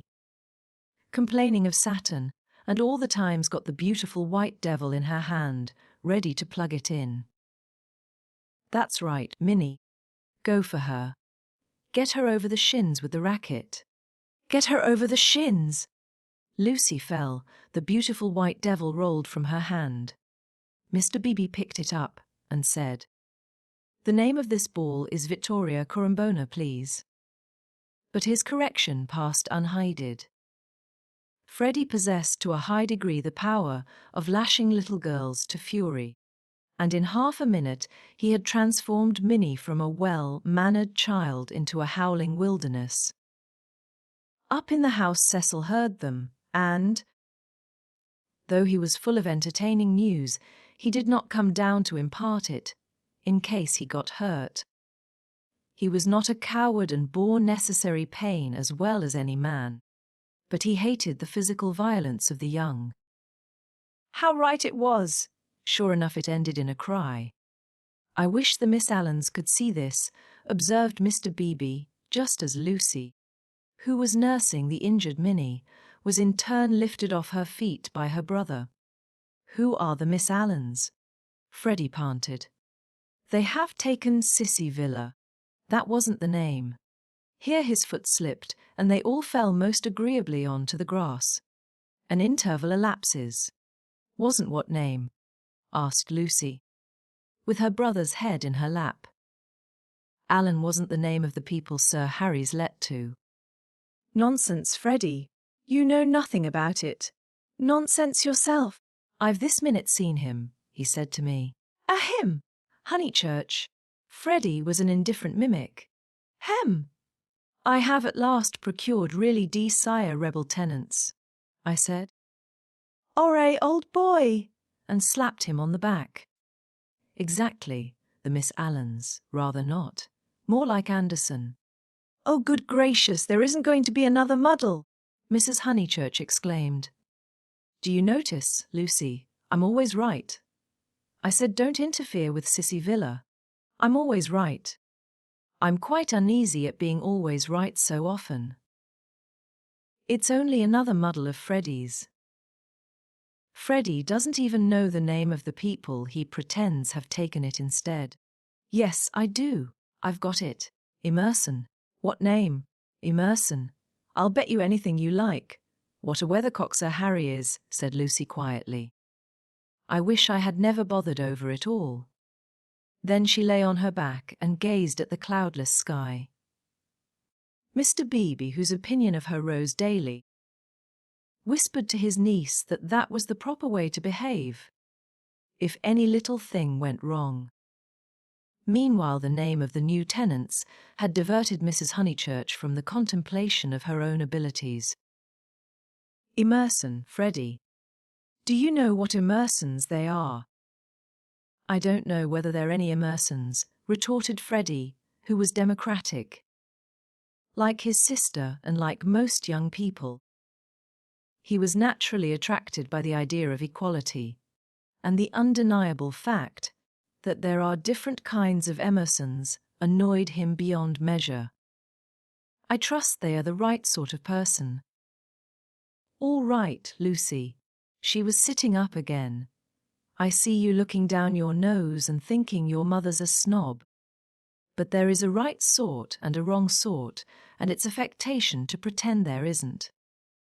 Emerson's a common enough name, Lucy remarked. She was gazing sideways. Seated on a promontory herself, she could see the pine-clad promontories descending one beyond another into the Weald. The further one descended the garden. The more glorious was this lateral view. I was merely going to remark, Freddy, that I trusted they were no relations of Emerson the philosopher, a most trying man. Pray, does that satisfy you? Oh yes, he grumbled, and you will be satisfied too, for they're friends of Cecil so. Elaborate irony. You and the other country families will be able to call in perfect safety. Cecil, exclaimed Lucy, "Don't be rude, dear," said his mother placidly. "Lucy, don't screech. It's a new bad habit you're getting into." "But has Cecil—" "Friends of Cecil's," he repeated, "and so really dear Sire rebel." "Honeychurch. I have just telegraphed to them." She got up from the grass. It was hard on Lucy. Mr. B sympathized with her very much. While she believed that her snub about the Miss Allens came from Sir Harry Otway, she had borne it like a good girl. She might well screech when she heard that it came partly from her lover. Mr. Vyse was a tease. Something worse than a tease. He took a malicious pleasure in thwarting people. The clergyman, knowing this, looked at Miss Honeychurch with more than his usual kindness. When she exclaimed, "But Cecil's Emersons, they can't possibly be the same ones. There is that." He did not consider that the exclamation was strange, but saw in it an opportunity of diverting the conversation while she recovered her composure. He diverted it as follows. "The Emersons who were at Florence, do you mean?" "No, I don't suppose it will prove to be them. It is probably a long cry from them to friends of Mr. Vyse's." "Oh, Mrs. Honeychurch, the oddest people! The queerest people!" "For our part we liked them, didn't we?" he appealed to Lucy. There was a great scene over some violets. They picked violets and filled all the vases in the room of these very Miss Allens who have failed to come to Sissy Villa. Poor little ladies! So shocked and so pleased. It used to be one of Miss Catherine's great stories. "My dear sister loves flowers," it began. They found the whole room a mass of blue vases and jugs, and the story ends with "so ungentlemanly and yet so beautiful." It is all very difficult. Yes, I always connect those Florentine Emersons with violets. "Fiasco's done you this time," remarked Freddy, not seeing that his sister's face was very red. She could not recover herself. Mr. Beebe saw it, and continued to divert the conversation. These particular Emersons consisted of a father and a son. The son a goodly, if not a good young man, not a fool, I fancy, but very immature. Pessimism, etc. Our special joy was the father. Such a sentimental darling, and people declared he had murdered his wife. In his normal state, Mr. B would never have repeated such gossip. But he was trying to shelter Lucy in her little trouble. He repeated any rubbish that came into his head. "Murdered his wife," said Mrs. Honeychurch. "Lucy, don't desert us. Go on playing bumble puppy." Really? The pension Bertolini must have been the oddest place. That's the second murderer I've heard of as being there. Whatever was Charlotte doing to stop? By the by, we really must ask Charlotte here some time. Mr. Beebe could recall no second murderer. He suggested that his hostess was mistaken. At the hint of opposition she warmed. She was perfectly sure that there had been a second tourist of whom the same story had been told. The name escaped her. What was the name? Oh, what was the name? She clasped her knees for the name. Something in Thackeray. She struck her matronly forehead. Lucy asked her brother whether Cecil was in. "Oh, don't go," he cried, and tried to catch her by the ankles. "I must go," she said gravely. "Don't be silly. You always oververdo it when you play." As she left them, her mother's shout of "Harris!" shivered the tranquil air and reminded her that she had told a lie and had never put it right. Such a senseless lie, too. Yet it shattered her nerves and made her connect these Emersons, friends of Cecil's, with a pair of nondescript tourists. Hitherto truth had come to her naturally. She saw that for the future she must be more vigilant, be absolutely truthful. Well, at all events, she must not tell lies. She hurried up the garden, still flushed with shame. A word from Cecil would soothe her, she was sure. Cecil, "Hello," he called, and leant out of the smoking room window. He seemed in high spirits. "I was hoping you'd come. I heard you all bear gardening, but there's better fun up here. Even I, have won a great victory for the comic muse. George Meredith's right. The cause of comedy and the cause of truth are really the same, and, even I, have found tenants for the distressful Sissy Villa." don't be angry, don't be angry. "You'll forgive me when you hear it all." He looked very attractive when his face was bright, and he dispelled her ridiculous forebodings at once. "I have heard," she said. "Freddy has told us." Naughty Cecil! "I suppose I must forgive you. Just think of all the trouble I took for nothing. Certainly the Miss Allens are a little tiresome, and I'd rather have nice friends of yours. But you oughtn't to tease one so. Friends of mine." He laughed. "But, Lucy, the whole joke is to come. Come here." But she remained standing where she was. "Do you know where I met these desirable tenants?" "In the National Gallery, when I was up to see my mother last week." "What an odd place to meet people," she said nervously. "I don't quite understand. In the Umbrian room, absolute strangers. They were admiring Luca Signorelli. Of course, quite stupidly. However, we got talking, and they refreshed me not a little. They had been to Italy." But Cecil proceeded hilariously. In the course of conversation, they said that they wanted a country cottage. The father to live there, the son to run down for week-ends. I thought, What a chance of scoring off Sir Harry! And I took their address and a London reference, found they weren't actual blackguards. It was great sport. And wrote to him, making out, "Cecil. No, it's not fair. I've probably met them before." He bore her down, perfectly fair. Anything is fair that punishes a snob. That old man will do the neighbourhood a world of good. Sir Harry is too disgusting with his decayed gentlewomen. I meant to read him a lesson some time. No, Lucy, the classes ought to mix, and before long you'll agree with me. There ought to be intermarriage. All sorts of things. I believe in democracy. No, you don't, she snapped. You don't know what the word means.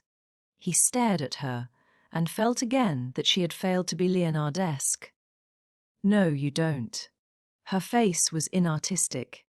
That of a peevish virago. It isn't fair, Cecil. I blame you. I blame you very much indeed.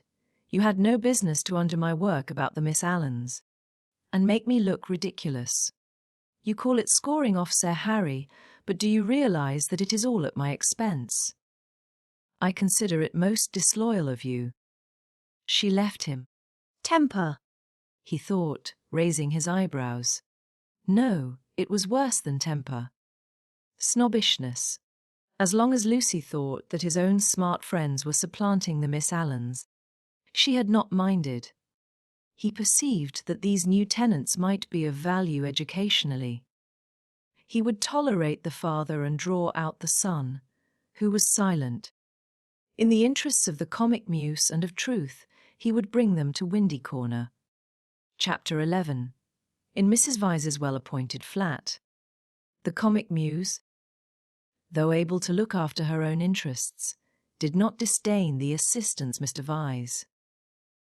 His idea of bringing the Emersons to Windy Corner struck her as decidedly good, and she carried through the negotiations without a hitch. Sir Harry Otway signed the agreement, met Mr. Emerson, who was duly disillusioned. The Miss Allens were duly offended, and wrote a dignified letter to Lucy, whom they held responsible for the failure. Mr. Beebe planned pleasant moments for the newcomers, and told Mrs. Honeychurch that Freddy must call on them as soon as they arrived. Indeed, so ample was the muse's equipment that she permitted Mr. Harris, never a very robust criminal, to droop his head, to be forgotten and to die. Lucy. To descend from bright heaven to earth, whereon there are shadows because there are hills. Lucy was at first plunged into despair, but settled after a little thought that it did not matter the very least. Now that she was engaged, the Emersons would scarcely insult her and were welcome into the neighbourhood. And Cecil was welcome to bring whom he would into the neighbourhood. Therefore Cecil was welcome to bring the Emersons into the neighbourhood.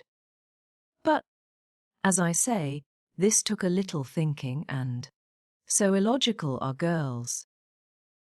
The event remained rather greater and rather more dreadful than it should have done. She was glad that a visit Mrs. Vyse now fell due. The tenants moved into Cissy Villa while she was safe in the London flat. Cecil, Cecil darling, she whispered the evening she arrived, and crept into his arms. Cecil, too, became demonstrative. He saw that the needful fire had been kindled in Lucy. At last she longed for attention, as a woman should, and looked up to him because he was a man. "So you do love me, little thing," he murmured. "Oh, Cecil, I do. I don't know what I should do without you." Several days passed. Then she had a letter from Miss Bartlett. A coolness had sprung up between the two cousins, and they had not corresponded since they parted in August. The coolness dated from what Charlotte would call the flight to Rome, and in Rome it had increased amazingly. For the companion who is merely uncongenial in the medieval world becomes exasperating in the classical. Charlotte, unselfish in the forum, would have tried a sweeter temper than Lucy's, and once, in the baths of Caracalla, they had doubted whether they could continue their tour. Lucy had said she would join the Vyses. Mrs. Vyse was an acquaintance of her mother, so there was no impropriety in the plan, and Miss Bartlett had replied that she was quite used to being abandoned suddenly. Finally nothing happened, but the coolness remained, and for Lucy was even increased when she opened the letter and read as follows. It had been forwarded from Windy Corner. Tunbridge Wells, September. Dearest Lucia, I have news of you at last. Miss Lavish has been bicycling in your parts, but was not sure whether a call would be welcome. Puncturing her tyre near Summer Street, and it being mended while she sat very woebegone in that pretty churchyard, she saw to her astonishment a door open opposite and the younger Emerson man come out. He said his father had just taken the house. He said he did not know that you lived in the neighbourhood. He never suggested giving Eleanor a cup of tea. Dear Lucy, I am much worried, and I advise you to make a clean breast of his past behaviour to your mother, Freddy, and Mr. Vyse, who will forbid him to enter the house, etc. That was a great misfortune, and I dare say you have told them already. Mr. Vyse is so sensitive. I remember how I used to get on his nerves at Rome. I am very sorry about it all, and should not feel easy unless I warned you. Believe me, your anxious and loving cousin Charlotte. Lucy was much annoyed and replied as follows. Beechamp Mansions, W. Dear Charlotte, many thanks for your warning. When Mr. Emerson forgot himself on the mountain, you made me promise not to tell Mother, because you said she would blame you for not being always with me. I have kept that promise, and cannot possibly tell her now. I have said both to her and Cecil that I met the Emersons at Florence, and that they are respectable people, which I do think. And the reason that he offered Miss Lavish no tea was probably that he had none himself. She should have tried at the rectory.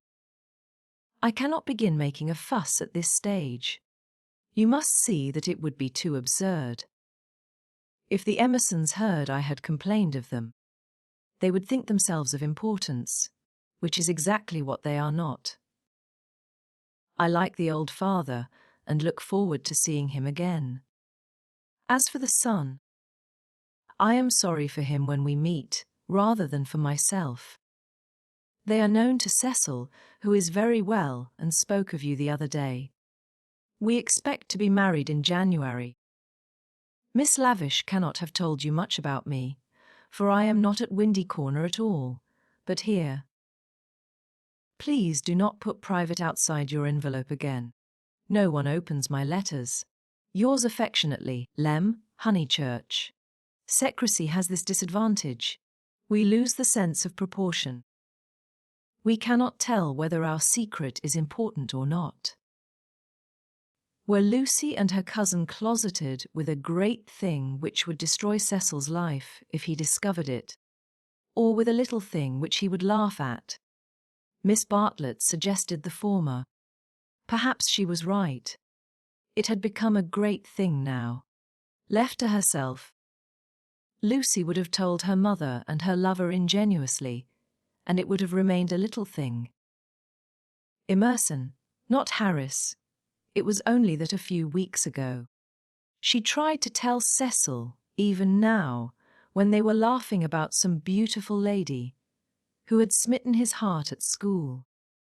But her body behaved so ridiculously that she stopped.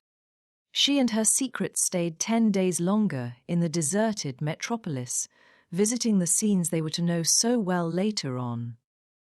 It did her no harm, Cecil thought, to learn the framework of society, while society itself was absent on the golf links or the moors. The weather was cool, and it did her no harm. In spite of the season, Mrs. Vyse managed to scrape together a dinner party consisting entirely of the grandchildren of famous people. The food was poor, but the talk had a witty wariness that impressed the girl. One was tired of everything, it seemed. One launched into enthusiasms only to collapse gracefully and pick oneself up amid sympathetic laughter. In this atmosphere the pension Bertolini and Windy Corner appeared equally crude, and Lucy saw that her London career would estrange her a little from all that she had loved in the past. The grandchildren asked her to play the piano.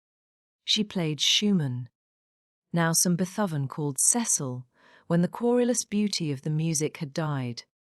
She shook her head and played Schumann again. The melody rose, unprofitably magical. It broke, it was resumed broken, not marching once from the cradle to the grave. The sadness of the incomplete, the sadness that is often life, but should never be art, throbbed in its dissected phrases and made the nerves of the audience throb. Not thus had she played on the little draped piano at the Bertolini. And too much scumen was not the remark that Mr. Beebe had passed to himself when she returned.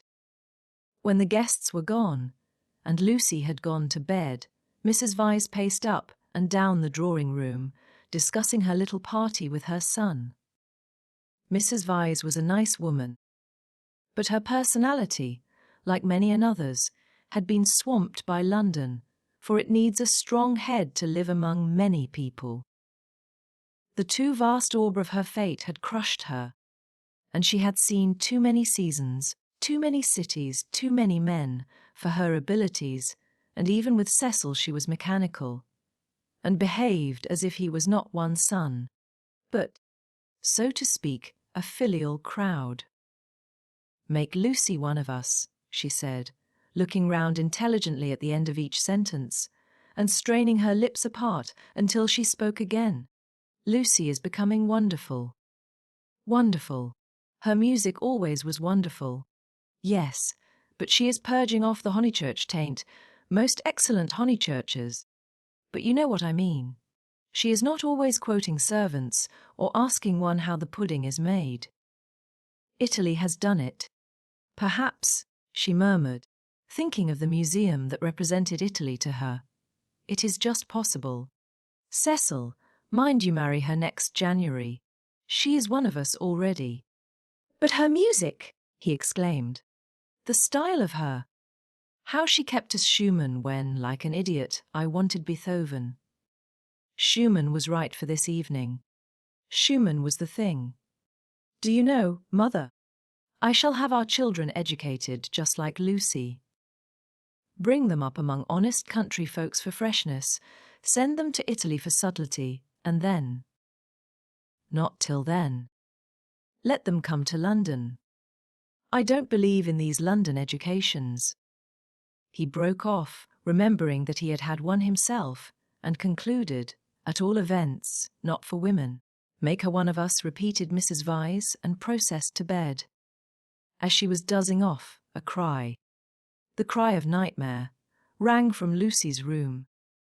Lucy could ring for the maid if she liked, but Mrs. Vyse thought it kind to go herself. She found the girl sitting upright with her hand on her cheek. I am so sorry, Mrs. Vyse. It is these dreams. Bad dreams. Just dreams. The elder lady smiled and kissed her, saying very distinctly, You should have heard us talking about you, dear. He admires you more than ever. Dream of that. Lucy returned the kiss, still covering one cheek with her hand. Mrs. Vyse recessed to bed. Cecil, whom the cry had not awoke, snored. Darkness enveloped the flat. Chapter 12. 12th chapter. It was a Saturday afternoon, gay and brilliant after abundant rains. And the spirit of youth dwelt in it, though the season was now autumn. All that was gracious triumphed. As the motor-cars passed through Summer Street, they raised only a little dust. And their stench was soon dispersed by the wind and replaced by the scent of the wet birches or of the pines. Mr. Beebe, at leisure for life's amenities, leant over his rectory gate. Freddy leant by him, smoking a pendant pipe. Suppose we go and hinder those new people opposite for a little. They might amuse you. Freddy, whom his fellow creatures never amused, suggested that the new people might be feeling a bit busy, and so on, since they had only just moved in. I suggested we should hinder them, said Mr. B. They are worth it. Unlatching the gate, he sauntered over the triangular green to Sissy Villa. Hello, he cried, shouting in at the open door, through which much squalor was visible. A grave voice replied, Hello. I've brought someone to see you. I'll be down in a minute. The passage was blocked by a wardrobe, which the removal men had failed to carry up the stairs. Mr. Beebe edged round it with difficulty. The sitting room itself was blocked with books. Are these people great readers? Freddy whispered. Are they that sort? I fancy they know how to read, a rare accomplishment. What have they got? Byron. Exactly. A Shropshire lad. Never heard of it. The Way of All Flesh. Never heard of it. Gibbon. Hullo. Dear George reads German. Schopenhauer, Nietzsche, and so we go on. Well, I suppose your generation knows its own business, Honeychurch. Mr. Beebe, look at that, said Freddy in awestruck tones. On the cornice of the wardrobe, the hand of an amateur had painted this inscription. Mistrust all enterprises that require new clothes. I know. Isn't it jolly? I like that. I'm certain that's the old man's doing. How very odd of him. Surely you agree. But Freddy was his mother's son and felt that one ought not to go on spoiling the furniture. Pictures, the clergyman continued, scrambling about the room. Giotto. They got that at Florence, I'll be bound. The same as Lucy's got. Oh, by the by, did Miss Honeychurch enjoy London? She came back yesterday. I suppose she had a good time. Yes, very, said Freddy, taking up a book. She and Cecil are thicker than ever. That's good hearing. I wish I wasn't such a fool, Mr. Beebe. Mr. Beebe ignored the remark. Lucy used to be nearly as stupid as I am, But it'll be very different now, Mother thinks. She will read all kinds of books. So will you. Only medical books. Not books that you can talk about afterwards. Cecil is teaching Lucy Italian, and he says her playing is wonderful. There are all kinds of things in it that we have never noticed. Cecil says, "What on earth are those people doing upstairs?" Emerson. "We think we'll come another time." George ran downstairs and pushed them into the room without speaking. "Let me introduce Mr. Honeychurch, a neighbour." Then Freddy hurled one of the thunderbolts of youth. Perhaps he was shy, perhaps he was friendly, or perhaps he thought that George's face wanted washing. At all events, he greeted him with, "How do you do? Come and have a bath." "Oh, all right," said George, impassive. Mr. Beebe was highly entertained. "How do you do? How do you do?" "Come and have a bath," he chuckled. That's the best conversational opening I've ever heard. But I'm afraid it will only act between men. Can you picture a lady who has been introduced to another lady by a third lady opening civilities with "How do you do? Come and have a bathe. And yet you will tell me that the sexes are equal." "I tell you that they shall be," said Mr. Emerson, who had been slowly descending the stairs. "Good afternoon, Mr. Beebe. I tell you they shall be comrades, and George thinks the same. We are to raise ladies to our level." The clergyman inquired. "The Garden of Eden," pursued Mr. Emerson. "Still descending, which you place in the past, is really yet to come. We shall enter it when we no longer despise our bodies," Mr. Beebe disclaimed, placing the Garden of Eden anywhere. "In this, not in other things. We men are ahead. We despise the body less than women do. But not until we are comrades shall we enter the garden." "I say, what about this bathe?" murmured Freddy, appalled at the mass of philosophy that was approaching him. "I believed in a return to nature once. But how can we return to nature when we have never been with her? Today, I believe that we must discover nature. After many conquests we shall attain simplicity. It is our heritage. Let me introduce Mr. Honeychurch, whose sister you will remember at Florence. How do you do? Very glad to see you, and that you are taking George for a bathe. Very glad to hear that your sister is going to marry. Marriage is a duty. I am sure that she will be happy, for we know Mr. Vyse too. He has been most kind. He met us by chance in the National Gallery, and arranged everything about this delightful house. Though I hope I have not vexed Sir Harry Otway. I have met so few liberal landowners, and I was anxious to compare his attitude towards the game laws with the conservative attitude. Ah, this wind! You do well to Bath. Yours is a glorious country. Honeychurch! Not a bit, mumbled Freddy. I must. That is to say, I have to. Have the pleasure of calling on you later on, my mother says I hope. Call, my lad. Who taught us that drawing-room twaddle? Call on your grandmother. Listen to the wind among the pines.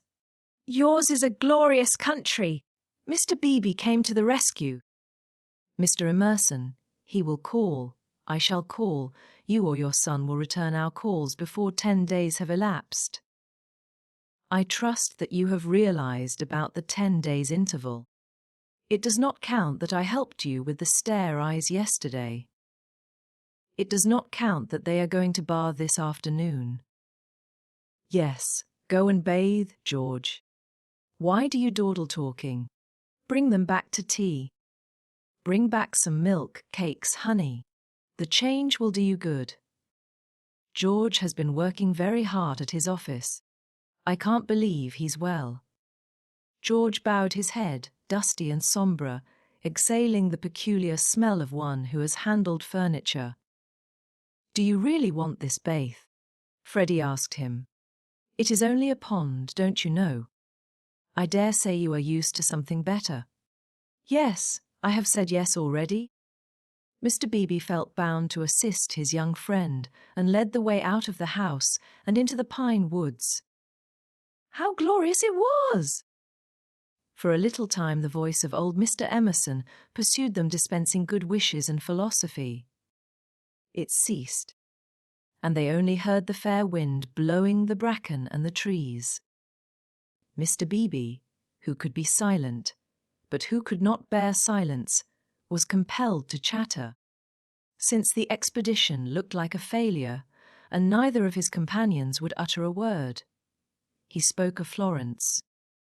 George attended gravely, assenting or dissenting with slight, but determined gestures that were as inexplicable as the motions of the tree tops above their heads.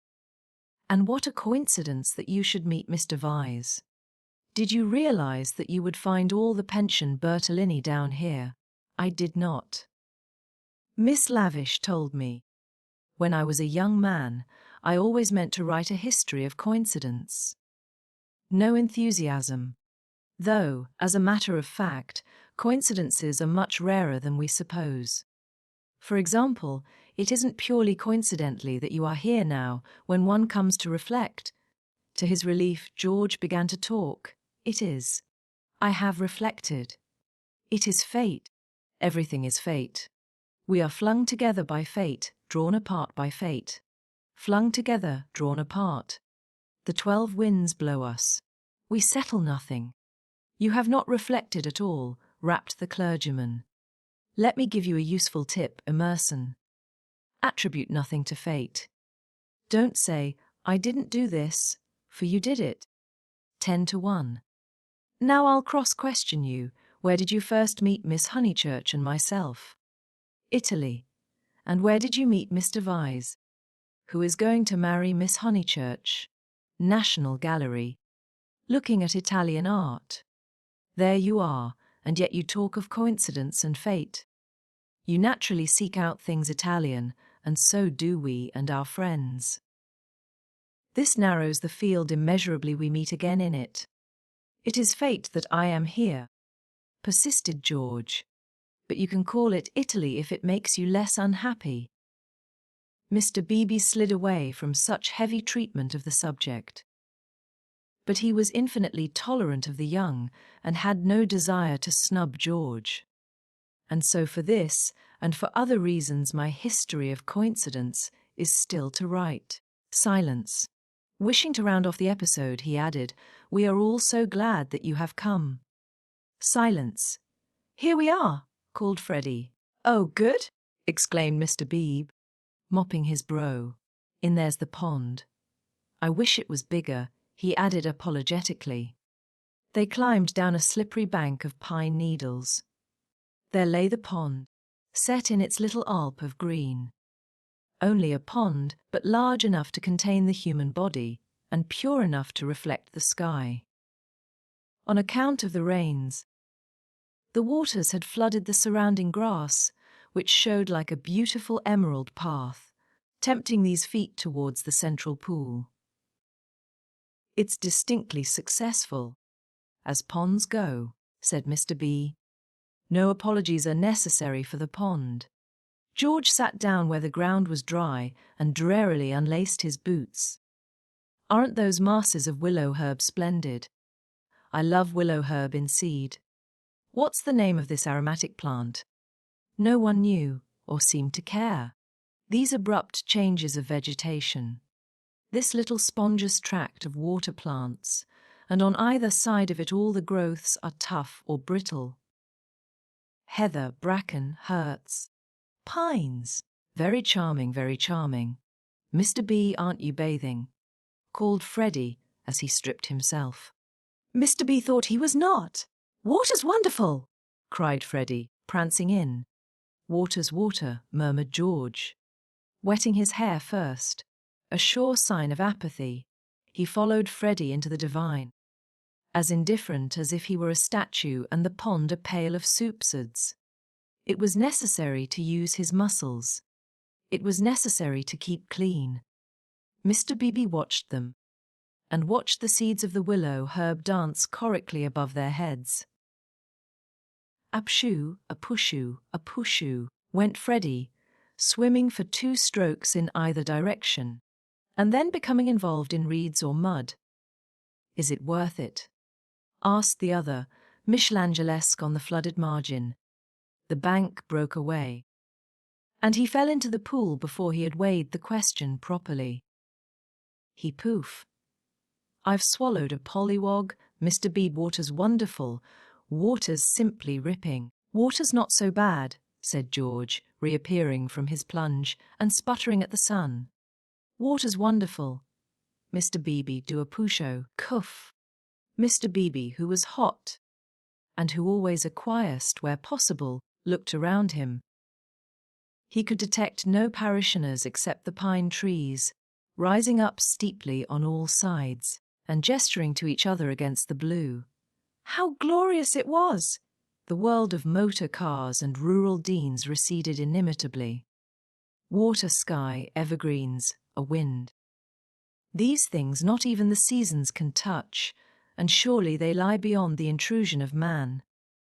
I may as well wash too. And soon his garments made a 3rd little pile on the sward, and he too asserted the wonder of the water. It was ordinary water, nor was there very much of it, and, as Freddy said, it reminded one of swimming in a salad. The 3 gentlemen rotated in the pool breast high, after the fashion of the nymphs in Get Turdy Merring. But either because the rains had given a freshness, or because the sun was shedding a most glorious heat, or because 2 of the gentlemen were young in years, and the 3rd young in spirit. For some reason or other a change came over them, and they forgot Italy and botany and fate. They began to play. Mr. Beebe and Freddy splashed each other. A little deferentially, they splashed George. He was quiet. They feared they had offended him. Then all the forces of youth burst out. He smiled, flung himself at them, splashed them, ducked them, kicked them, muddied them, and drove them out of the pool.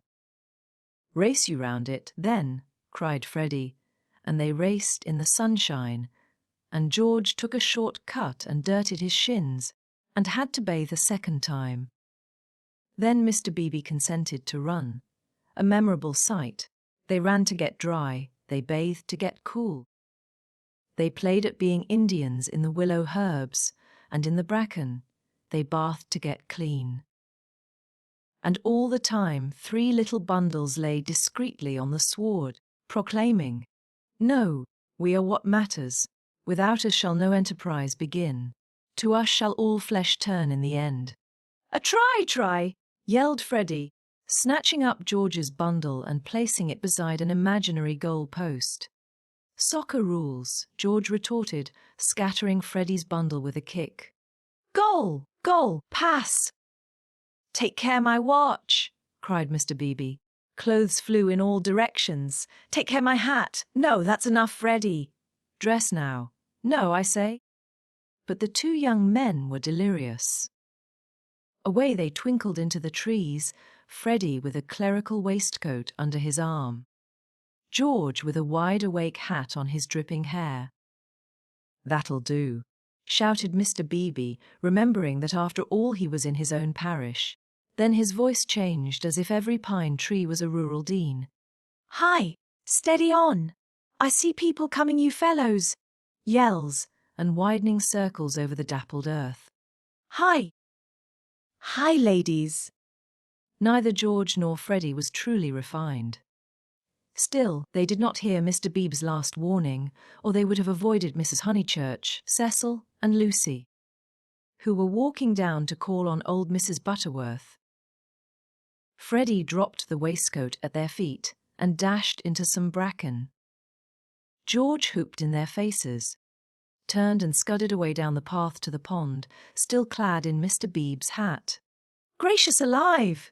Cried Mrs. Honeychurch. Whoever were those unfortunate people? Oh, dears! Look away!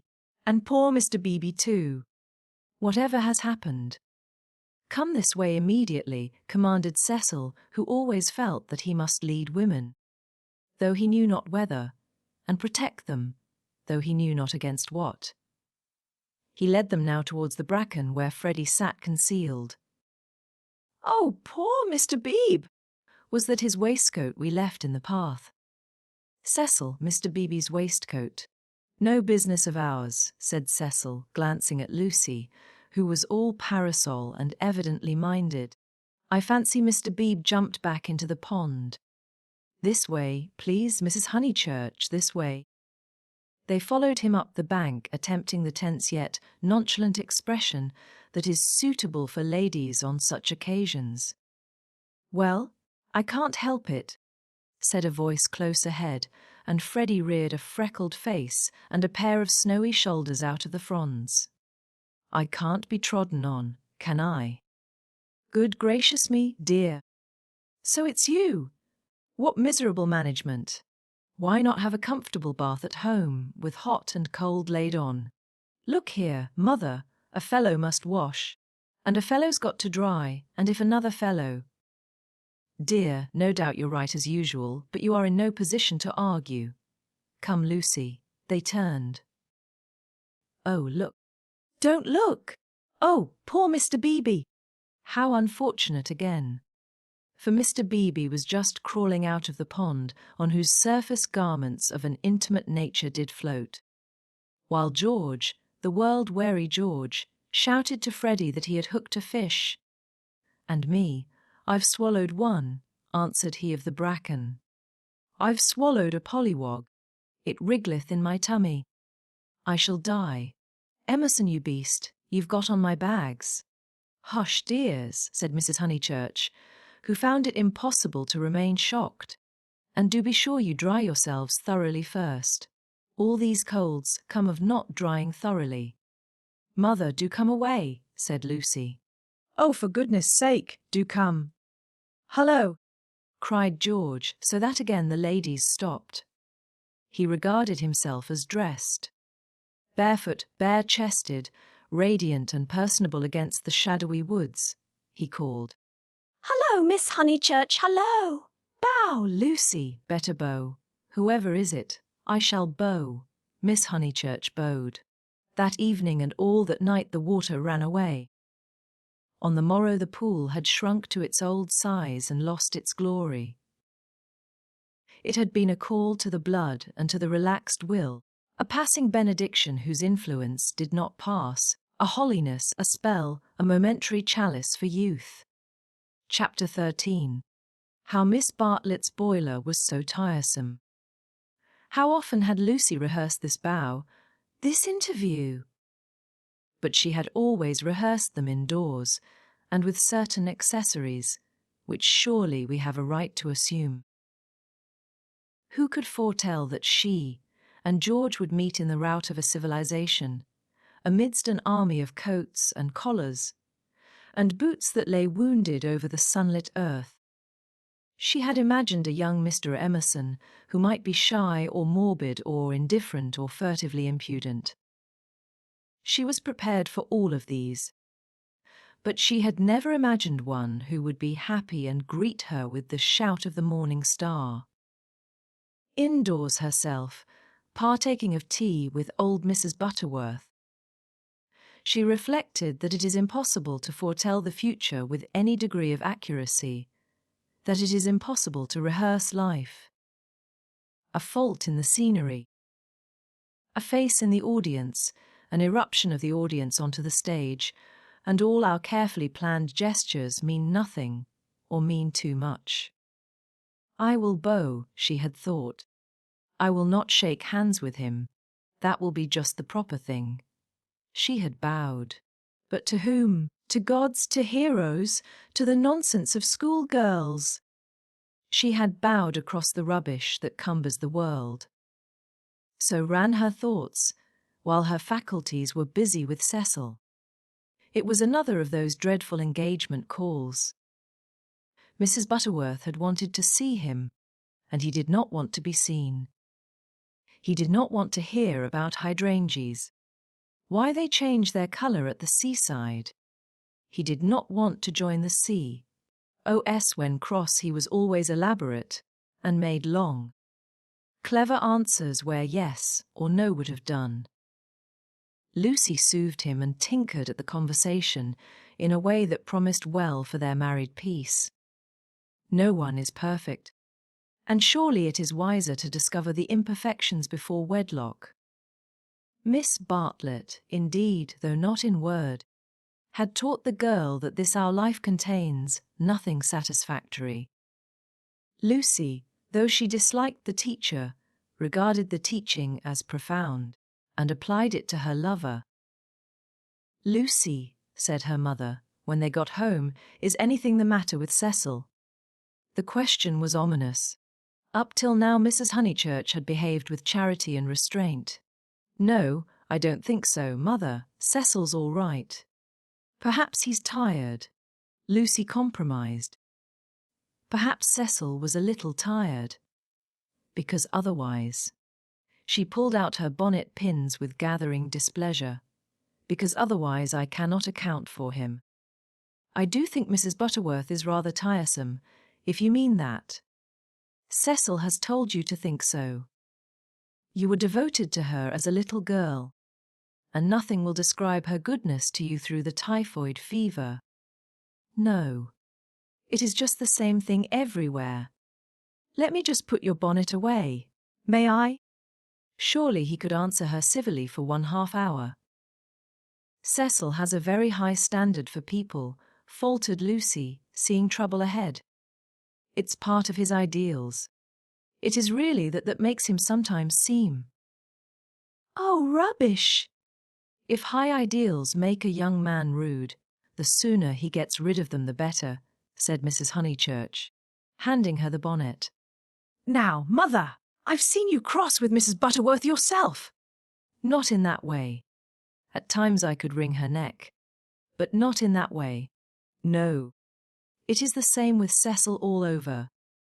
By the by, I never told you. I had a letter from Charlotte while I was away in London." This attempt to divert the conversation was too puerile, and Mrs. Honeychurch resented it. "Since Cecil came back from London, nothing appears to please him. Whenever I speak he winces. I see him, Lucy, it is useless to contradict me. No doubt I am neither artistic nor literary nor intellectual nor musical. But I cannot help the drawing-room furniture. Your father bought it, and we must put up with it. Will Cecil kindly remember?" I see what you mean, and certainly Cecil oughtn't to. But he does not mean to be uncivil. He once explained. It is the things that upset him. He is easily upset by ugly things. He is not uncivil to people. Is it a thing or a person when Freddy sings? You can't expect a really musical person to enjoy comic songs as we do. Then why didn't he leave the room? Why sit wriggling and sneering and spoiling everyone's pleasure? "We mustn't be unjust to people," faltered Lucy. Something had enfeebled her, and the case for Cecil, which she had mastered so perfectly in London, would not come forth in an effective form. The two civilizations had clashed. Cecil hinted that they might, and she was dazzled and bewildered, as though the radiance that lies behind all civilization had blinded her eyes. Good taste and bad taste were only catchwords, garments of diverse cut, and music itself dissolved to a whisper through pine trees, where the song is not distinguishable from the comic song. She remained in much embarrassment. While Mrs. Honeychurch changed her frock for dinner, and every now and then she said a word, and made things no better. There was no concealing the fact. Cecil had meant to be supercilious, and he had succeeded. And Lucy, she knew not why, wished that the trouble could have come at any other time. "Go and dress, dear, you'll be late." "All right, mother." "Don't say all right and stop. Go." She obeyed, but loitered disconsolately at the landing window. It faced north, so there was little view, and no view of the sky. Now, as in the winter, the pine trees hung close to her eyes. One connected the landing window with depression. No definite problem menaced her, but she sighed to herself, "Oh dear, what shall I do? What shall I do?" It seemed to her that everyone else was behaving very badly, and she ought not to have mentioned Miss Bartlett's letter. She must be more careful. Her mother was rather inquisitive, and might have asked what it was about. Oh, dear, what should she do? And then Freddy came bounding upstairs and joined the ranks of the ill-behaved. I say, those are topping people. My dear baby. How tiresome you've been! You have no business to take them bathing in the sacred lake. It's much too public. It was all right for you but most awkward for everyone else. Do be more careful. You forget the place is growing half suburban. I say, is anything on tomorrow week? Not that I know of. Then I want to ask the Emersons up to Sunday tennis. Oh, I wouldn't do that, Freddy. I wouldn't do that with all this muddle. What's wrong with the court? They won't mind a bump or two, and I've ordered new balls. I meant it's better not. I really mean it. He seized her by the elbows and humorously danced her up and down the passage. She pretended not to mind, but she could have screamed with temper. Cecil glanced at them as he proceeded to his toilet, and they impeded Mary with her brod of hot water cans. Then Mrs. Honeychurch opened her door and said, "Lucy." What a noise you're making! I have something to say to you. Did you say you had a letter from Charlotte, and Freddy ran away? Yes, I really can't stop. I must dress too. How's Charlotte? All right. Lucy, the unfortunate girl returned. You've a bad habit of hurrying away in the middle of one's sentences. Did Charlotte mention her boiler? Her what? Don't you remember that her boiler was to be had out in October, and her bath cistern cleaned out? And all kinds of terrible to-doings. I can't remember all Charlotte's worries, said Lucy bitterly. I shall have enough of my own. Now that you are not pleased with Cecil. Mrs. Honeychurch might have flamed out. She did not, she said. Come here, old lady. Thank you for putting away my bonnet. Kiss me. And, though nothing is perfect, Lucy felt for the moment that her mother and Windy Corner and the Weald in the declining sun were perfect. So the gritness went out of life. It generally did at Windy Corner. At the last minute, when the social machine was clogged hopelessly, one member or other of the family poured in a drop of oil.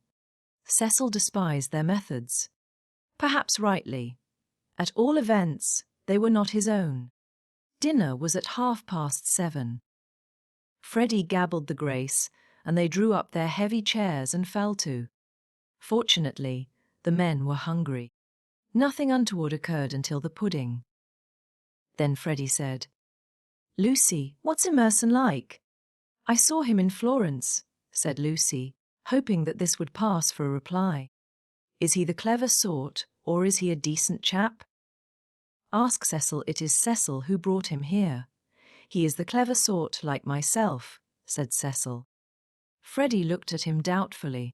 How well did you know them at the Bertolini? Asked Mrs. Honeychurch. Oh, very slightly. I mean, Charlotte knew them even less than I did.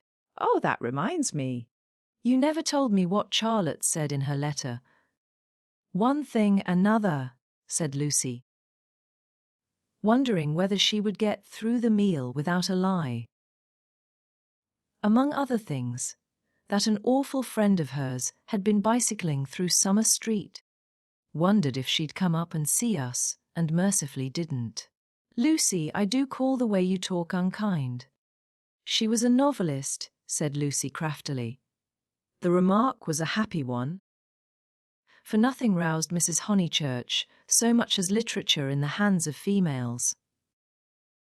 She would abandon every topic to inveigh against those women who, instead of minding their houses and their children, seek notoriety by print. Her attitude was, if books must be written, let them be written by men. And she developed it at great length, while Cecil yawned and Freddy played at this year, next year, now, never, with his plum stones. And Lucy artfully fed the flames of her mother's wrath. But soon the conflagration died down, and the ghosts began to gather in the darkness.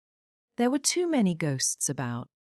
The original ghost, that touch of lips on her cheek, had surely been laid long ago. It could be nothing to her that a man had kissed her on a mountain once. But it had begotten a spectral family. Mr. Harris, Miss Bartlett's letter, Mr. Beebe's memories of violets, and one or other of these was bound to haunt her before Cecil's very eyes. It was Miss Bartlett who returned now, and with appalling vividness. I have been thinking, Lucy, of that letter of Charlotte's. How is she? I tore the thing up. Didn't she say how she was?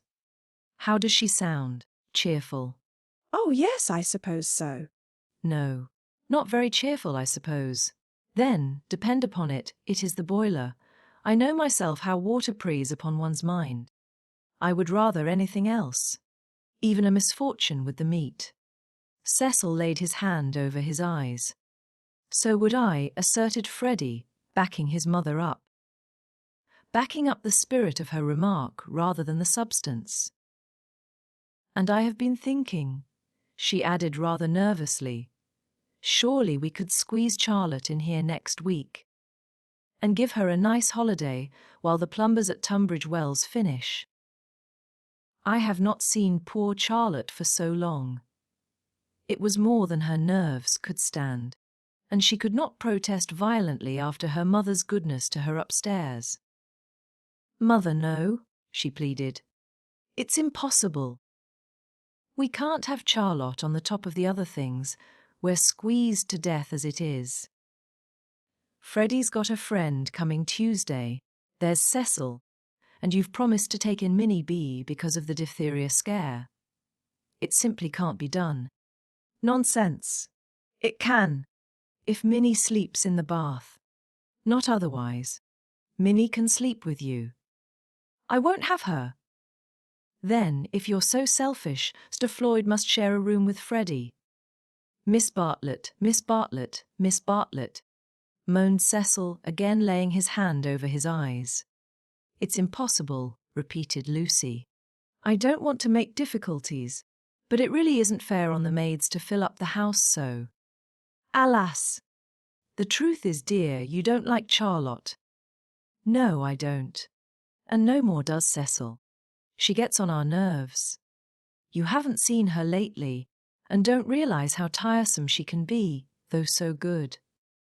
So please, Mother, don't worry us this last summer, but spoil us by not asking her to come. Hear, hear, said Cecil. Mrs. Honeychurch, with more gravity than usual, and with more feeling than she usually permitted herself, replied, This isn't very kind of you two.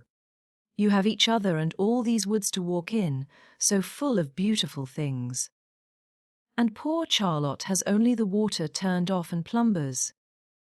You are young dears, and however clever young people are, and however many books they read, they will never guess what it feels like to grow old. Cecil crumbled his bread. I must say Cousin Charlotte was very kind to me that year I called on my bike. Put in Freddy. She thanked me for coming till I felt like such a fool, and fussed round no end to get an egg boiled for my tea just right. I know, dear. She is kind to everyone, and yet Lucy makes this difficulty when we try to give her some little return.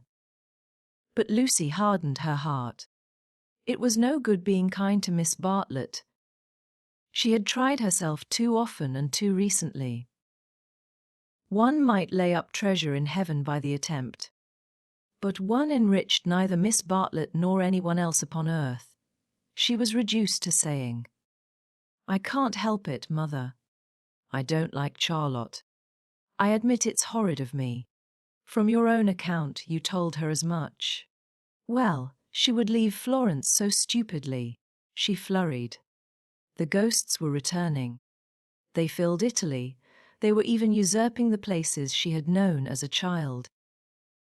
The sacred lake would never be the same again, and, on Sunday week, something would even happen to Windy Corner. How would she fight against ghosts? For a moment the visible world faded away, and memories and emotions alone seemed real. "I suppose Miss Bartlett must come, since she boils eggs so well," said Cecil, who was in rather a happier frame of mind, thanks to the admirable cooking. "I didn't mean the egg was well boiled," corrected Freddy, because in point of fact she forgot to take it off. "And as a matter of fact, I don't care for eggs. I only meant how jolly kind she seemed." Cecil frowned again. "Oh, these Honeychurches! Eggs, boilers, hydrangeas, maids. Of such were their lives compact. Mamie and Lucy get down from our chairs," he asked with scarcely veiled insolence. "We don't want no dessert." Chapter 14. How Lucy faced the external situation bravely. Of course Miss Bartlett accepted. And, equally of course, she felt sure that she would prove a nuisance, and begged to be given an inferior spare room, something with no view, anything. Her love to Lucy. And equally of course, George Emerson had come to tennis on the Sunday week. Lucy faced the situation bravely, though, like most of us, she only faced the situation that encompassed her. She never gazed inwards. If at times strange images rose from the depths, she put them down to nerves. When Cecil brought the Emersons to Summer Street, it had upset her nerves. Charlotte would burnish up past foolishness, and this might upset her nerves. She was nervous at night. When she talked to George, they met again almost immediately at the rectory. His voice moved her deeply, and she wished to remain near him. How dreadful if she really wished to remain near him! Of course, the wish was due to nerves, which love to play such perverse tricks upon us. Once she had suffered from things that came out of nothing and meant she didn't know what. Now Cecil had explained psychology to her one wet afternoon, and all the troubles of youth in an unknown world could be dismissed. It is obvious enough for the reader to conclude she loves young Emerson. A reader in Lucy's place would not find it obvious. Life is easy to chronicle, but bewildering to practice, and we welcome nerves or any other shibboleth that will cloak our personal desire. She loved Cecil. George made her nervous. Will the reader explain to her that the phrases should have been reversed? But the external situation. She will face that bravely. The meeting at the rectory had passed off well enough. Standing between Mr. Beebe and Cecil, she had made a few temperate allusions to Italy, and George had replied. She was anxious to show that she was not shy, and was glad that he did not seem shy either. "A nice fellow," said Mr. Beebe afterwards. "He will work off his crudities in time. I rather mistrust young men who slip into life gracefully." Lucy said, "He seems in better spirits. He laughs more." "Yes," replied the clergyman, "he is waking up." That was all. But, as the week wore on, more of her defences fell, and she entertained an image that had physical beauty. In spite of the clearest directions, Miss Bartlett contrived to bungle her arrival. She was due at the South Eastern Station at Dorking, where the Mrs. Honeychurch drove to meet her. She arrived at the London and Brighton station, and had to hire a cab up. No one was at home except Freddy and his friend, who had to stop their tennis and to entertain her for a solid hour. Cecil and Lucy turned up at 4 o'clock, and these, with little Minnie B, made a somewhat lugubrious sextet upon the upper lawn for tea. "I shall never forgive myself," said Miss Bartlett, who kept on rising from her seat and had to be begged by the United Company to remain. "I have upset everything. Bursting in on young people." "But I insist on paying for my cab up." "Grant at any rate. Our visitors never do such dreadful things," said Lucy, while her brother, in whose memory the boiled egg had already grown unsubstantial, exclaimed in irritable tones, "Just what I've been trying to convince Cousin Charlotte of, Lucy, for the last half hour." "I do not feel myself an ordinary visitor," said Miss Bartlett, and looked at her frayed glove. "All right, if you'd really rather." 5 shillings, and I gave a bob to the driver. Miss Bartlett looked in her purse. Only sovereigns and pennies. Could anyone give her change? Freddy had half a quid and his friend had 4 half-crowns. Miss Bartlett accepted their monies and then said, "But who am I to give the sovereign to?" "Let's leave it all till Mother comes back," suggested Lucy. "No, dear, your mother may take quite a long drive now, that she is not hampered with me. We all have our little foibles, and mine is the prompt settling of accounts." Here Freddy's friend, Mr. Floyd, made the one remark of his that need be quoted. He offered to toss Freddy for Miss Bartlett's quid. A solution seemed in sight, and even Cecil, who had been ostentatiously drinking his tea at the View, felt the eternal attraction of chance and turned round. But this did not do, either. "Please, please. I know I am a sad spoil-sport, but it would make me wretched. I should practically be robbing the one who lost." "Freddy owes me 15 shillings, interposed Cecil. "So it will work out right if you give the pound to me." 15 shillings, said Miss Bartlett dubiously. "How is that, Mr. Vyse?" "Because, don't you see, Freddy paid your cab." "Give me the pound, and we shall avoid this deplorable gambling."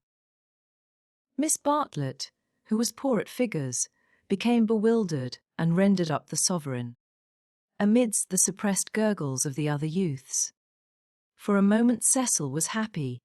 He was playing at nonsense among his peers. Then he glanced at Lucy, in whose face petty anxieties had marred the smiles. In January he would rescue his Leonardo from this stupefying twaddle. "But I don't see that," exclaimed Minnie Beebe, who had narrowly watched the iniquitous transaction. "I don't see why Mr. Vyse is to have the quid." "Because of the 15 shillings and the 5, they said solemnly. 15 shillings and 5 shillings make £1, you see. But I don't see, they tried to stifle her with cake. No, thank you. I'm done. I don't see why. Freddy, don't poke me. Miss Honeychurch, your brother's hurting me." "Ow, what about Mr. Floyd's 10 shillings? No." "I don't see, and I never shall see why Miss What's-her-name shouldn't pay that bob for the driver." "I had forgotten the driver," said Miss Bartlett, reddening. "Thank you, dear, for reminding me. A shilling, was it? Can anyone give me change for half a crown?" "I'll get it," said the young hostess, rising with decision. "Cecil, give me that sovereign." "No, give me up that sovereign. I'll get Euphemia to change it, and we'll start the whole thing again from the beginning." "Lucy, Lucy," what a nuisance I am," protested Miss Bartlett, and followed her across the lawn. Lucy tripped ahead, simulating hilarity. When they were out of earshot, Miss Bartlett stopped her wails and said quite briskly, "Have you told him about him yet?"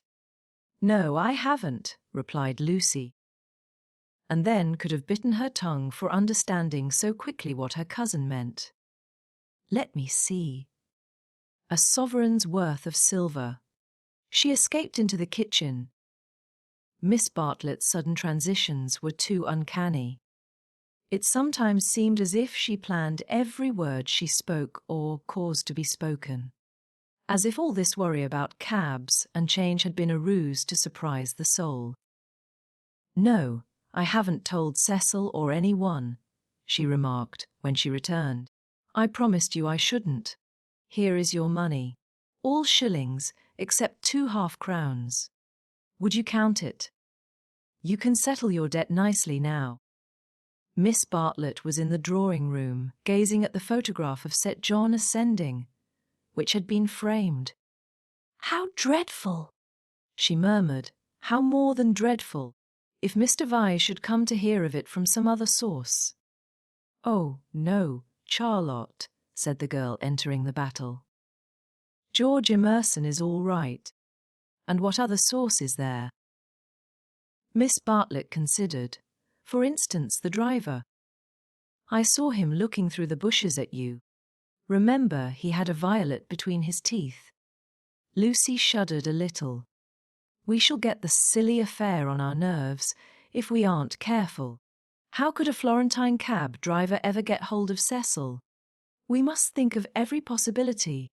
Oh, it's all right. Or perhaps old Mr. Emerson knows. In fact, he is certain to know. I don't care if he does. I was grateful to you for your letter, but even if the news does get round, I think I can trust Cecil to laugh at it, to contradict it. No, to laugh at it. But she knew in her heart that she could not trust him, for he desired her untouched. Very well, dear, you know best. Perhaps gentlemen are different to what they were when I was young. Ladies are certainly different. Now, Charlotte, she struck at her playfully. You kind, anxious thing. What would you have me do? First you say don't tell, and then you say tell. Which is it to be? Quick! Miss Bartlett sighed. I am no match for you in conversation. Dearest. I blush when I think how I interfered at Florence, and you so well able to look after yourself, and so much clever in all ways than I am. You will never forgive me. Shall we go out, then? They will smash all the china if we don't. For the air rang with the shrieks of Minnie, who was being sculped with a teaspoon.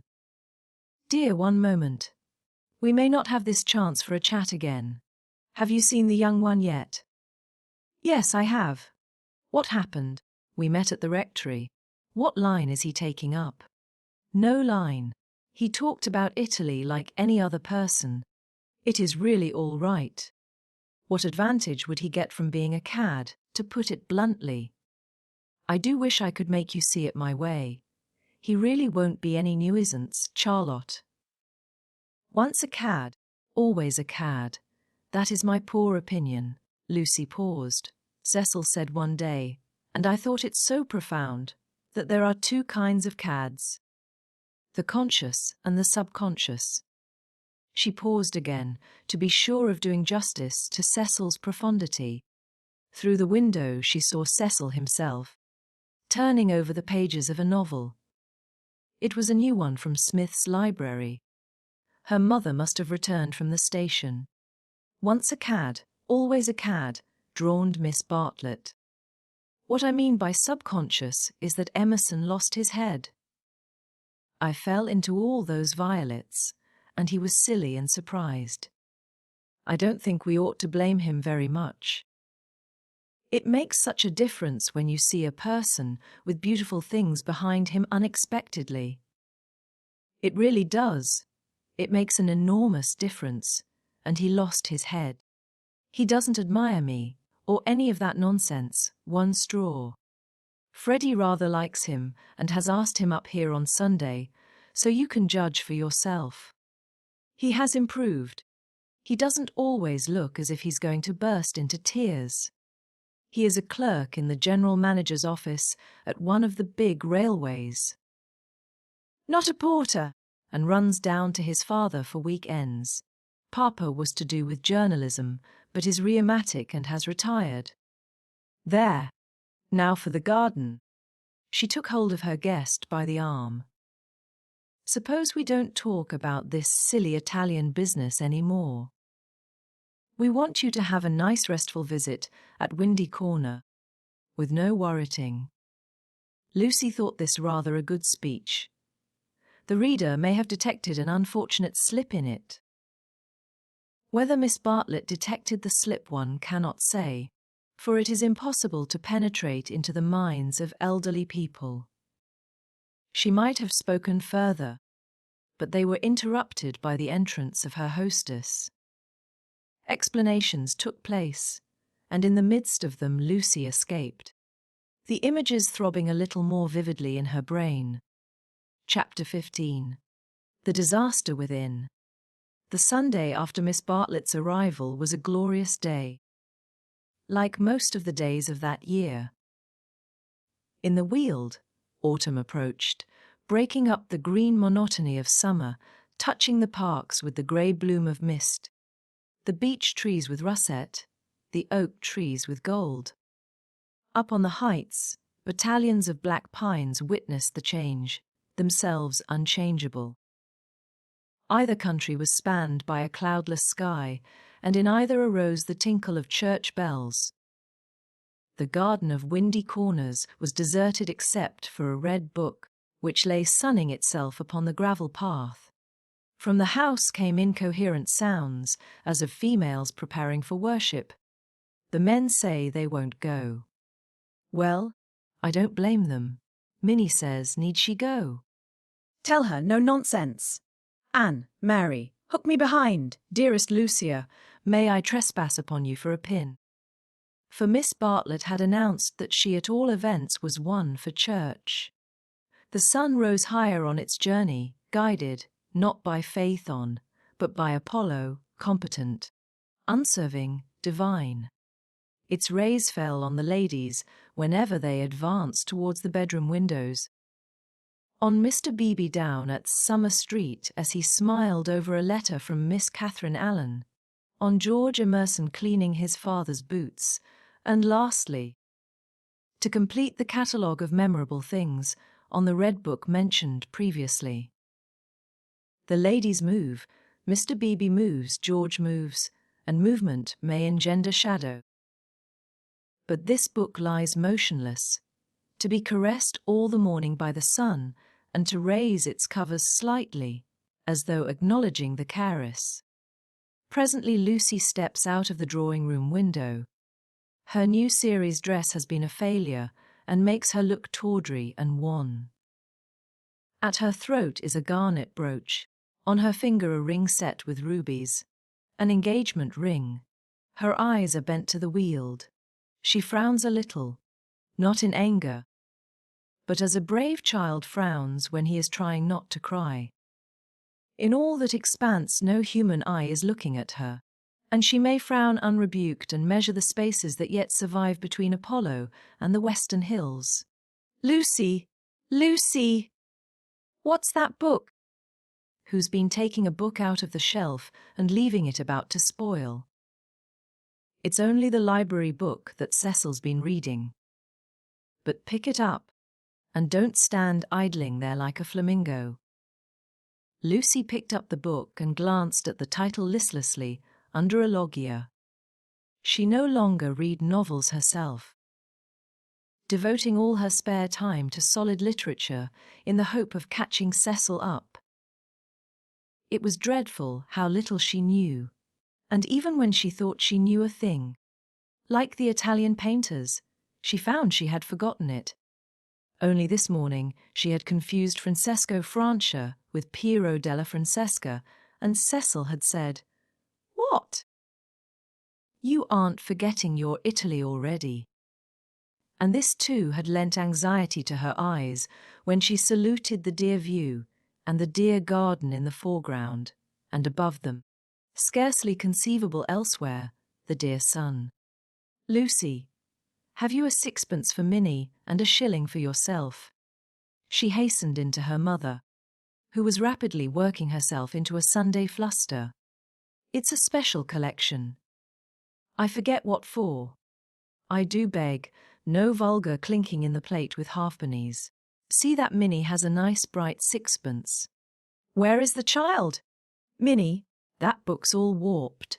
gracious, how plain you look. Put it under the atlas to press. Minnie!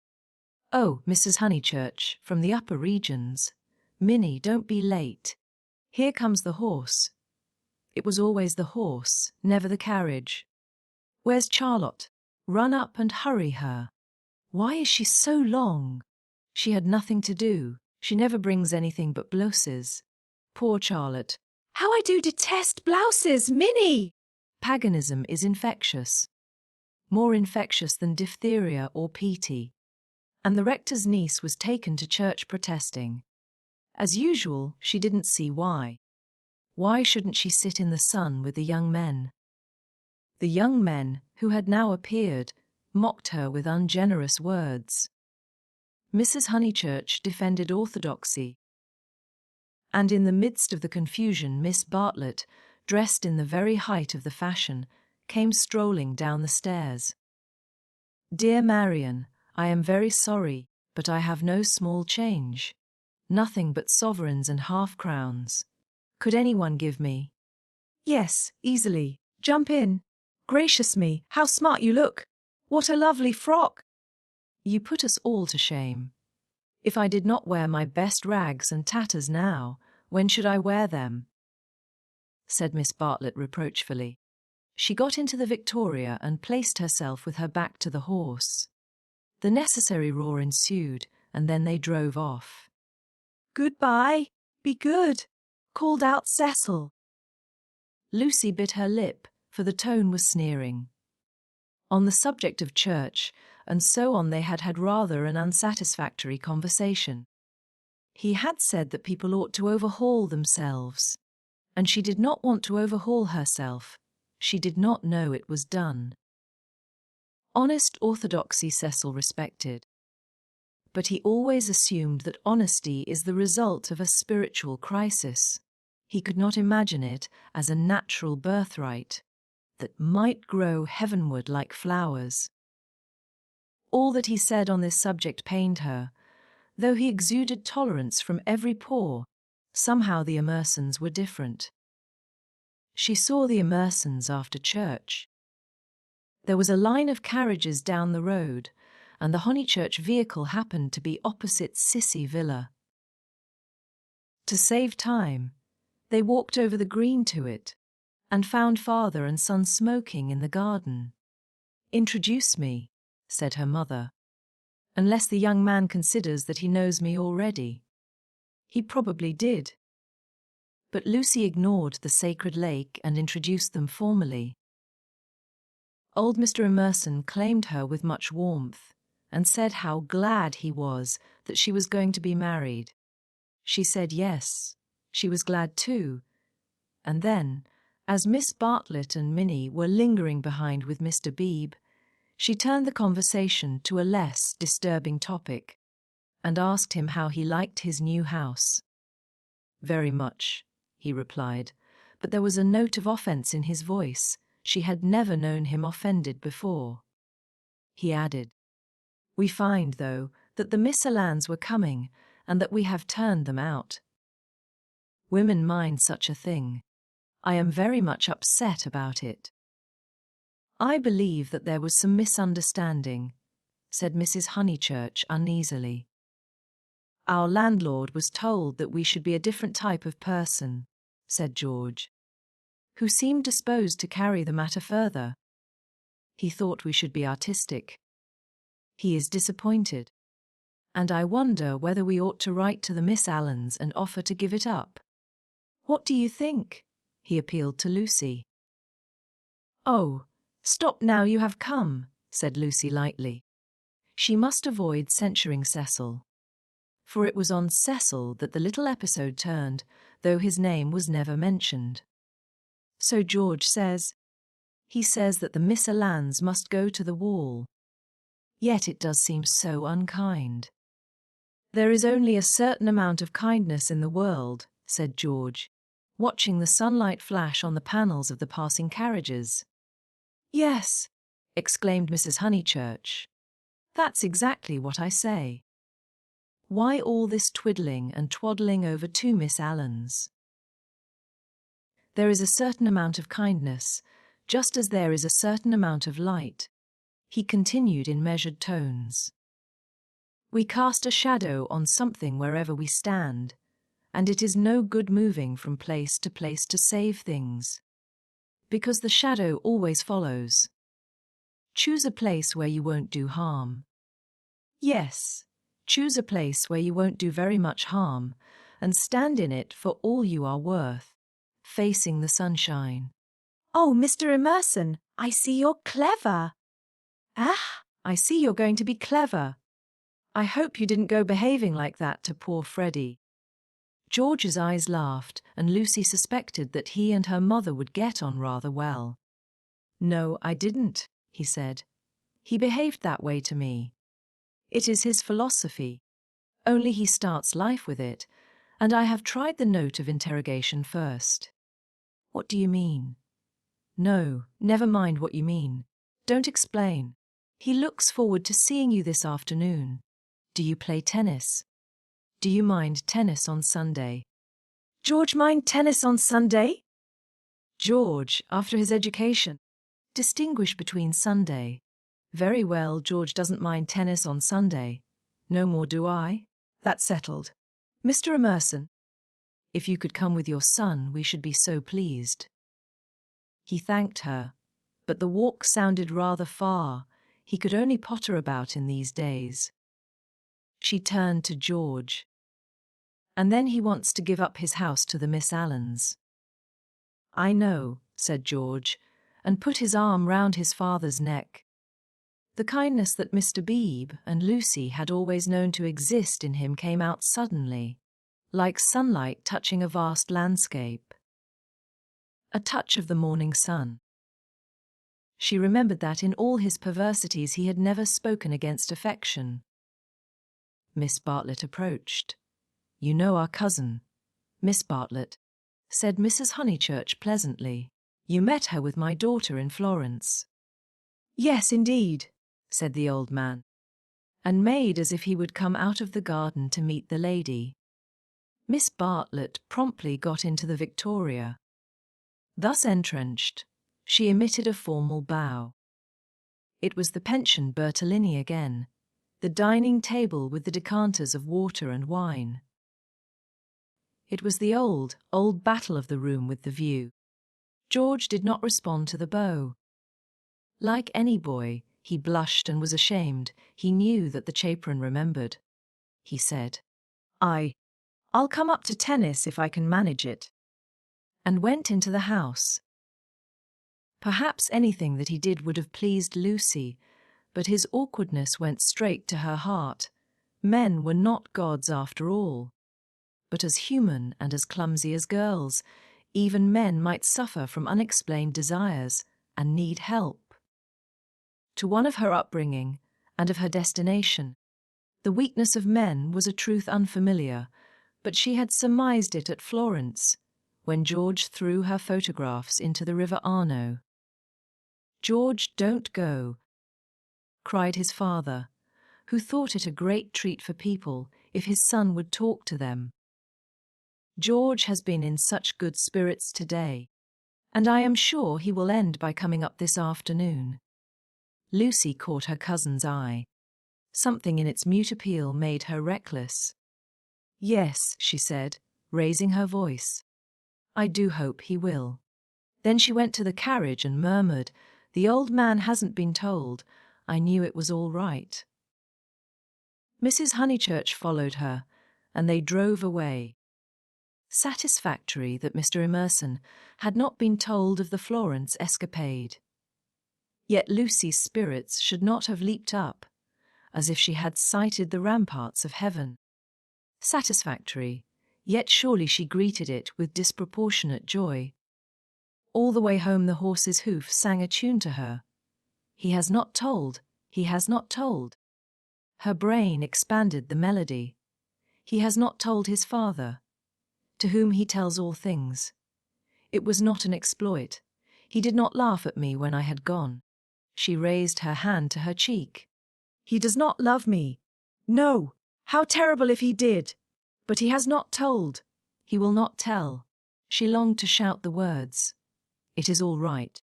It's a secret between us two forever. Cecil will never hear. She was even glad that Miss Bartlett had made her promise secrecy that last dark evening at Florence. When they had knelt packing in his room, the secret, big or little, was guarded. Only 3 English people knew of it in the world. Thus she interpreted her joy. She greeted Cecil with unusual radiance because she felt so safe. As he helped her out of the carriage, she said, "The Emersons have been so nice. George Emerson has improved enormously." "How are my proteges?" asked Cecil, who took no real interest in them, and had long since forgotten his resolution to bring them to Windy Corner for educational purposes. "Proteges," she exclaimed with some warmth. For the only relationship which Cecil conceived was feudal. That of protector and protected. He had no glimpse of the comradeship after which the girl's soul yearned. "You shall see for yourself how your proteges are. George Emerson is coming up this afternoon. He is a most interesting man to talk to. Only don't," she nearly said, "don't protect him." But the bell was ringing for lunch, and, as often happened, Cecil had paid no great attention to her remarks. Charm, not argument, was to be her forte. Lunch was a cheerful meal. Generally Lucy was depressed at meals. Someone had to be soothed. Either Cecil or Miss Bartlett, or a being not visible to the mortal eye. A being who whispered to her soul, "It will not last, this cheerfulness. In January you must go to London to entertain the grandchildren of celebrated men." But today she felt she had received a guarantee. Her mother would always sit there. Her brother here. The sun, though it had moved a little since the morning, would never be hidden behind the western hills. After luncheon they asked her to play. She had seen Gluck's Armide that year and played from memory the music of the Enchanted Garden. The music to which Renaud approaches, beneath the light of an eternal dawn, the music that never gains, never wanes, but ripples forever like the tideless seas of fairyland. Such music is not for the piano, and her audience began to get restive, and Cecil, sharing the discontent, called out, "Now play us the other garden, the one in Parsifal." She closed the instrument. "Not very dutiful," said her mother's voice. Fearing that she had offended Cecil, she turned quickly round. There George was. He had crept in without interrupting her. "Oh, I had no idea," she exclaimed, getting very red, and then, without a word of greeting, she reopened the piano. Cecil should have the Parsifal, and anything else that he liked. "Our performer has changed her mind," said Miss Bartlett, perhaps implying, "she will play the music to Mr. Emerson." Lucy did not know what to do nor even what she wanted to do. She played a few bars of the Flower Maiden's song very badly, and then she stopped. "I vote tennis," said Freddy, disgusted at the scrappy entertainment. "Yes, so do I." Once more she closed the unfortunate piano. "I vote you have a men's 4. All right." "Not for me." "Thank you," said Cecil. "I will not spoil the set." He never realized that it may be an act of kindness in a bad player to make up a 4th. "Oh, come along, Cecil." "I'm bad." "Floyd's rotten, and so I dare says Emerson." George corrected him. "I am not bad." One looked down one's nose at this. "Then certainly I won't play," said Cecil. While Miss Bartlett, under the impression that she was snubbing George, added, "I agree with you, Mr. Vyse. You had much better not play. Much better not." Minnie, rushing in where Cecil feared to tread, announced that she would play. "I shall miss every ball anyway, so what does it matter?" but Sunday intervened and stamped heavily upon the kindly suggestion. "Then it will have to be Lucy," said Mrs. Honeychurch. "You must fall back on Lucy. There is no other way out of it. Lucy, go and change your frock." Lucy's Sabbath was generally of this amphibious nature. She kept it without hypocrisy in the morning, and broke it without reluctance in the afternoon. As she changed her frock, she wondered whether Cecil was sneering at her. Really, she must overhaul herself and settle everything up before she married him. Mr. Floyd was her partner. She liked music, but how much better tennis seemed. How much better to run about in comfortable clothes than to sit at the piano and feel girt under the arms. Once more music appeared to her the employment of a child. George served and surprised her by his anxiety to win. She remembered how he had sighed among the tombs at Santa Croce because things wouldn't fit. How after the death of that obscure Italian he had leant over the parapet by the Arno and said to her, "I shall want to live, I tell you." He wanted to live now, to win at tennis, to stand for all he was worth in the sun which had begun to decline and was shining in her eyes, and he did win. Ah, how beautiful the Weald looked! The hills stood out above its radiance, as Vyse stands above the Tuscan plain, and the South Downs, if one chose, were the mountains of Carrara.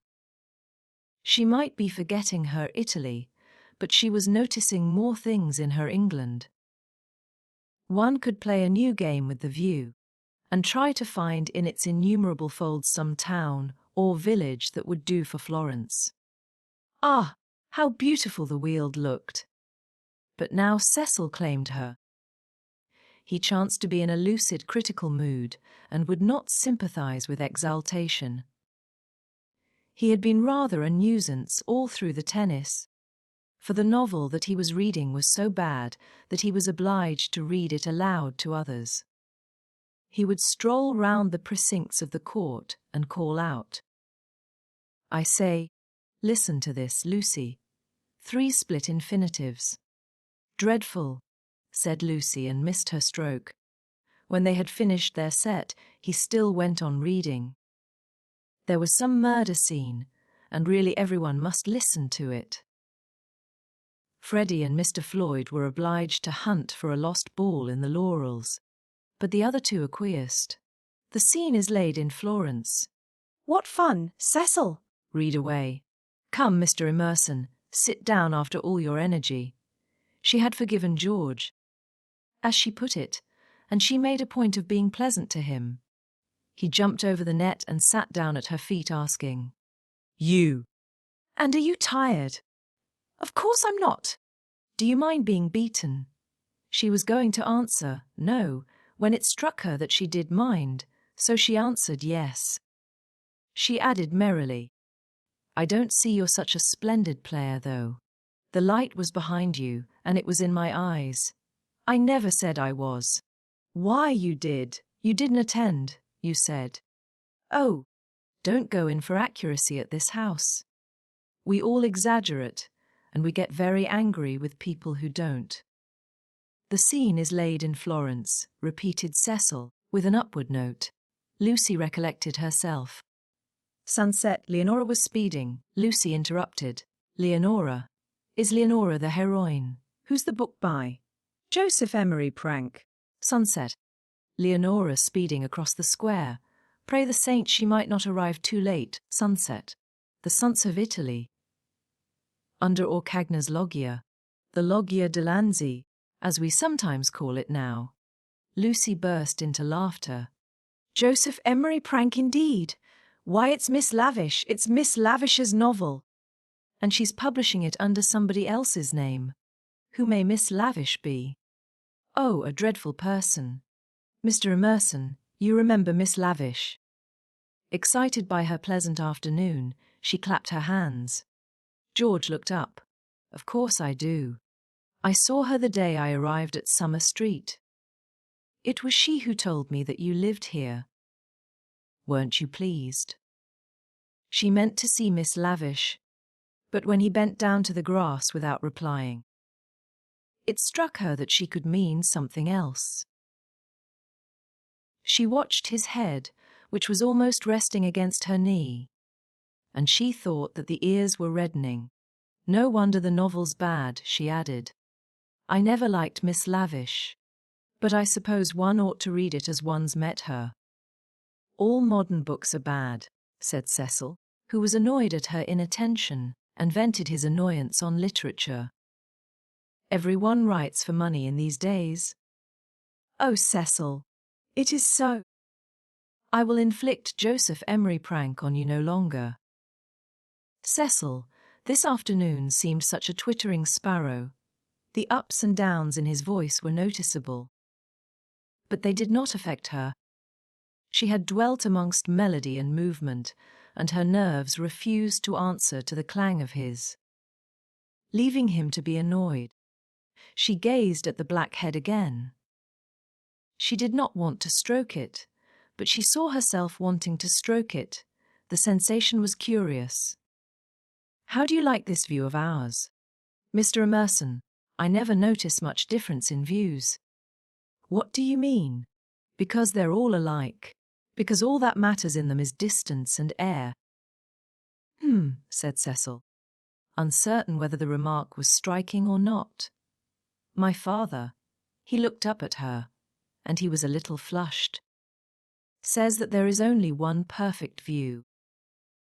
The view of the sky straight over our heads, and that all these views on earth are but bungled copies of it." "I expect your father has been reading Dante," said Cecil, fingering the novel which alone permitted him to lead the conversation. "He told us another day that views are really crowns. Crowds of trees and houses and hills, and are bound to resemble each other like human crowds, and that the power they have over us is sometimes supernatural for the same reason." Lucy's lips parted, for a crowd is more than the people who make it up. Something gets added to it. No one knows how. Just as something has got added to those hills. He pointed with his racket to the South Downs. "What a splendid idea," she murmured. "I shall enjoy hearing your father talk again. I'm so sorry he's not so well." "No, he isn't well." "There's an absurd account of a view in this book," said Cecil. "Also that men fall into two classes. Those who forget views, and those who remember them, even in small rooms. Mr. Emerson, have you any brothers or sisters?" "None." "Why? You spoke of us." "My mother, I was meaning." Cecil closed the novel with a bang. "Oh, Cecil, how you made me jump!"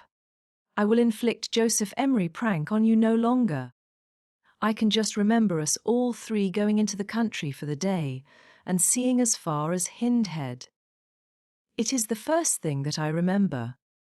Cecil got up. The man was ill-bred. He hadn't put on his coat after tennis. He didn't do. He would have strolled away if Lucy had not stopped him. "Cecil, do read the thing about the view. Not while Mr. Emerson is here to entertain us." "No," read away. "I think nothing's funnier than to hear silly things read out loud. If Mr. Emerson thinks us frivolous, he can go." This struck Cecil as subtle and pleased him. It put their visitor in the position of a prig. Somewhat mollified, he sat down again. "Mr. Emerson, go and find tennis balls." She opened the book. Cecil must have his reading and anything else that he liked. But her attention wandered to George's mother, who, according to Mr. Eager, had been murdered in the sight of God and, according to her son, had seen as far as Hindhead. "Am I really to go?" asked George.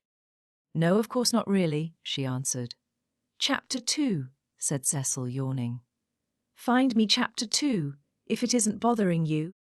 Chapter 2 was found, and she glanced at its opening sentences. She thought she had gone mad. "Here, hand me the book." She heard her voice saying, "It isn't worth reading." It's too silly to read. I never saw such rubbish. It ought to be allowed to be printed. He took the book from her. Leonora, he read, sat pensive and alone. Before her lay the rich champaign of Tuscany, dotted over with many a smiling village. The season was spring. Miss Lavish knew, somehow, and had printed the past in draggled prose for Cecil to read and for George to hear. A golden haze, he read, afar off the towers of Florence, while the bank on which she sat was carpeted with violets. All unobserved, Antonio stole up behind her. Lest Cecil should see her face, she turned to George and saw his face. He read. There came from his lips no wordy protestation such as formal lovers use. No eloquence was his, nor did he suffer from the lack of it. He simply enfolded her in his manly arms. This isn't the passage I wanted, he informed them. There is another much funnier further on. He turned over the leaves. Should we go into tea? Said Lucy, whose voice remained steady. She led the way up the garden. Cecil following her, George last. She thought a disaster was averted. But when they entered the shrubbery it came. The book, as if had not worked mischief enough, had been forgotten, and Cecil must go back for it, and George, who loved passionately, must blunder against her in the narrow path.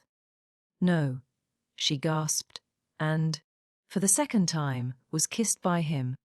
As if no more was possible, he slipped back. Cecil rejoined her. They reached the upper lawn alone. Chapter 16. Lying to George. But Lucy had developed since the spring. That is to say, she was now better able to stifle the emotions of which the conventions and the world disapprove. Though the danger was greater, she was not shaken by deep sobs. She said to Cecil, I am not coming into tea. Tell Mother. I must write some letters.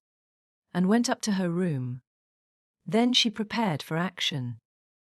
Love felt and returned, love which our bodies exact and our hearts have transfigured. Love which is the most real thing that we shall ever meet, reappeared now as the world's enemy, and she must stifle it. She sent for Miss Bartlett. The contest lay not between love and duty.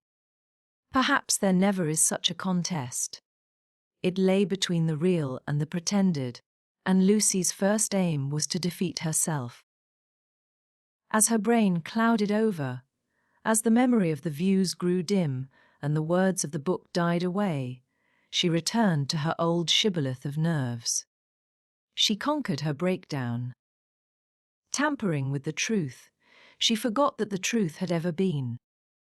Remembering that she was engaged to Cecil, she compelled herself to confused remembrances of George.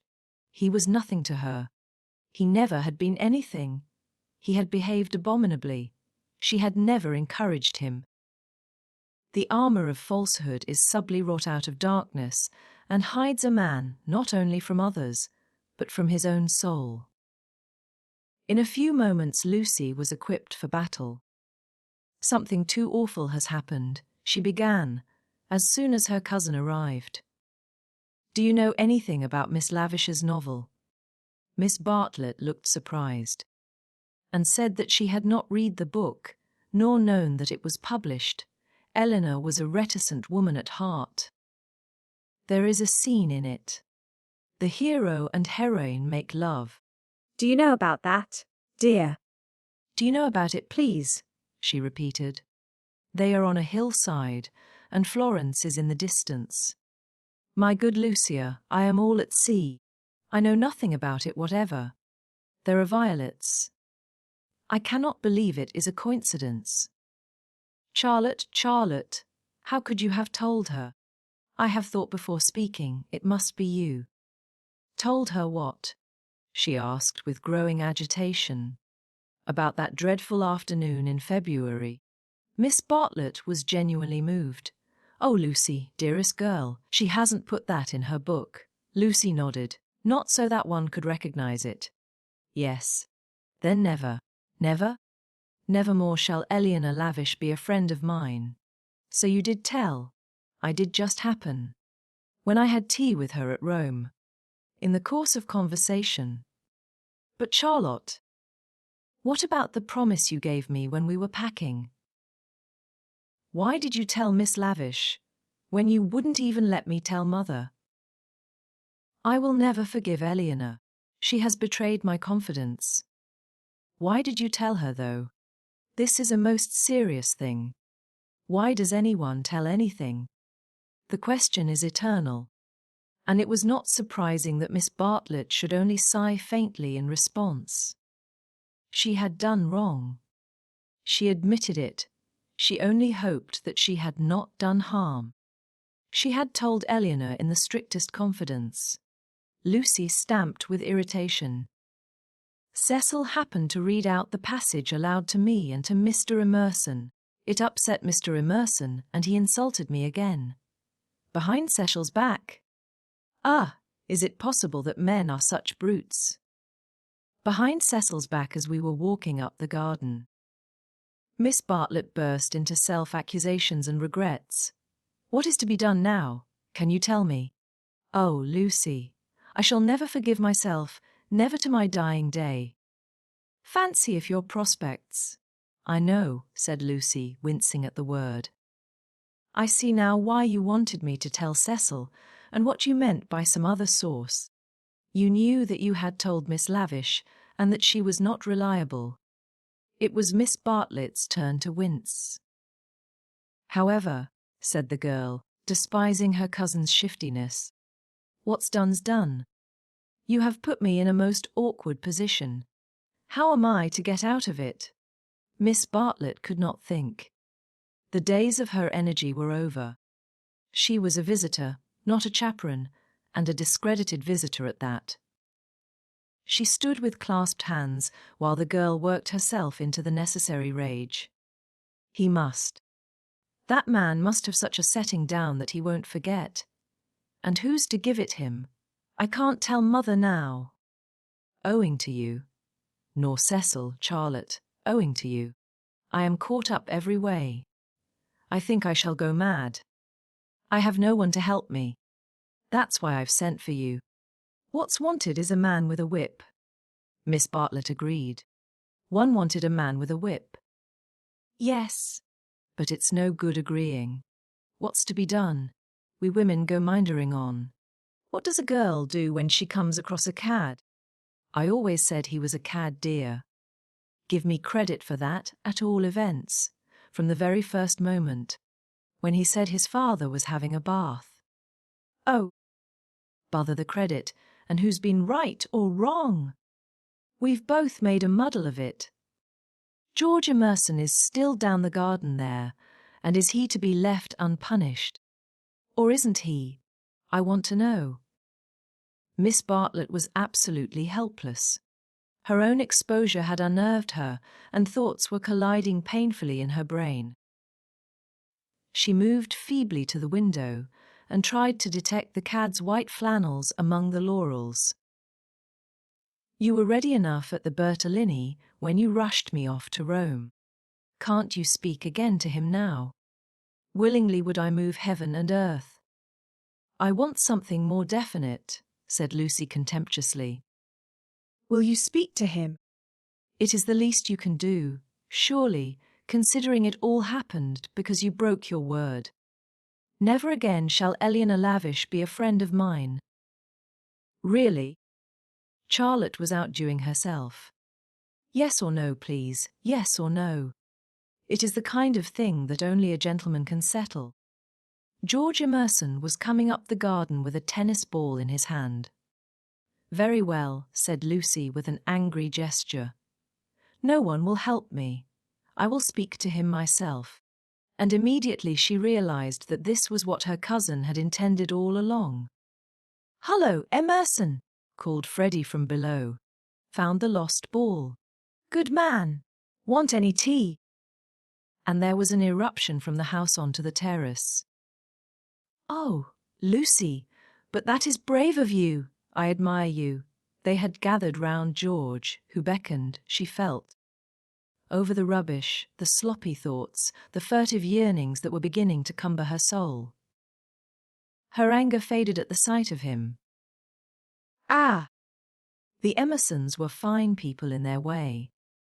She had to subdue a rush in her blood before saying, "Freddy has taken him into the dining room. The others are going down the garden. Come. Let us get this over quickly. Come. I want you in the room, of course. Lucy, do you mind doing it? How can you ask such a ridiculous question?" Poor Lucy. She stretched out her hand. "I seem to bring nothing but misfortune wherever I go." Lucy nodded. She remembered their last evening at Florence. The packing, the candle, the shadow of Miss Bartlett's toque on the door. She was not to be trapped by pathos a second time. Eluding her cousin's caress, she led the way downstairs. "Try the jam," Freddy was saying. "The jam's jolly good." George, looking big and dishevelled, was pacing up and down the dining room. As she entered, he stopped and said no. "Nothing to eat." "You go down to the others," said Lucy. "Charlotte and I will give Mr. Emerson all he wants." "Where's Mother?" "She started on her Sunday writing. She's in the drawing room." "That's all right. You go away." He went off singing. Lucy sat down at the table.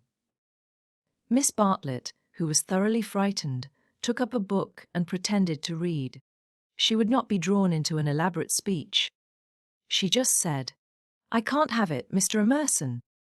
I cannot even talk to you. Go out of this house, and never come into it again as long as I live here," flushing as she spoke and pointing to the door. "I hate a row, go please." "What, no discussion?" "But I can't." She shook her head.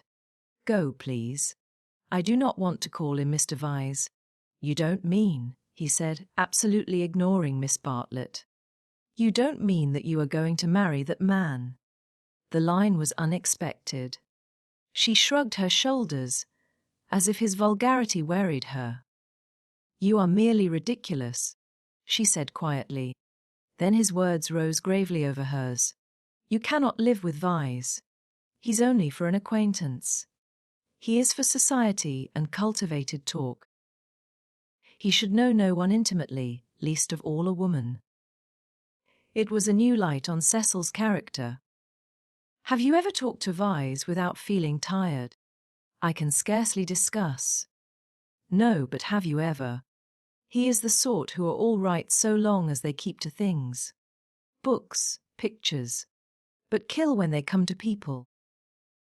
That's why I'll speak out through all this muddle even now. It's shocking enough to lose you in any case. But generally a man must deny himself joy, and I would have held back if your Cecil had been a different person. I would never have let myself go. But I saw him first in the National Gallery, when he winced because my father mispronounced the names of great painters. Then he brings us here, and we find it is to play some silly trick on a kind neighbour. That is the man all over. Playing tricks on people, on the most sacred form of life that he can find.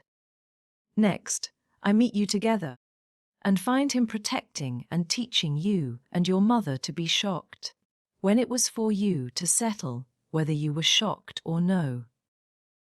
Cecil all over again. He daren't let a woman decide. He's the type who's kept Europe back for 1,000 years. Every moment of his life he's forming you. Telling you what's charming or amusing or ladylike. Telling you what a man thinks womanly. And you of all women, listen to his voice instead of to your own. So it was at the rectory, when I met you both again, so it has been the whole of this afternoon. Therefore, not therefore I kissed you, because the book made me do that, and I wish to goodness I had more self-control. I'm not ashamed. I don't apologize. But it has frightened you, and you may not have noticed that I love you. Or would you have told me to go and dealt with a tremendous thing so lightly? But therefore I settled to fight him. Lucy thought of a very good remark. You say Mr. Vyse wants me to listen to him, Mr. Emerson. Pardon me for suggesting that you have caught the habit. And he took the shoddy reproof and touched into immortality. He said, Yes, I have, and sank down as if suddenly wary. I'm the same kind of brute at bottom, this desire to govern a woman. It lies very deep, and men and women must fight it together before they shall enter the garden. But I do love you surely in a better way than he does, he thought.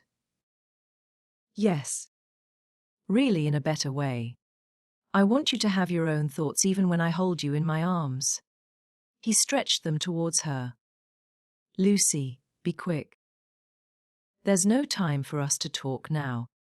Come to me as you came in the spring, and afterwards I will be gentle and explain. I have cared for you since that man died. I cannot live without you, no good, I thought. She is marrying someone else. But I meet you again when all the world is glorious water and sun. As you came through the wood I saw that nothing else mattered. I called. I wanted to live and have my chance of joy. And Mr. Vyse, said Lucy, who kept commendably calm, does he not matter? That I love Cecil and shall be his wife shortly. A detail of no importance, I suppose. But he stretched his arms over the table towards her. May I ask what you intend to gain by this exhibition? He said. It is our last chance. I shall do all that I can. And as if he had done all else, he turned to Miss Bartlett, who sat like some portent against the skies of the evening. You wouldn't stop us this second time if you understood, he said. I have been into the dark, and I am going back into it, unless you will try to understand. Her long, narrow head drove backwards and forwards, as though demolishing some invisible obstacle. She did not answer. It is being young, he said quietly, picking up his racket from the floor and preparing to go. It is being certain that Lucy cares for me really. It is that love and youth matter intellectually. In silence the two women watched him. His last remark, they knew, was nonsense, but was he going after it or not? Would not he, the cad, the charlatan, attempt a more dramatic finish? No. He was apparently content. He left them, carefully closing the front door, and when they looked through the hall window, they saw him go up the drive and begin to climb the slopes of withered fern behind the house. Their tongues were loosed, and they burst into stealthy rejoicings. Oh, Lucia, come back here. Oh, what an awful man. Lucy had no reaction. At least, not yet. Well, he amuses me, she said. Either I'm mad or else he is, and I'm inclined to think it's the latter. One more fuss through with you, Charlotte. Many thanks. I think, though, that this is the last. My admirer will hardly trouble me again. And Miss Bartlett, too, essayed the roguish. Well, it isn't everyone who could boast such a conquest, dearest, is it? Oh, one oughtn't to laugh, really. It might have been very serious. But you were so sensible and brave. So unlike the girls of my day. Let's go down to them. But, once in the open air, she paused. Some emotion, pity, terror, love, but the emotion was strong, seized her, and she was aware of autumn. Summer was ending, and the evening brought her odours of decay, the more pathetic because they were reminiscent of spring. That something or other mattered intellectually. A leaf, violently agitated, danced past her, while other leaves lay motionless. That the earth was hastening to re-enter darkness, and the shadows of those trees over Windy Corner. Hello, Lucy! There's still light enough for another set, if you two'll hurry. Mr. Emerson has had to go. What a nuisance. That spoils the four. I say, Cecil, do play do, there's a good chap. It's Floyd's last day. Do play tennis with us, just this once. Cecil's voice came. My dear Freddy, I am no athlete. As you well remarked this very morning, there are some chaps who are no good for anything but books. I plead guilty to being such a chap and will not inflict myself on you. The scales fell from Lucy's eyes. How had she stood Cecil for a moment? He was absolutely intolerable, and the same evening she broke off her engagement. Chapter 17. Lying to Cecil, he was bewildered. He had nothing to say. He was not even angry, but stood, with a glass of whiskey between his hands, trying to think what had led her to such a conclusion.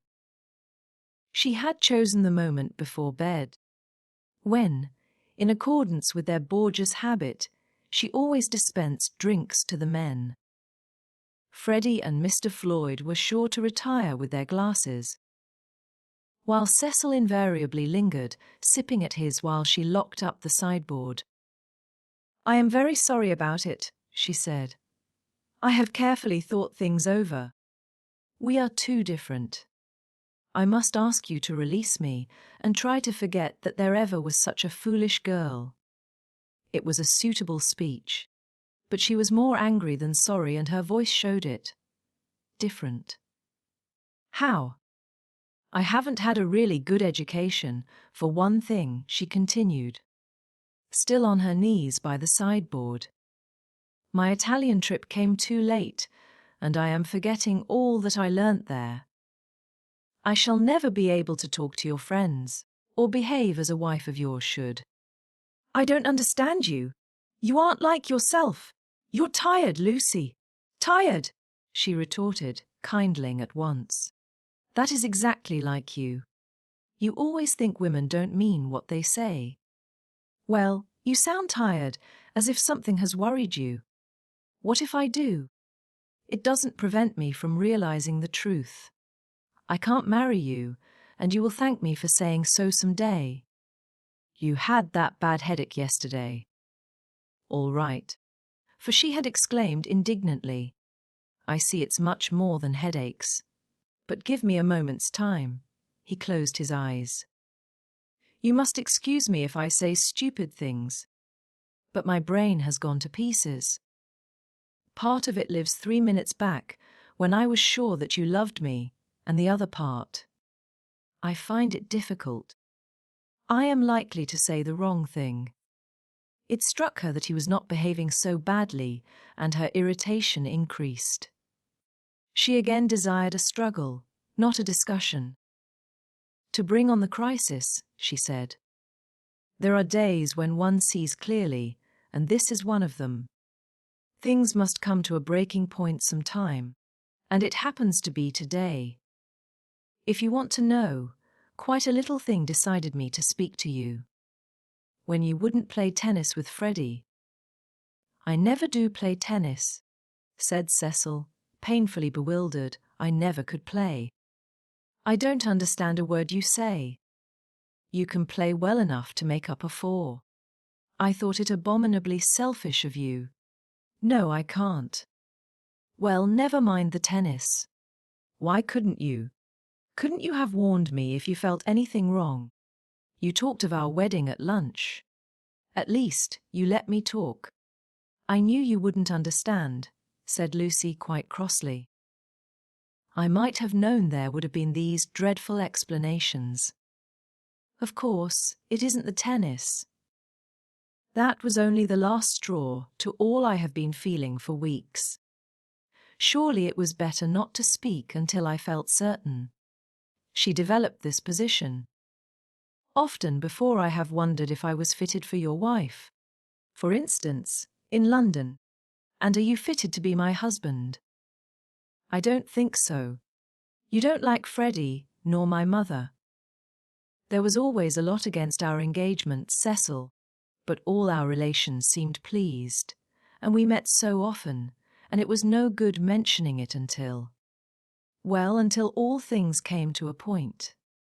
They have today. I see clearly. I must speak. That's all. I cannot think you were right, said Cecil gently. I cannot tell why, but though all that you say sounds true, I feel that you are not treating me fairly.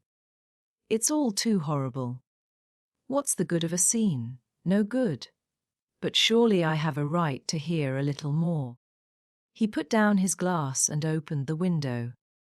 From where she knelt, jangling her keys, she could see a slit of darkness, and, peering into it, as if it would tell him that little more, his long, thoughtful face. Don't open the window, and you'd better draw the curtain, too. Freddy or anyone might be outside. He obeyed. I really think we had better go to bed, if you don't mind.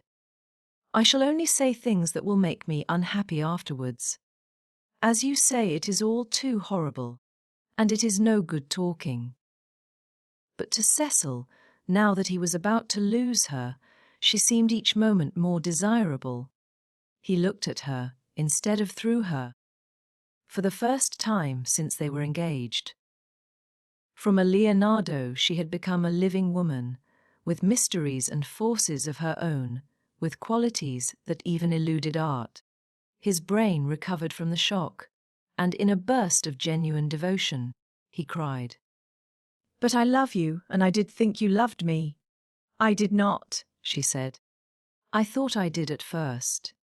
I am sorry, and ought to have refused you this last time too.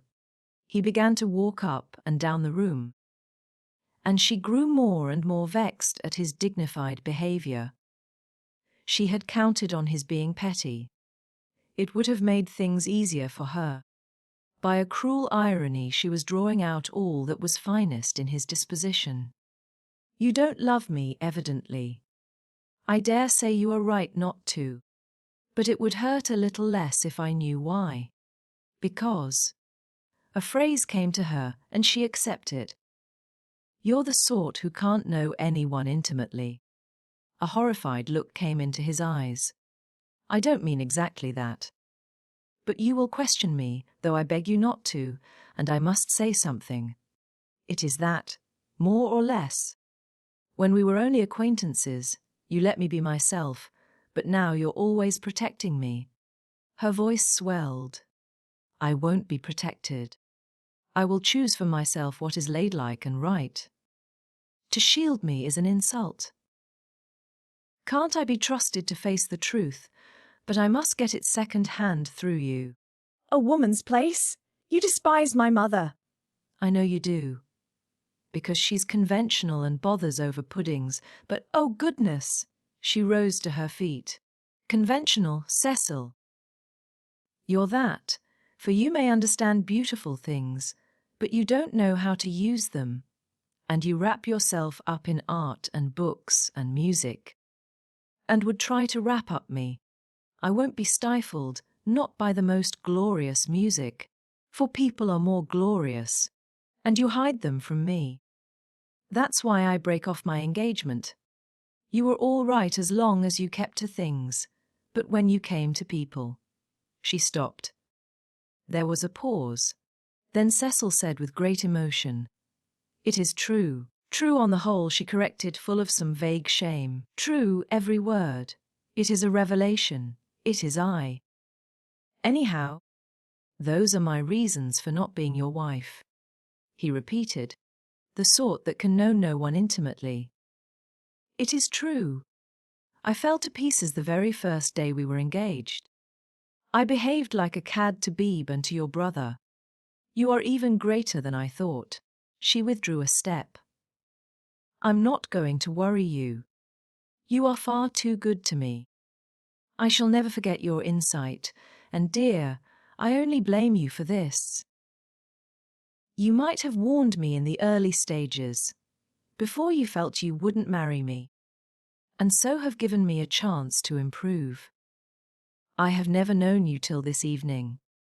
I have just used you as a peg for my silly notions of what a woman should be. But this evening you are a different person. New thoughts. Even a new voice. What do you mean by a new voice? She asked, seized with incontrollable anger. "I mean that a new person seems speaking through you," said he. Then she lost her balance. She cried, "If you think I am in love with someone else—" "You are very much mistaken. Of course I don't think that. You are not that kind, Lucy."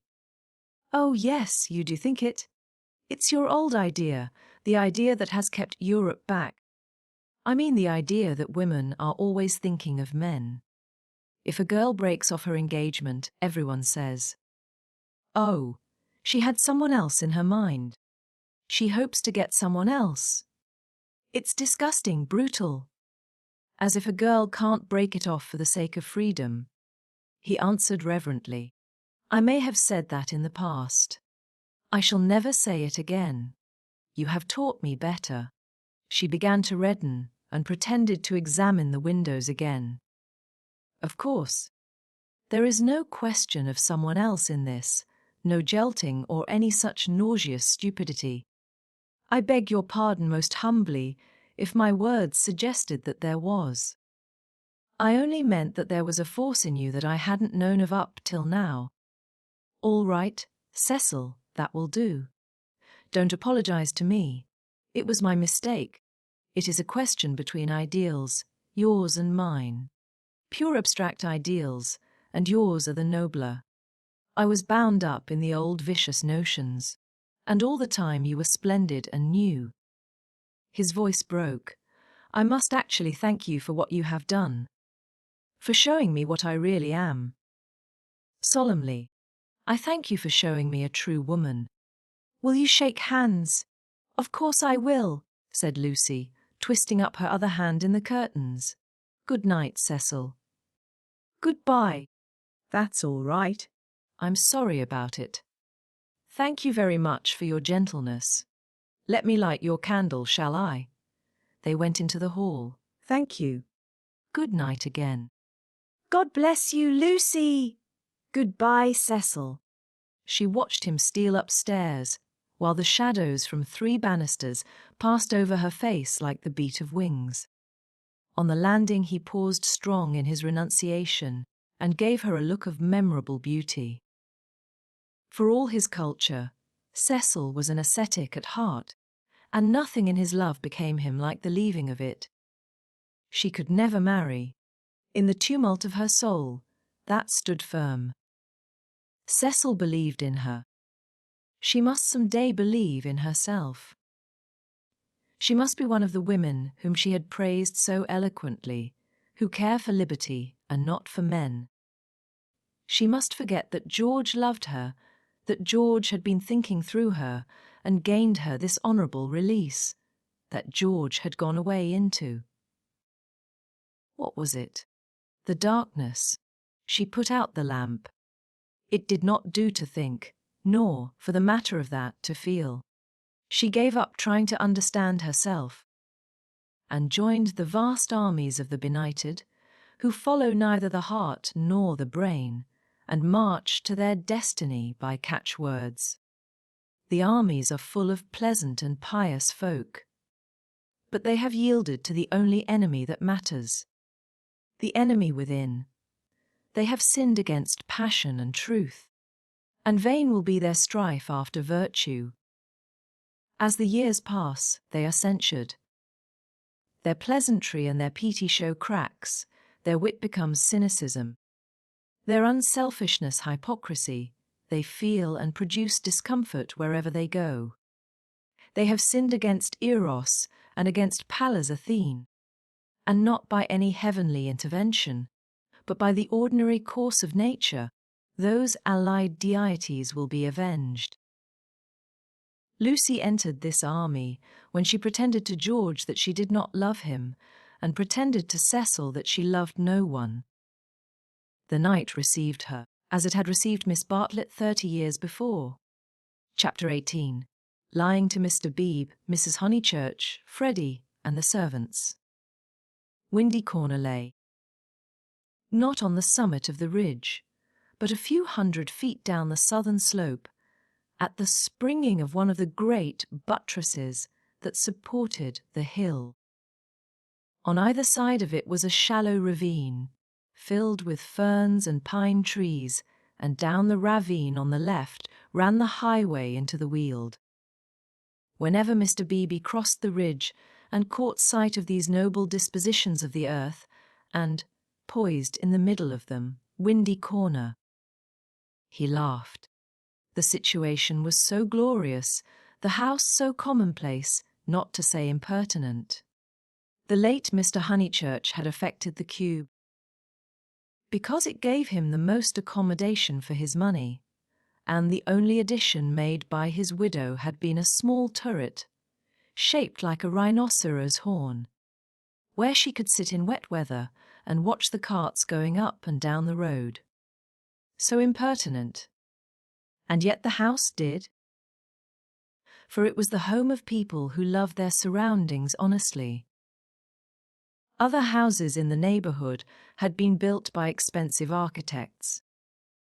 Over others their inmates had fidgeted sedulously, yet all these suggested the accidental, the temporary, while Windy Corner seemed as inevitable as an ugliness of nature's own creation.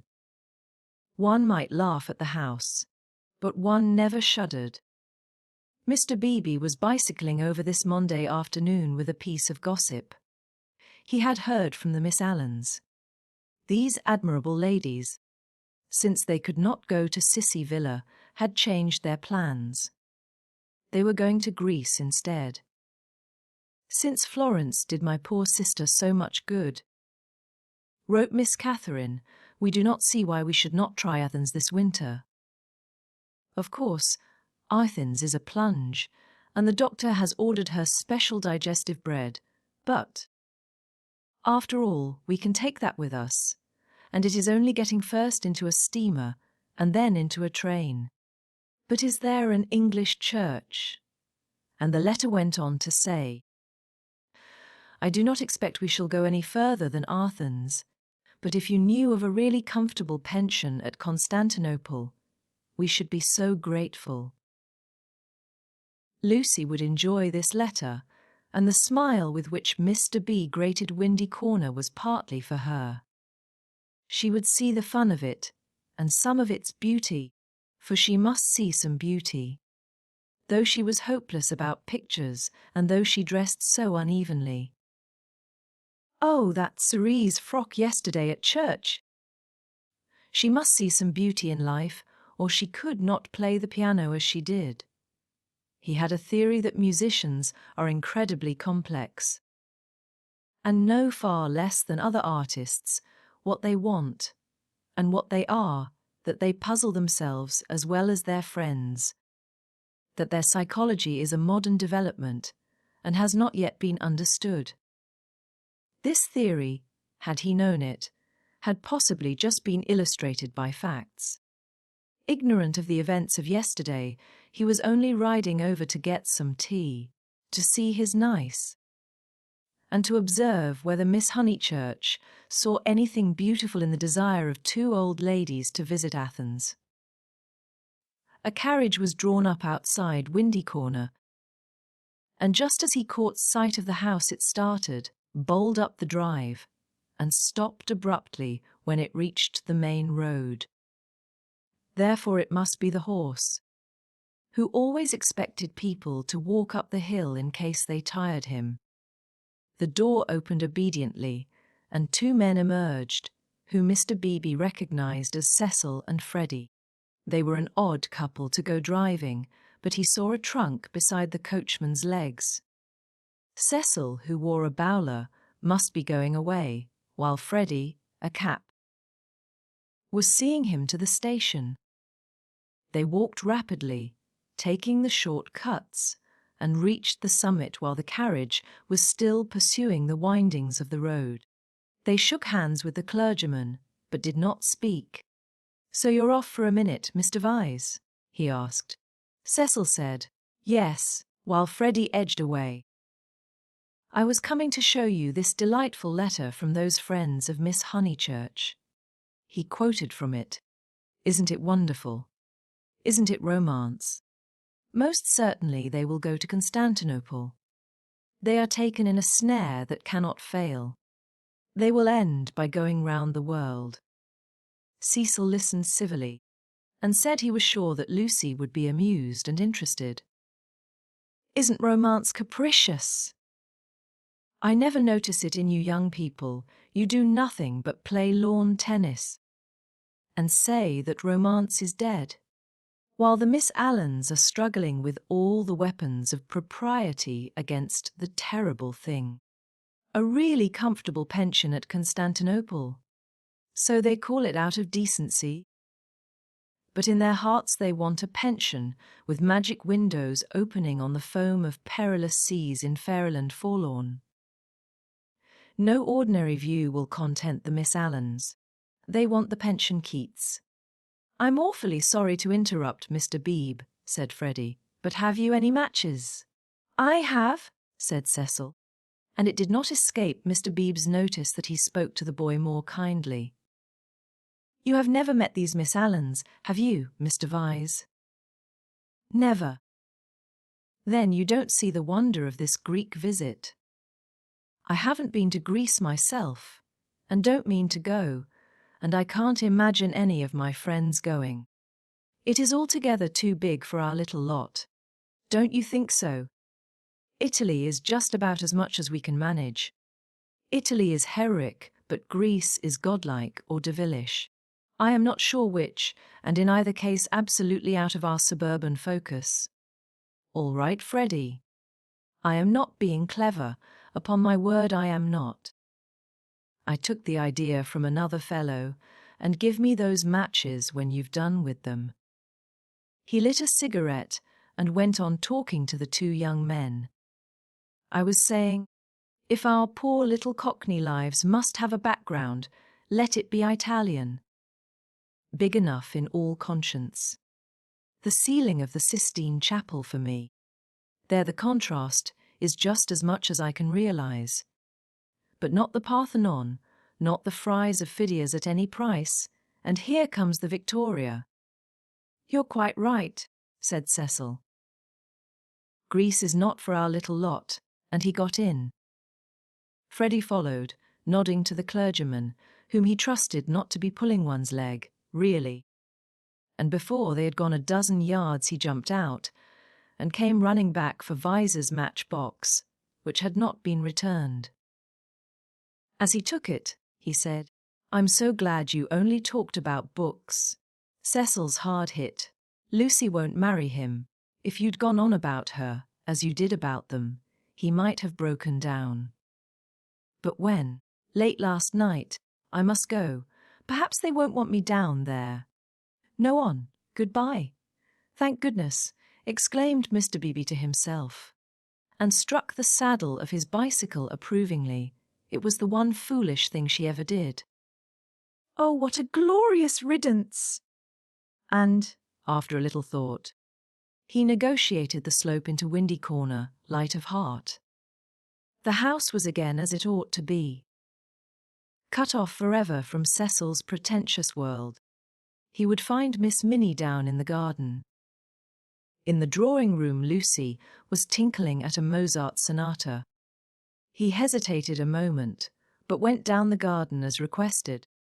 There he found a mournful company. It was a blustering day, and the wind had taken and broken the dahlias. Mrs. Honeychurch, who looked cross, was tying them up, while Miss Bartlett, unsuitably dressed, impeded her with offers of assistance. At a little distance stood Minnie and the garden child, a minute importation, each holding either end of a long piece of bass. Oh, how do you do, Mr. Beebe? Gracious, what a mess everything is! Look at my scarlet pompons. And the wind blowing your skirts about. And the ground so hard that not a prop will stick in. And then the carriage having to go out, when I had counted on having Powell who give everyone their due, does tie up dahlias properly. Evidently Mrs. Honeychurch was shattered. How do you do? Said Miss Bartlett, with a meaning glance, as though conveying that more than dahlias had been broken off by the autumn gales. Here, Lenny, the bass, cried Mrs. Honeychurch. The garden child, who did not know what Bass was, stood rooted to the path with horror. Minnie slipped to her uncle and whispered that everyone was very disagreeable today, and that it was not her fault if dahlia strings would tear long ways instead of across. "Come for a walk with me," he told her. "You have worried them as much as they can stand." "Mrs. Honeychurch, I only called in aimlessly. I shall take her up to tea at the Beehive Tavern, if I may." "Oh, must you?" "Yes, do." "Not the scissors, thank you, Charlotte, when both my hands are full already. I'm perfectly certain that the orange cactus will go before I can get to it." Mr. Beebe, who was an adept at relieving situations, invited Miss Bartlett to accompany them to this mild festivity. "Yes, Charlotte, I don't want you. Do go. There's nothing to stop about for, either in the house or out of it." Miss Bartlett said that her duty lay in the dahlia bed, but when she had exasperated everyone, except Minnie, by a refusal, she turned round and exasperated Minnie by an acceptance. As they walked up the garden, the orange cactus fell, and Mr. Beebe's last vision was of the garden child clasping it like a lover, his dark head buried in a wealth of blossom. "It is terrible, this havoc among the flowers," he remarked. "It is always terrible when the promise of months is destroyed in a moment," enunciated Miss Bartlett. "Perhaps we ought to send Miss Honeychurch down to her mother. Or will she come with us? I think we had better leave Lucy to herself and to her own pursuits. They're angry with Miss Honeychurch because she was late for breakfast," whispered Minnie. "And Floyd has gone, and Mr. Vyse has gone, and Freddy won't play with me. In fact, Uncle Arthur, the house is not at all what it was yesterday." "Don't be a prig," said her Uncle Arthur. "Go and put on your boots." He stepped into the drawing-room, where Lucy was still attentively pursuing the sonatas of Mozart. She stopped when he entered. "How do you do? Miss Bartlett and Minnie are coming with me to tea at the Beehive. Would you come too?" "I don't think I will, thank you." "No, I didn't suppose you would care to much." Lucy turned to the piano and struck a few chords. "How delicate those sonatas are," said Mr. Beebe, though at the bottom of his heart he thought them silly little things. Lucy passed into Scumann. "Miss Honeychurch, yes, I met them on the hill. Your brother told me." "Oh, he did?" She sounded annoyed.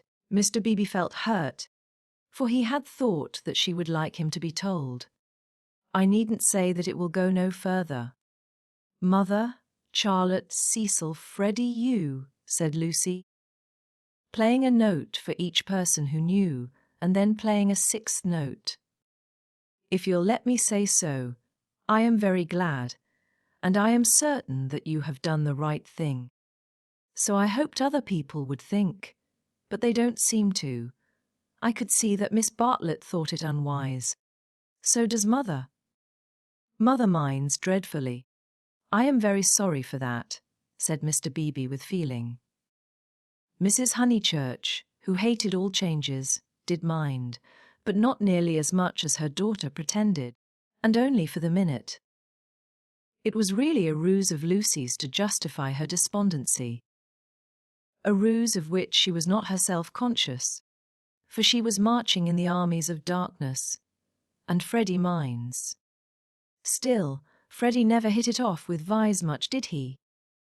I gathered that he disliked the engagement, and felt it might separate him from you. Boys are so odd. Minnie could be heard arguing with Miss Bartlett through the floor. Tea at the Beehive apparently involved a complete change of apparel. Mr. Beebe saw that Lucy, very properly, did not wish to discuss her action. So, after a sincere expression of sympathy, he said, "I have had an absurd letter from Miss Allen. That was really what brought me over.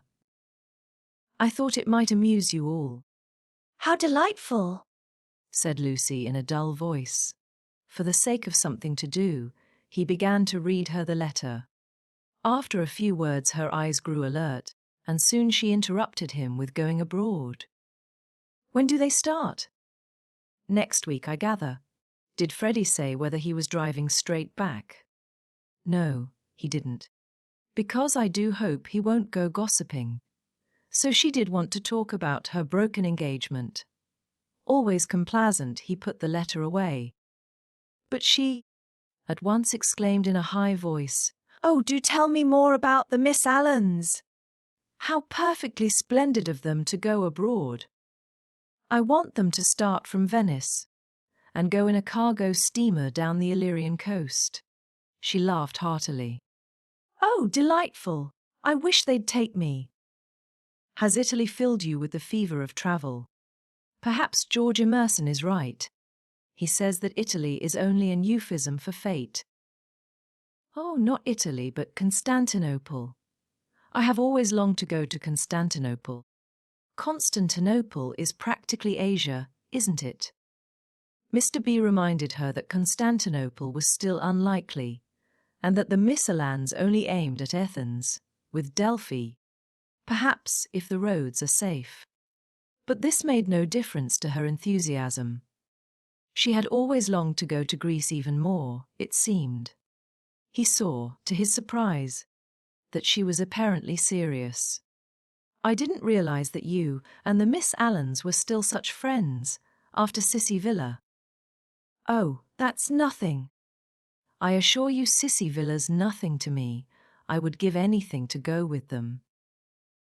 Would your mother spare you again so soon? You have scarcely been home 3 months.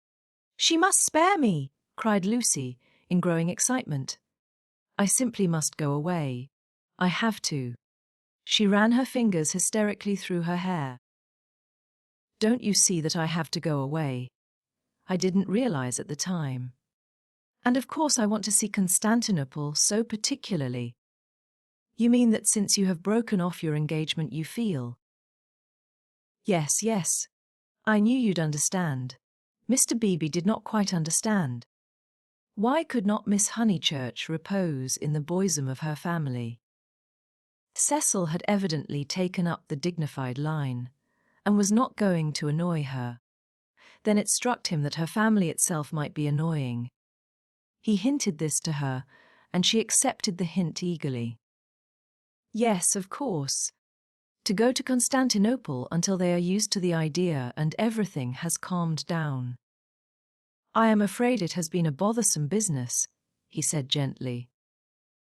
No, not at all. Cecil was very kind indeed only.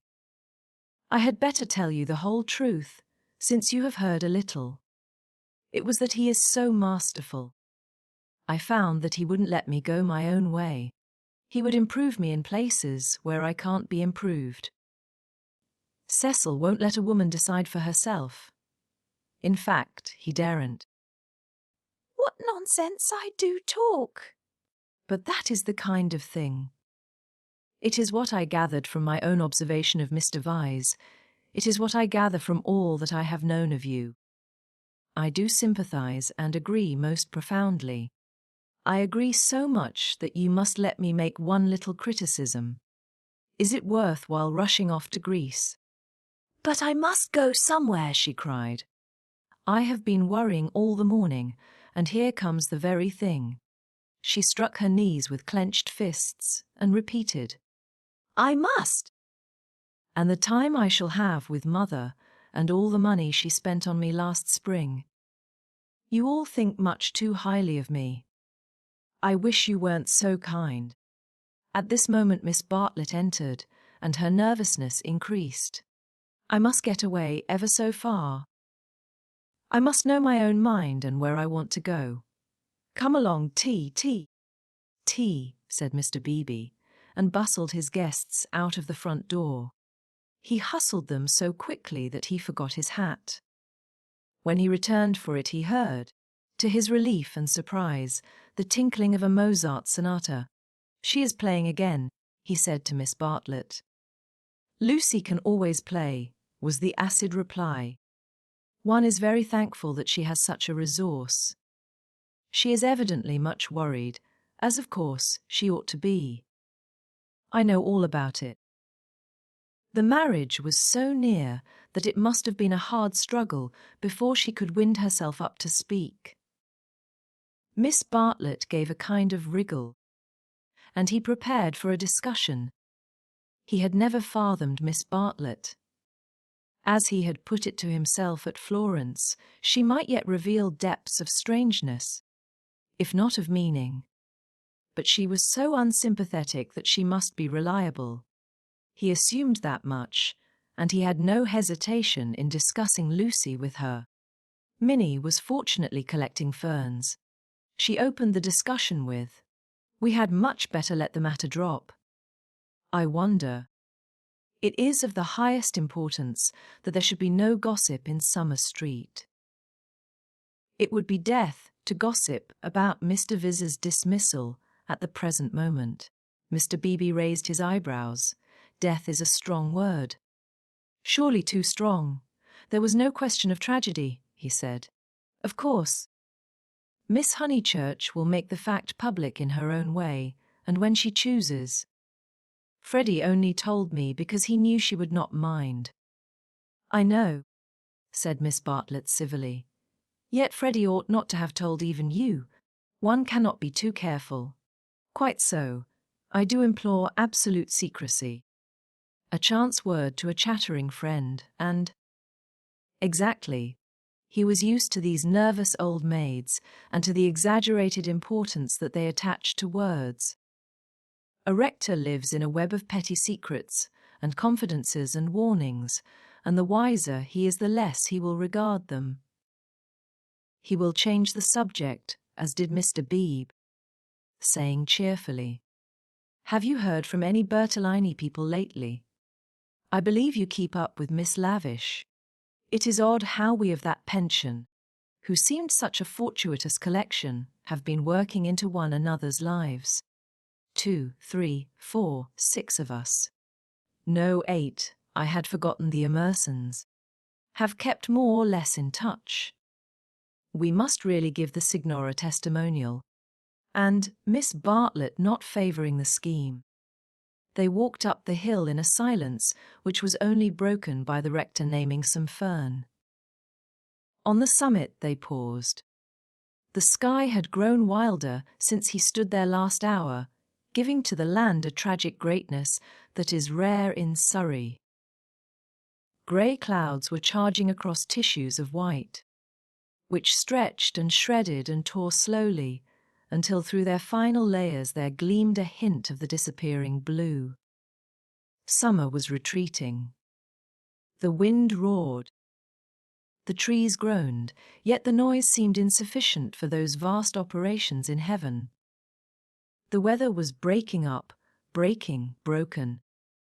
And it is a sense of the fit rather than of the supernatural that equips such crises with the salvos of angelic artillery.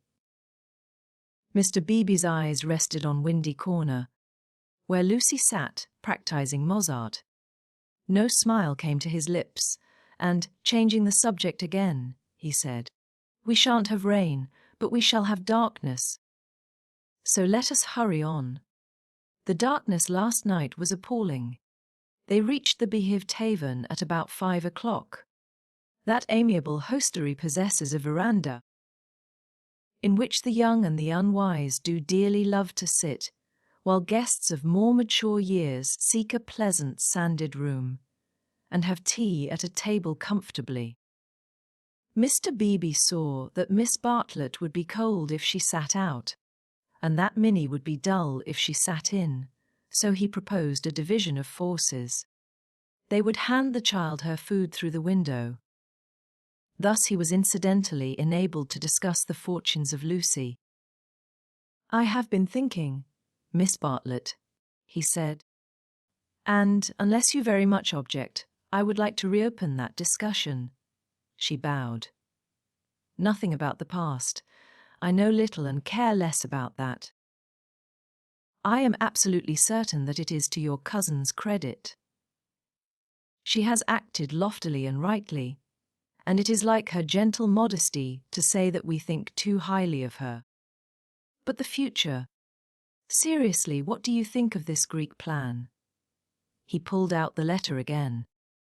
I don't know whether you overheard, but she wants to join the Missalons in their mad career. It's all. I can't explain. It's wrong. Miss Bartlett read the letter in silence, laid it down, seemed to hesitate, and then read it again. I can't see the point of it myself. To his astonishment, she replied, There I cannot agree with you. In it I spy Lucy's salvation, really. Now why? She wanted to leave Windy Corner, I know, but it seems so odd, so unlike her, so, I was going to say, selfish. It is natural, surely, after such painful scenes, that she should desire a change. Here, apparently, was one of those points that the male intellect misses. Mr. Beebe exclaimed. So she says herself, and since another lady agrees with her, I must own that I am partially convinced. Perhaps she must have a change. I have no sisters and I don't understand these things, but why need she go as far as Greece? You may well ask that, replied Miss Bartlett, who was evidently interested, and had almost dropped her evasive manner. Why Greece? What is it, Minnie dear? Jam. Why not Tunbridge Wells? Oh, Mr. Beebe. I had a long and most unsatisfactory interview with dear Lucy this morning. I cannot help her. I will say no more. Perhaps I have already said too much. I am not to talk. I wanted her to spend 6 months with me at Tunbridge Wells, and she refused. Mr. Beebe poked at a crumb with his knife. But my feelings are of no importance. I know too well that I get on Lucy's nerves. Our tour was a failure. She wanted to leave Florence. And when we got to Rome, she did not want to be in Rome, and all the time I felt that I was spending her mother's money. Let us keep to the future, though, interrupted Mr. Beebe. I want your advice. Very well, said Charlotte, with a choky abruptness that was new to him, though familiar to Lucy. I for one will help her to go to Greece. Will you? Mr. Beebe considered. It is absolutely necessary, she continued, lowering her veil and whispering through it with a passion, an intensity, that surprised him. I know. The darkness was coming on, and he felt that this odd woman really did know. She must not stop here a moment, and we must keep quiet till she goes. I trust that the servants know nothing afterwards, but I may have said too much already. Only, Lucy and I are helpless against Miss Honeychurch alone. If you help we may succeed. Otherwise, she repeated as if the word held finality. Yes, I will help her, said the clergyman, setting his jaw firm. Come, let us go back now, and settle the whole thing up. Miss Bartlett burst into florid gratitude.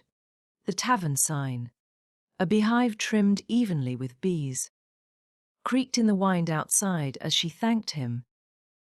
Mr. Beebe did not quite understand the situation, but then, he did not desire to understand it, nor to jump to the conclusion of another man. That would have attracted a grosser mind.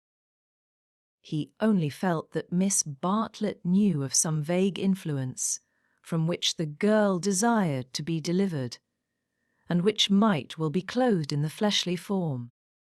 Its very vagueness spurred him into knight-errantry. His belief in celibacy, so reticent, so carefully concealed beneath his tolerance and culture, now came to the surface and expanded like some delicate flower.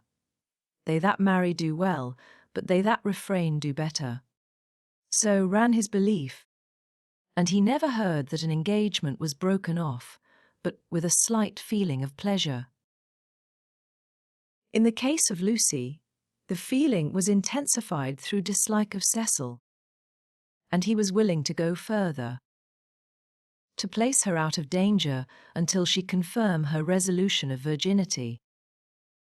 The feeling was very subtle and quite undogmatic, and he never imparted it to any other of the characters in this entanglement. Yet it existed, and it alone explains his action subsequently, and his influence on the action of others. The compact that he made with Miss Bartlett in the tavern was to help not only Lucy, but religion also. They hurried home through a world of black and grey. He conversed on indifferent topics. The Emersons' need of a housekeeper, servants, Italian servants. Novels about Italy, novels with a purpose. Could literature influence life? Windy Corner glimmered. In the garden, Mrs. Honeychurch, now helped by Freddy, still wrestled with the lives of her flowers. "It gets too dark," she said hopelessly. "This comes of putting off.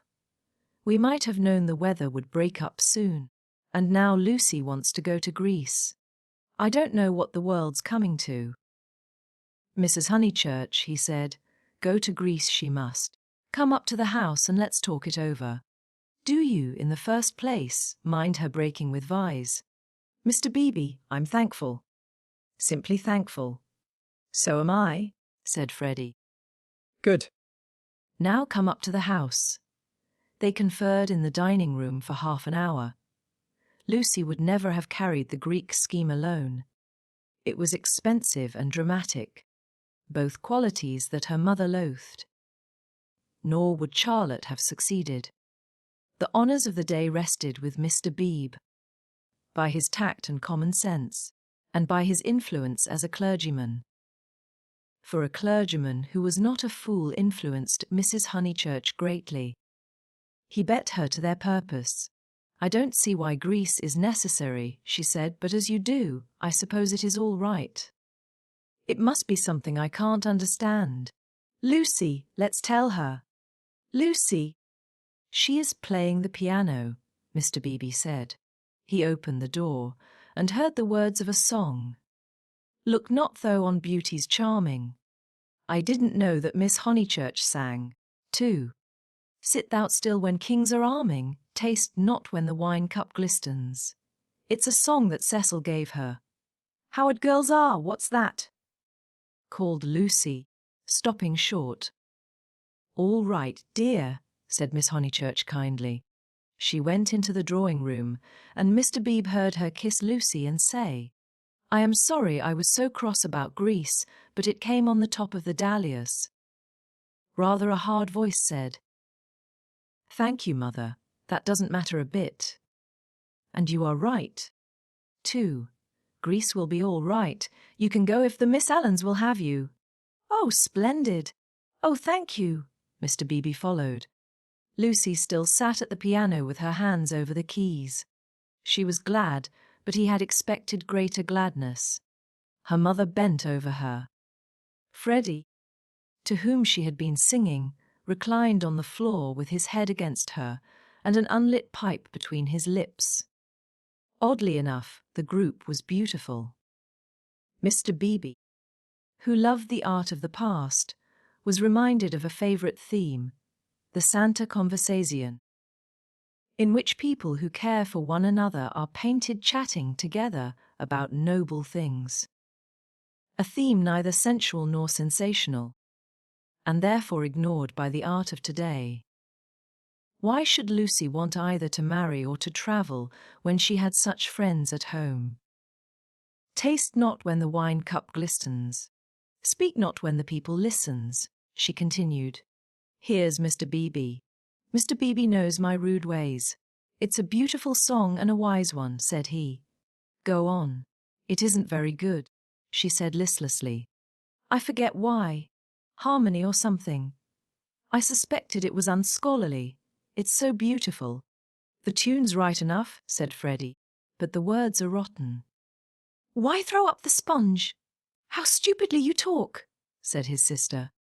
The Santa Conversation was broken up, after all. There was no reason that Lucy should talk about Greece or thank him for persuading her mother, so he said goodbye. Freddy lit his bicycle lamp for him in the porch, and with his usual felicity of phrase said, "This has been a day and a half. Stop thine ear against the singer. Wait a minute, she is finishing. From the red gold keep they finger, vacant heart and hand and eye, easy live and quiet die." "I love weather like this," said Freddy. Mr. Beebe passed into it. The two main facts were clear.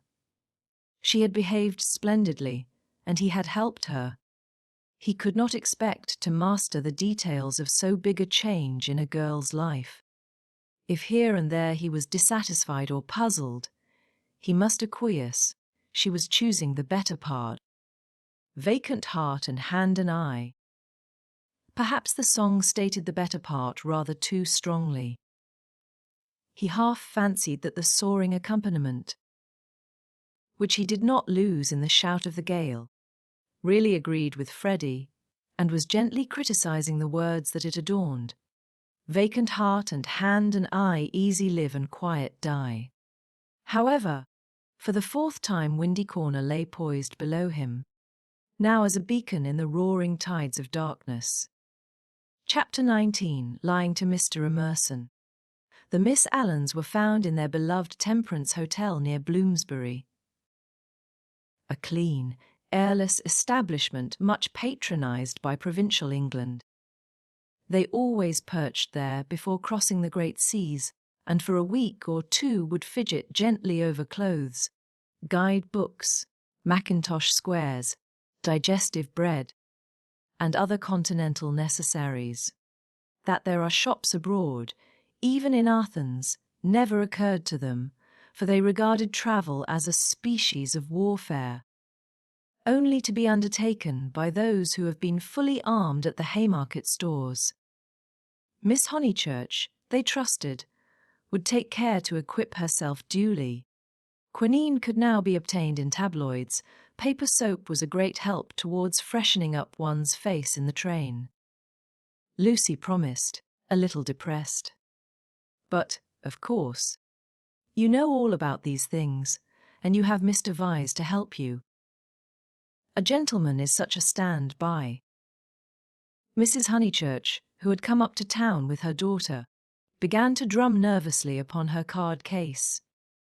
"We think it so good of Mr. Vyse to spare you," Miss Catherine continued. "It is not every young man who would be so unselfish. But perhaps he will come out and join you later on.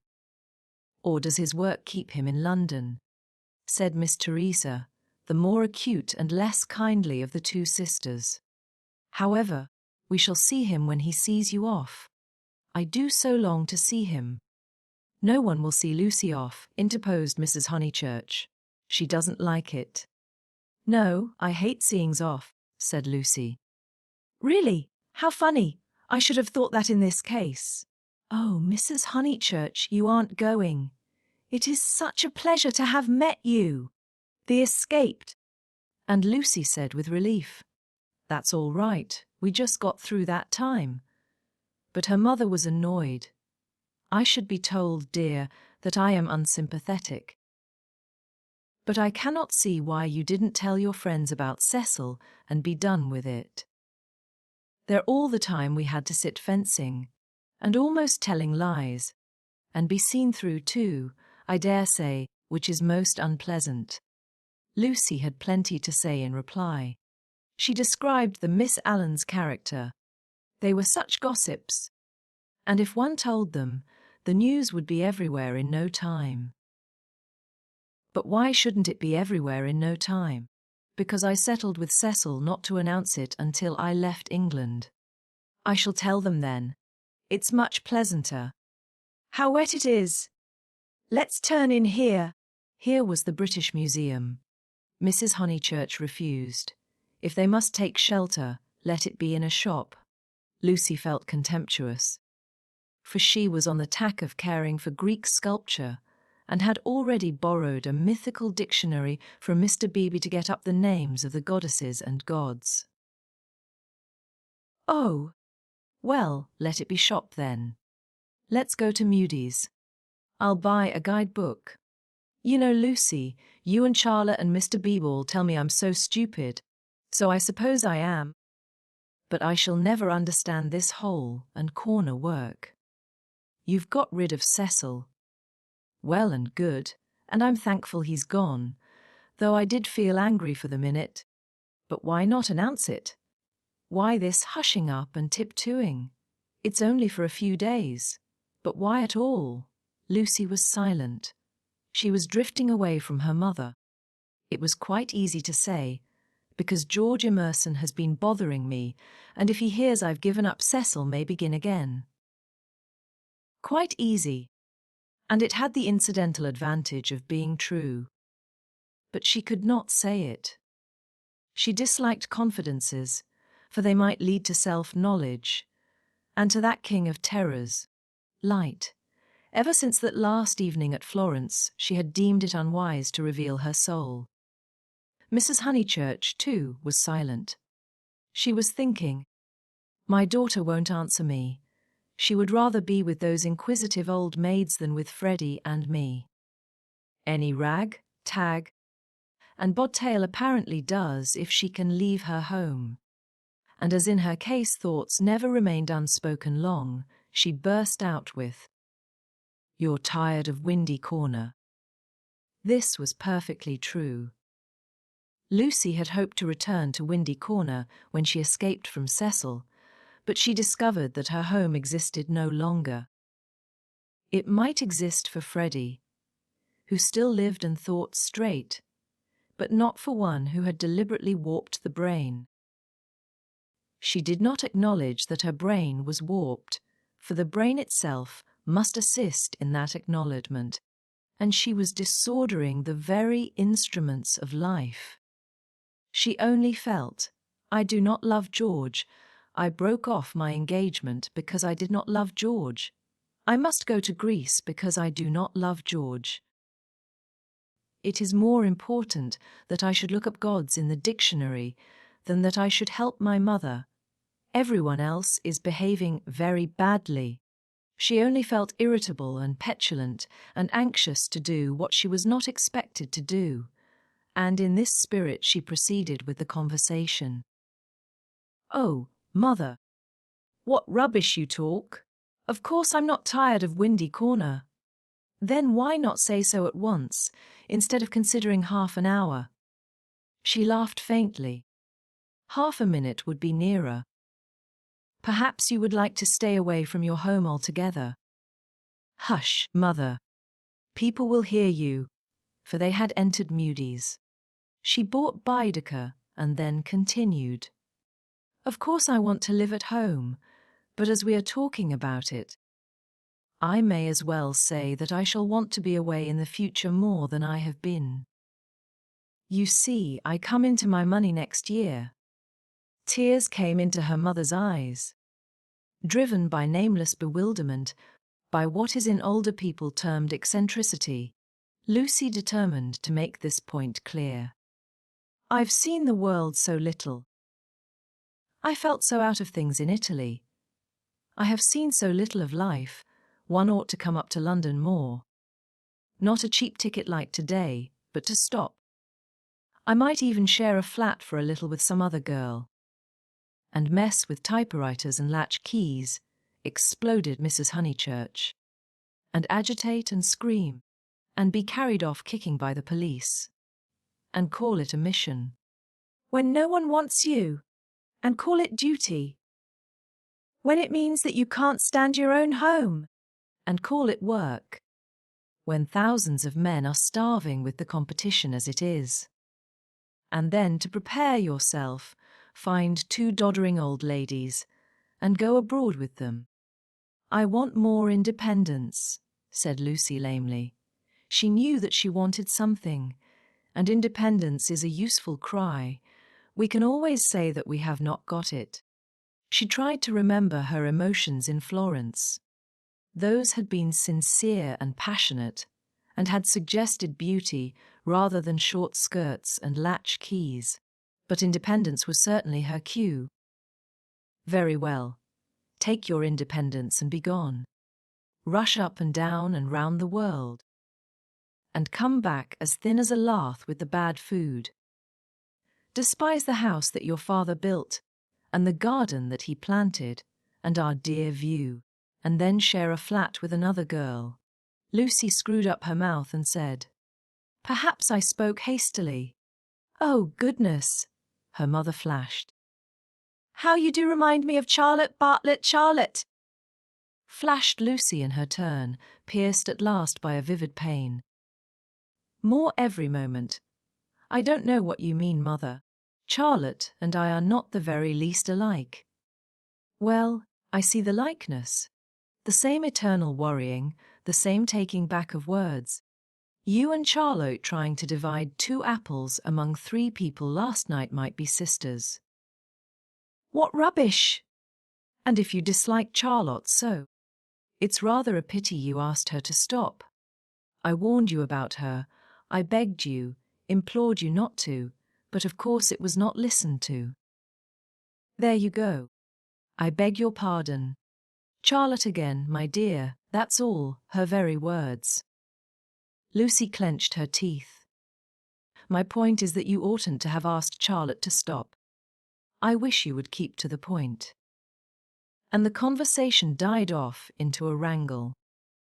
She and her mother shopped in silence, spoke little in the train. Little again in the carriage, which met them at Dorking station. It had poured all day, and as they ascended through the deep Surrey lanes, showers of water fell from the overhanging beech trees and rattled on the hood. Lucy complained that the hood was stuffy. Leaning forward, she looked out into the steaming dusk and watched the carriage lamp pass like a search, light over mud and leaves, and reveal nothing beautiful. "The crush when Charlotte gets in will be abominable," she remarked. For they were to pick up Miss Bartlett at Summer Street, where she had been dropped as the carriage went down, to pay a call on Mr. Beebe's old mother. "We shall have to sit 3 aside, because the trees drop, and yet it isn't raining." "Oh, for a little air." Then she listened to the horse's hoofs. "He has not told. He has not told." That melody was blurred by the soft road. "Can't we have the hood down?" she demanded, and her mother, with sudden tenderness, said, "Very well, old lady. Stop the horse." And the horse was stopped, and Lucy and Powell wrestled with the hood and squirted water down Mrs. Honeychurch's neck. But now that the hood was down, she did see something that she would have missed. There were no lights in the windows of Cecil Villa, and round the garden gate she fancied she saw a padlock. "Is that house to let again, Powell?" she called. "Yes, miss," he replied. "Have they gone?" "It is too far out of town for the young gentleman, and his father's rheumatism has come on, so he can't stop on alone, so they are trying to let furnished," was the answer. "They have gone, then?" "Yes, miss, they have gone." Lucy sank back. The carriage stopped at the rectory. She got out to call for Miss Bartlett. So the Emersons had gone, and all this bother about Greece had been unnecessary. Waste! That word seemed to sum up the whole of life. Wasted plans, wasted money, wasted love. And she had wounded her mother. Was it possible that she had muddled things away? Quite possible. Other people had. When the maid opened the door, she was unable to speak and stared stupidly into the hall. Miss Bartlett at once came forward and after a long preamble asked a great favour. Might she go to church? Mr. B. and his mother had already gone, but she had refused to start until she obtained her hostess' full sanction, for it would mean keeping the horse waiting a good 10 minutes more. "Certainly," said the hostess warily. "I forgot it was Friday. Let's all go. Powell can go round to the stables. Lucy dearest, no church for me, thank you." A sigh, and they departed. The church was invisible, but up in the darkness to the left there was a hint of colour. This was a stained window, through which some feeble light was shining. And when the door opened, Lucy heard Mr. Beebe's voice running through the litany to a minute congregation. Even their church, built upon the slope of the hill so artfully, with its beautiful raised transept and its spire of silvery shingle, even their church had lost its charm, and the thing one never talked about, religion, was fading like all the other things. She followed the maid into the rectory. Would she object to sitting in Mr. Beebe's study? There was only that one fire. She would not object. Someone was there already, for Lucy heard the words. "A lady to wait, sir." Old Mr. Emerson was sitting by the fire, with his foot upon a gout stool. "Oh, Miss Honeychurch, that you should come!" He quivered, and Lucy saw an alteration in him since last Sunday. Not a word would come to her lips. George she had faced, and could have faced again, but she had forgotten how to treat his father. "Miss Honeychurch, dear, we are so sorry. George is so sorry. He thought he had a right to try. I cannot blame my boy, and yet I wish he had told me first. He ought not to have tried. I knew nothing about it at all." If only she could remember how to behave! He held up his hand. "But you must not scold him." Lucy turned her back and began to look at Mr. Beebe's books. "I taught him," he quivered, "to trust in love," I said. "When love comes." "That is reality," I said. "Passion does not blind." "No, passion is sanity, and the woman you love, she is the only person you will ever really understand," he sighed. "True. Everlastingly true, though my day is over, and though there is the result."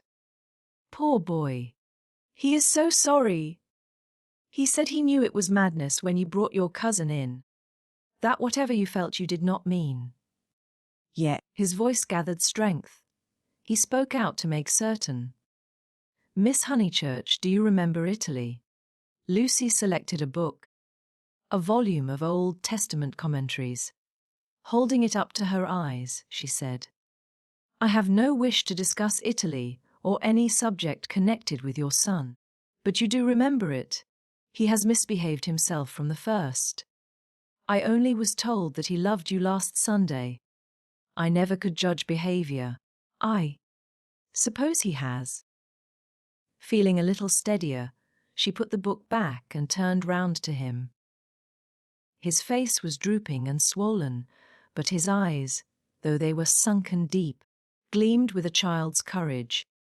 "Why, he has behaved abominably," she said. "I am glad he is sorry. Do you know what he did?" "Not abominably," was the gentle correction. "He only tried when he should not have tried. You have all you want, Miss Honeychurch. You are going to marry the man you love. Do not go out of George's life saying he is abominable."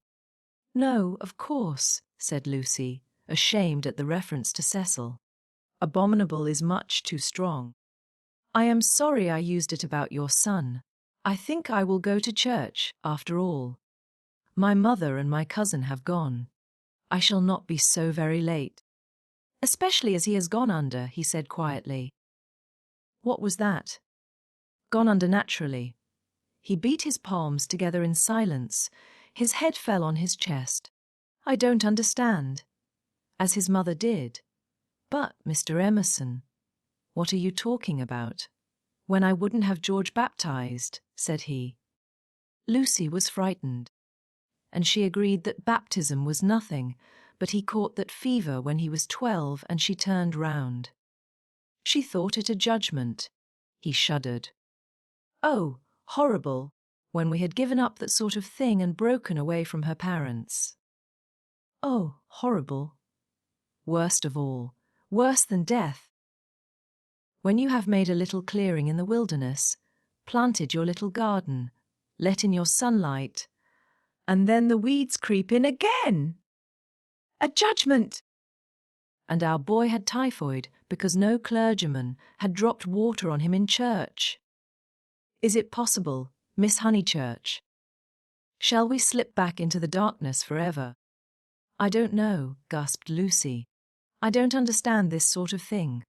I was not meant to understand it. But Mr. Eager, he came when I was out, and acted according to his principles. I don't blame him or anyone, but by the time George was well, she was ill. He made her think about sin, and she went under thinking about it. It was thus that Mr. Emerson had murdered his wife in the sight of God. Oh, how terrible, said Lucy, forgetting her own affairs at last. He was not baptized, said the old man. I did hold firm. And he looked with unwavering eyes at the rows of books as if, at what cost? He had won a victory over them. My boy shall go back to the earth untouched. She asked whether young Mr. Emerson was ill. Oh, last Sunday. He started into the present. George last Sunday. No, not ill. Just gone under. He is never ill. But he is his mother's son. Her eyes were his, and she had that forehead that I think so beautiful. And he will not think it worth while to live. It was always touch and go. He will live, but he will not think it worth while to live. He will never think anything worth while. You remember that church at Florence? Lucy did remember, and how she had suggested that George should collect postage stamps. After you left Florence. Horrible. Then we took the house here, and he goes bathing with your brother, and became better. You saw him bathing. I am so sorry. But it is no good discussing this affair. I am deeply sorry about it. Then there came something about a novel. I didn't follow it at all. I had to hear so much, and he minded telling me. He finds me too old. Ah, well, one must have failures. George comes down tomorrow and takes me up to his London rooms. He can't bear to be about here, and I must be where he is. Mr. Emerson, cried the girl, don't leave at least, not on my account. I am going to Greece. Don't leave your comfortable house. It was the first time her voice had been kind, and he smiled. How good everyone is! And look at Mr. Beebe housing me. Came over this morning and heard I was going. Here I am so comfortable with a fire. Yes, but you won't back to London. It's absurd. I must be with George. I must make him care to live, and down here he can't. He says the thought of seeing you and of hearing about you. I am not justifying him. I am only saying what has happened. Oh, Mr. Emerson. She took hold of his hand. You mustn't. I've been bother enough to the world by now. I can't have you moving out of your house when you like it, and perhaps losing money through it. All on my account. You must stop. I am just going to Greece. All the way to Greece. Her manner altered. To Greece. So you must stop.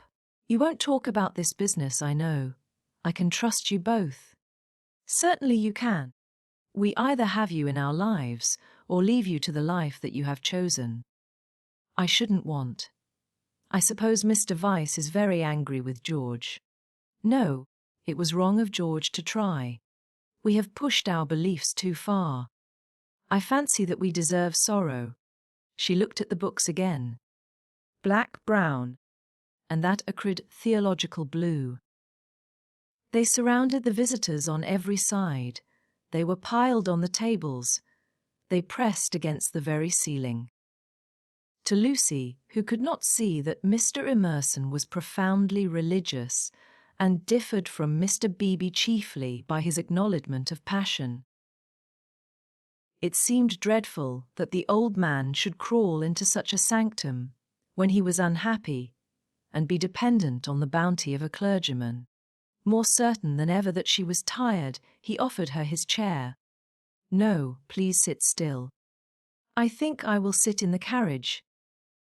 Miss Honeychurch, you do sound tired. Not a bit, said Lucy, with trembling lips. But you are, and there's a look of George about you. And what were you saying about going abroad? She was silent. Greece, and she saw that he was thinking the word over. Greece, but you were to be married this year, I thought. Not till January, it wasn't, said Lucy, clasping her hands. Would she tell an actual lie when it came to the point? I suppose that Mr. Vyse is going with you. I hope. It isn't because George spoke that you are both going. No.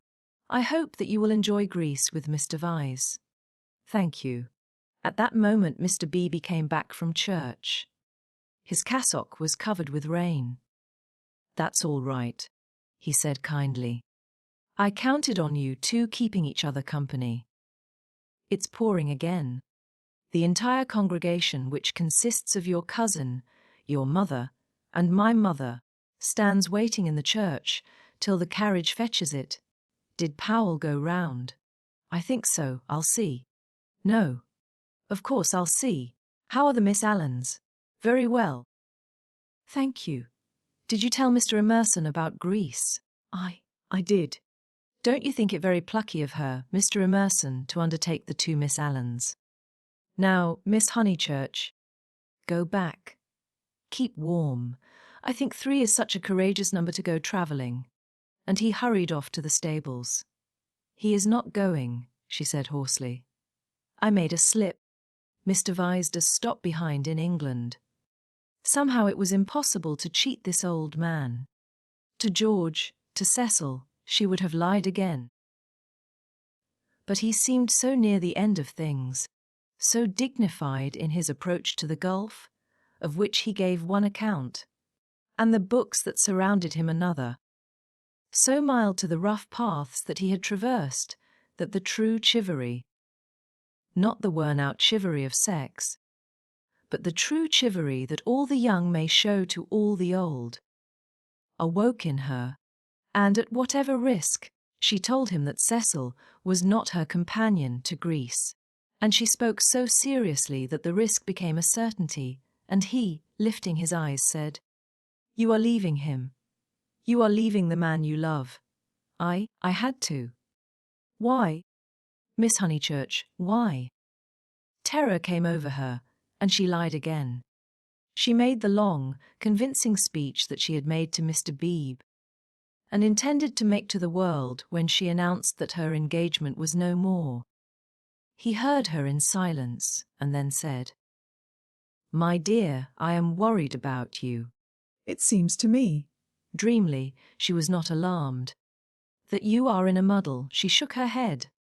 Take an old man's word. There's nothing worse than a muddle in all the world. It is easy to face death and fate, and the things that sound so dreadful. It is on my muddles that I look back with horror. On the things that I might have avoided. We can help one another but little. I used to think I could teach young people the whole of life, but I know better now, and all my teaching of George has come down to this. Beware of muddle. Do you remember in that church when you pretended to be annoyed with me and weren't? Do you remember before when you refused the room with the view? Those were muddles. Little but ominous, and I am fearing that you are in one now. She was silent. Don't trust me, Miss Honeychurch.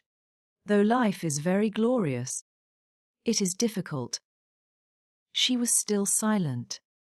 Life, wrote a friend of mine, is a public performance on the violin, in which you must learn the instrument as you go along. I think he puts it well. Man has to pick up the use of his functions as he goes along, especially the function of love. Then he burst out excitedly. That's it. That's what I mean. You love George. And after his long preamble, the 3 words burst against Lucy like waves from the open sea. But you do, he went on, not waiting for contradiction. You love the boy body and soul, plainly, directly, as he loves you, and no other word expresses it. You won't marry the other man for his sake. How dare you? Gasped Lucy, with the roaring of waters in her ears. Oh, how like a man, I mean. To suppose that a woman is always thinking about a man. But you are. She summoned physical disgust. You're shocked, but I mean to shock you. It's the only hope at times. I can reach you no other way. You must marry, or your life will be wasted. You have gone too far to retreat. I have no time for the tenderness and the comradeship and the poetry and the things that really matter and for which you marry. I know that, with George, you will find them and that you love him. Then be his wife. He is already part of you. Though you fly to Greece and never see him again or forget his very name, George will work in your thoughts till you die. It isn't possible to love and to part. You will wish that it was. You can transmute love, ignore it, muddle it, but you can never pull it out of you. I know by experience that the poets are right. Love is eternal. Lucy began to cry with anger, and though her anger passed away soon, her tears remained. I only wish poets would say this too. Love is of the body, not the body, but of the body. Ah, the misery that would be saved if we confessed that. Ah, for a little directness to liberate the soul. Your soul, dear Lucy. I hate the word now, because of all the cant with which superstition has wrapped it round. But we have souls. I cannot say how they came nor whether they go, but we have them, and I see you ruining yours. I cannot bear it. It is again the darkness creeping in. It is hell. Then he checked himself. What nonsense I have talked. How abstract and remote, and I have made you cry. Dear girl, forgive my prosness, marry my boy. When I think what life is, and how seldom love is answered by love. Marry him. It is one of the moments for which the world was made. She could not understand him. The words were indeed remote. Yet as he spoke the darkness was withdrawn, veil after veil, and she saw to the bottom of her soul. Then, Lucy, you've frightened me, she moaned. Cecil, Mr. Beebe, the tickets bought, everything. She fell sobbing into the chair. I'm caught in the tangle. I must suffer and grow old away from him. I cannot break the whole of life for his sake. They trusted me. A carriage drew up at the front door. Give George my love, once only. Tell him muddle. Then she arranged her veil while the tears poured over her cheeks inside. Lucy, no, they are in the hall. Oh, please not, Mr. Emerson. They trust me. But why should they, when you have deceived them? Mr. Beebe opened the door, saying, Here's my mother. You're not worthy of their trust.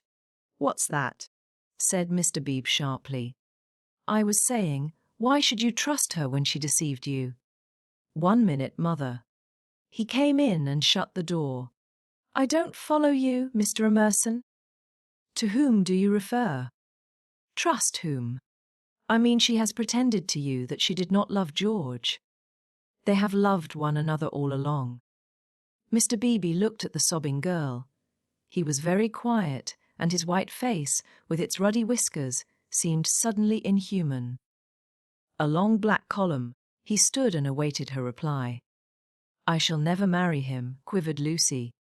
A look of contempt came over him, and he said, Why not? Mr. Beebe, I have missiled you. I have missiled myself. Oh, rubbish, Miss Honeychurch! It is not rubbish, said the old man hotly. It's the part of people that you don't understand. Mr. Beebe laid his hand on the old man's shoulder pleasantly. Lucy, called voices from the carriage. Mr. Beebe, could you help me? He looked amazed at the request, and said in a low, stern voice, I am more grieved than I can possibly express. It is lamentable, lamentable, incredible. What's wrong with the boy? Fired up the other again. Nothing, Mr. Emerson, except that he no longer interests me. Marry George, Miss Honeychurch. He will do admirably. He walked out and left them. They heard him guiding his mother upstairs. Lucy, the voices called. She turned to Mr. Emerson in despair. but his face revived her. It was the face of a saint who understood. Now it is all dark. Now beauty and passion seem never to have existed. I know. But remember the mountains over Florence and the view. Ah, dear, if I were George and gave you one kiss, it would make you brave. You have to go cold into a battle that needs warmth. Out into the muddle that you have made yourself, and your mother and all your friends will despise you. Oh, my darling, and rightly, if it is ever right to despise. George still dark, all the tussle and the misery without a word from him. Am I justified? Into his own eyes tears came. Yes, for we fight for more than love or pleasure, there is truth. Truth counts, truth does count. You kiss me, said the girl. You kiss me. I will try. He gave her a sense of duties reconciled, a feeling that, in gaining the man she loved, she would gain something for the whole world. Throughout the squalor of her homeward drive, she spoke at once. His salutation remained. He had robbed the body of its taint, the world's taunts of their sting. He had shown her the holiness of direct desire. She never exactly understood. She would say in after years how he managed to strengthen her. It was as if he had made her see the whole of everything at once. Chapter 20. The end of the Middle Ages. The Miss Allans did go to Greece, but they went by themselves. They alone of this little company will double Malea, and plough the waters of the Saronic Gulf. They alone will visit Athens and Delphi, and either shrine of intellectual song, that upon the Acropolis, encircled by blue seas, that under Parnassus, where the eagles build and the bronze charioteer drives undismayed towards infinity. Trembling, anxious, cumbered with much digestive bread, they did proceed to Constantinople, they did go round the world. The rest of us must be contented with a fair, but a less arduous, goal. Italiam petimus. We returned to the pension Bertolini. George said it was his old room. No, it isn't, said Lucy, because it is the room I had, and I had your father's room. I forget why. Charlotte made me for some reason. He knelt on the tiled floor and laid his face in her lap. George, you baby, get up. Why shouldn't I be a murmured George. Unable to answer this question, she put down his sock, which she was trying to mend, and gazed out through the window. It was evening and again the spring. Oh, bother Charlotte, she said thoughtfully. What can such people be made of? Same stuff as parsons are made of. Nonsense. Quite right. It is nonsense. Now you get up off the cold floor, or you'll be starting rheumatism next, and you stop laughing and being so silly. Why shouldn't I laugh? He asked, pinning her with his elbows and advancing his face to hers. What's there to cry at? Kiss me here. He indicated the spot where a kiss would be welcome. He was a boy after all. When it came to the point, it was she who remembered the past, she into whose soul the iron had entered, she who knew whose room this had been last year. It endeared him to her strangely that he should be sometimes wrong. Any letters? He asked. Just a line from Freddy. Now kiss me here, then here. Then, threatened again with rheumatism, he strolled to the window, opened it, as the English will, and leant out. There was the parapet. There the river, there to the left the beginnings of the hills. The cab driver, who at once saluted him with the hiss of a serpent, might be that very Phaethon who had set this happiness in motion 12 months ago. A passion of gratitude. All feelings grow to passions in the south. Came over the husband, and he blessed the people and the things who had taken so much trouble about a young fool. He had helped himself, it is true, but how stupidly! All the fighting that mattered had been done by others. by Italy, by his father, by his wife. Lucy, you come and look at the cypresses, and the church, whatever its name is, still shows. San Miniato. I'll just finish your sock. Signorino, domani fermo uno giro, called the cabman, with engaging certainty. George told him that he was mistaken. They had no money to throw away on driving. And the people who had not meant to help. The Miss Lavishes, the Cecils, The Miss Bartletts? ever prone to magnify fate, George counted up the forces that had swept him into this contentment. Anything good in Freddy's letter? Not yet. His own content was absolute, but hers held bitterness. The Honeychurches had not forgiven them. They were disgusted at her past hypocrisy. She had alienated Windy Corner, perhaps forever. What does he say? Silly boy. He thinks he's being dignified. He knew we should go off in the spring. He has known it for 6 months. That if Mother wouldn't give her consent, we should take the thing into our own hands. They had fair warning, and now he calls it an elopement. Ridiculous boy. Signorino, domani fermo uno giro. But it will all come right in the end. He has to build us both up from the beginning again. I wish, though, that Cecil had not turned so cynical about women. He has, for the second time, quite altered. Why will men have theories about women? I haven't any about men. I wish, too, that Mr. Beebe. You may well wish that. He will never forgive us. I mean, he will never be interested in us again. I wish that he did not influence them so much at Windy Corner. I wish he hadn't. But if we act the truth, the people who really love us are sure to come back to us in the long run. Perhaps. Then he said more gently, well, I acted the truth. The only thing I did do. And you came back to me. So possibly you know. He turned back into the room. Nonsense with that sock. He carried her to the window so that she, too, saw all the view. They sank upon their knees, invisible from the road, they hoped, and began to whisper one another's names. Ah, it was worthwhile. It was the great joy that they had expected, and countless little joys of which they had never dreamt. They were silent. Signorino, domani fermo. Oh, bother that man! But Lucy remembered the vendor of photographs and said, no, don't be rude to him. Then, with a catching of her breath, she murmured, Mr. Eager and Charlotte. Dreadful frozen Charlotte. How cruel she would be to a man like that! Look at the lights going over the bridge. But this room reminds me of Charlotte. How horrible to grow old in Charlotte's way! To think that evening at the rectory, that she shouldn't have heard your father was in the house. For she would have stopped me going in, and he was the only person alive who could have made me see sense. You couldn't have made me. When I am very happy. She kissed him. I remember on how little it all hangs.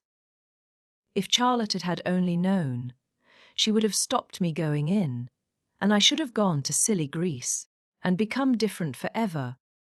But she did know, said George. She did see my father, surely. He said so. Oh, no, she didn't see him. She was upstairs with old Miss Beebe. Don't you remember? And then went straight to the church. She said so. George was obstinate again. My father said he saw her, and I prefer his word. He was dozing by the study fire, and he opened his eyes, and there was Miss Bartlett. A few minutes before you came in. She was turning to go as he woke up. He didn't speak to her. Then they spoke of other things. The desultory talk of those who have been fighting to reach one another, and whose reward is to rest quietly in each other's arms. It was longer they returned to Miss Bartlett. But when they did, her behaviour seemed more interesting. George, who disliked any darkness, said, "It's clear that she knew. Then, why did she risk the meeting? She knew he was there, and yet she went to church. They tried to piece the thing together. As they talked, an incredible solution came into Lucy's mind. She rejected it and said, "How like Charlotte to undo her work by a feeble muddle at the last moment." But something in the dying evening, in the roar of the river, in their very embrace warned them that her words fell short of life, and George whispered, "Or did she mean it?" "Mean what?" "Signorino domani fermo anno gira." Lucy bent forward and said with gentleness, "Lascia, prego lascia, siamo sposati." "Scusi tanto, signora," he replied in tones as gentle, and whipped up his horse. "Buona sera, I grazie." "Niente." The cabman drove away singing. "Mean what, George?" he whispered. "Is it this? Is this possible? I'll put a marvel to you. That your cousin has always hoped. That from the very first moment we met, she hoped, far down in her mind, that we should be like this. Of course, very far down. That she fought us on the surface, and yet she hoped. I can't explain her any other way. Can you? Look how she kept me alive in you all the summer. How she gave you no peace. How month after month she became more eccentric and unreliable. The sight of us haunted her. Or she couldn't have described us as she did to her friend. There are details. It burnt.